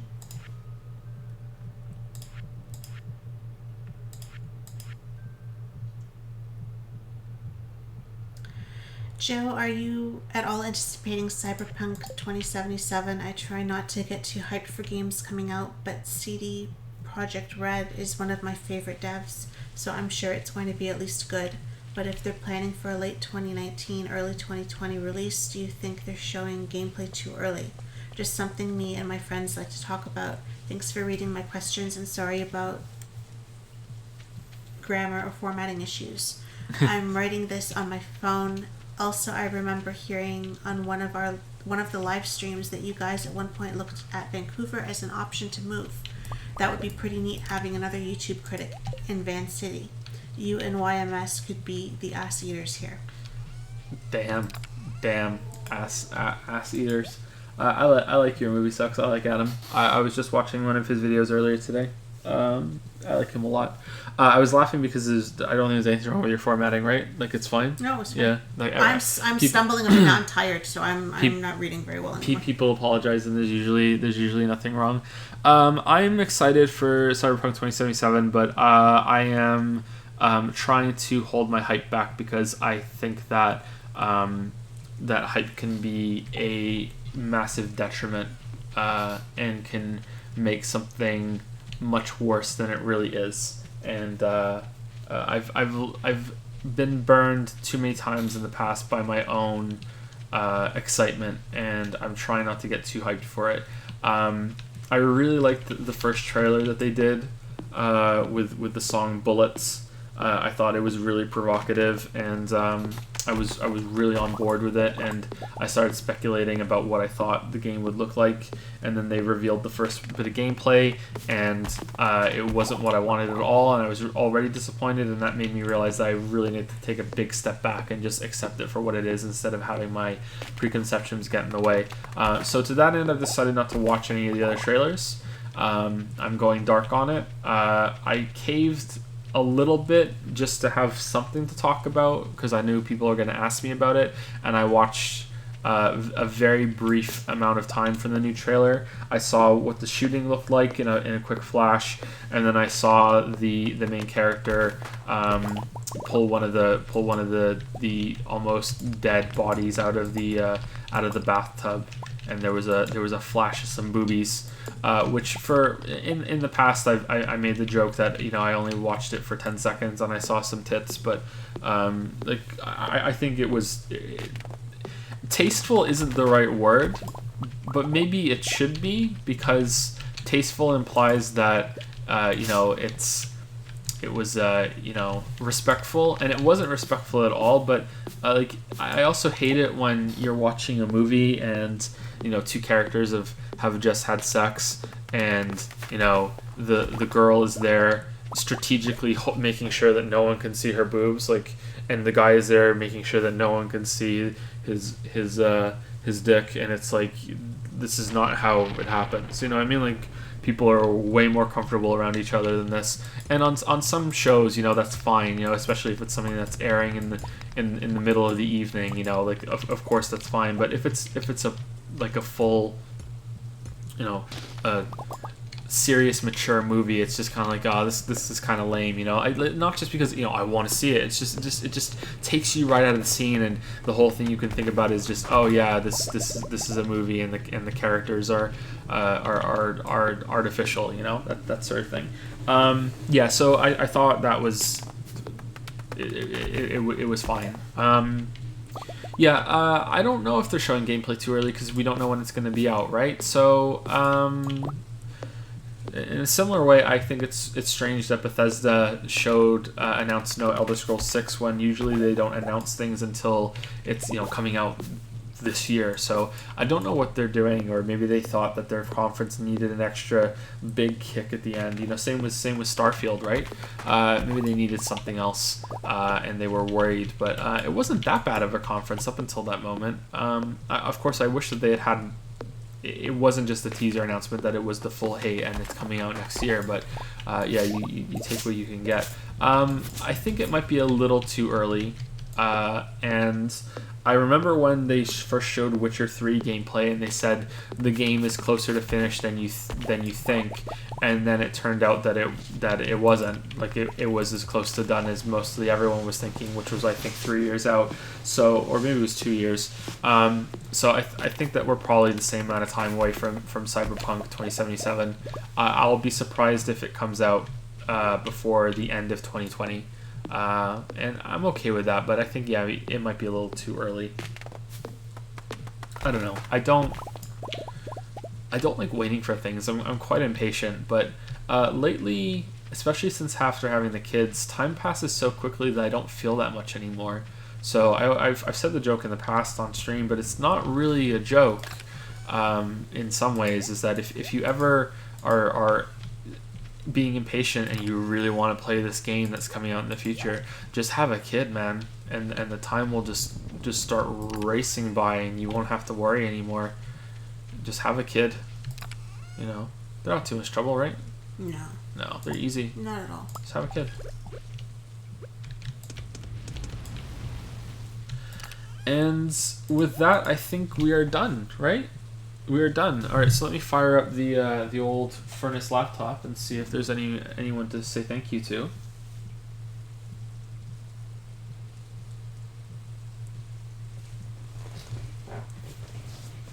And then we'll take any final questions from chat. There's one that's been asked quite a few times throughout the night, and I kept meaning to answer it, but I was always in the middle of something. Someone asked at least 4 or 5 times, am I ever going to make a video on the Metal Gear Solid games? And chances are low for that, sorry.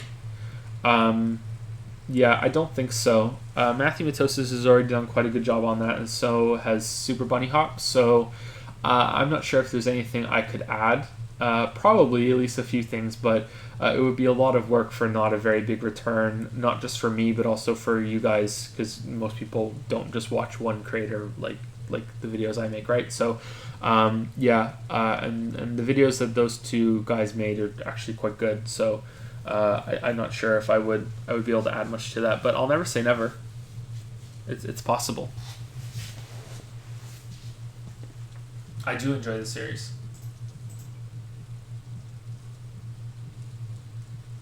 Have you ever played Prototype? No, I haven't. I haven't played Prototype. It looked a little bit like Infamous, around the same sort of time, but I think it plays very differently. Thank you to I'm Really Ugly Help for the new sub with Prime. Welcome to Prime Time. I'm Really Ugly Help. Hopefully you're still here. It was a little while ago. Thank you, Zalante, for the 4-month resub. Thank you, Zalante. Thank you, Paula Shin, for the new sub with Prime. Welcome to Prime Time, Paula Shin. Thank you, thank you. Thank you, Pencil Burner, for the 12-month resub. Another one. 1 year, another one. Happy stream anniversary. Glad to be along for the ride. Happy stream anniversary. Glad to be along for the ride. Thank you, Pencil Burner. Thank you. How many is that? 4 tonight? 4? Damn. Thank you, Pencil Burner. And thank you, AJ Wants Your Pizza. For the 400 bits. Thank you, AJ Wants Your Pizza. You can have some of our pizza. I'm okay with that. I'll share my pizza. Yeah, it has bacon on it. We have some in the fridge, yeah. In all seriousness, are you actually excited for Danganronpa 2? The way you found the ending of the first one makes me think you're playing it for the laughs. Is this accurate? No, I'm excited. I'm excited. I enjoyed it overall. We're going to be talking about this on Wednesday. The reaction to my reaction. I have a couple things I want to say about that. I'm really looking forward to it. I'm very excited. Everyone says that the second one's better than the first one, and I think the first one is rough as fuck and still very, very interesting, and I was engaged for most of it. I wasn't... This will be the core of what I say at the beginning of Wednesday's stream. I don't lie on stream. Every stream is in a way going to be a performance. I'll probably say this verbatim on Wednesday. Yeah, every stream is going to be something of a performance, but a performance can still be truthful, you know? And there were parts of it that I really didn't like, but there were other parts that I really did like a lot, and I'm looking forward to the second one. Yeah.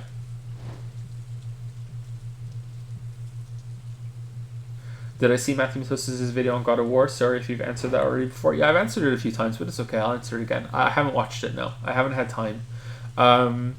I don't watch videos on games that I'm going to make videos on myself, or I try not to, especially when I'm in the middle of a project. And even if I did, I didn't have time when I was making my own God of War video. And since then, I haven't really had time to watch other videos like that. I think the only video I've watched since God of War is done is that I started watching White Light's new video on Spider-Man, and it seemed pretty good. The video and the game. In fact, the game seemed so good that I decided to stop watching it because I think I want to play it myself at some point. It wasn't the new Spider-Man. It was, I think it was Web of Shadows, and it looked good, and the video was going well up until that moment too. And I decided that I want to play the game myself. And I also watched Nikki Jakey's new video on Flash Games, and that was really good.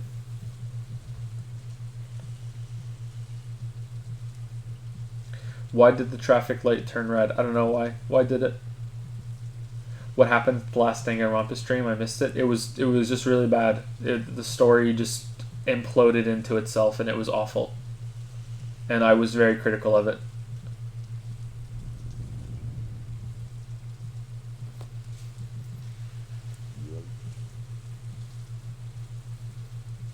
And there was a moment where I was tired of the non-stop arguments, and I just basically said to chat, just tell me what to shoot. I don't care anymore. Like, the game, this mini game doesn't make any sense. And a lot of people misconstrued that as me saying I don't care about the game itself anymore overall, when I was just tired about the mini game. And a lot of people got really mad, and I was like, no, it's like it's not about the whole game overall. It's just a stupid mini game. But I didn't say that again after that. I was like, okay, fine. I'll just do the stupid non-stop debates. Yeah. If things are so bad on Wednesday, I'm gonna have to make a video addressing the comments. But I'm hoping that we won't have to do that, because it would be quite a bit of waste of time. TBH. Because it had to change in the middle of the street. That's pretty good. Are you going to check out Hollow Knight's DLC and possibly make a video on it? Almost certainly going to make a video on it when the big expansion comes out. I'll do the DLC and the expansion together. But unless the DLC is very, very substantial, that's bad English, but whatever, we'll go with it. It's unlikely that the DLC will have a video all by itself. And I think it's going to win the Patreon and sub poll, so we'll be playing that on stream, along with Portal 1 and Portal 2 and maybe Catherine. I don't know. Here's the problem, guys. Catherine is getting a remaster that might come out at the end of the year or very early in 2019, and by the time we get around to playing these games that win, it's probably going to be November. So if Catherine wins, I don't know what we're going to do. If Catherine wins, like, I might be tempted to just say, hey, we'll just wait for the remaster and play it. Like, I don't want to have to play that game again when the remaster comes out. So I don't know. I don't know what to do. I guess we'll see if it wins before we make any big decisions. And yeah, I think that's it, everybody. I think that's it, right? Yeah, the new remaster has additional content. Why is Catherine getting a remaster? It's already in HD. They're adding more things to it. I think they're fleshing out some storyline of one of the thoughts in the game. I think, I'm not sure. Yeah, but we'll see. We'll see what happens. Anyway, thank you all very much for sticking with us over these multiple streams. It's our longest Q&A yet. Isn't Yeah, I think it's going to come in over 12 hours, so I don't know how we're going to render it together, but I'll figure it out. But yeah, thank you so much. Hopefully it was at least a little entertaining. If you're watching it on the VOD or on YouTube, congrats for getting all the way through it. Is that a plane? I heard one already when you were talking before. Wow, that is the loudest plane I've heard since we came here. Wow. Anyway, yeah. So thank you very much. I will see some of you on Wednesday for Danganronpa 2, or I will see you in the YouTube VOD or the Twitch VOD after we play it live. So thank you very much, everybody. I'll see you later. Good night, everybody.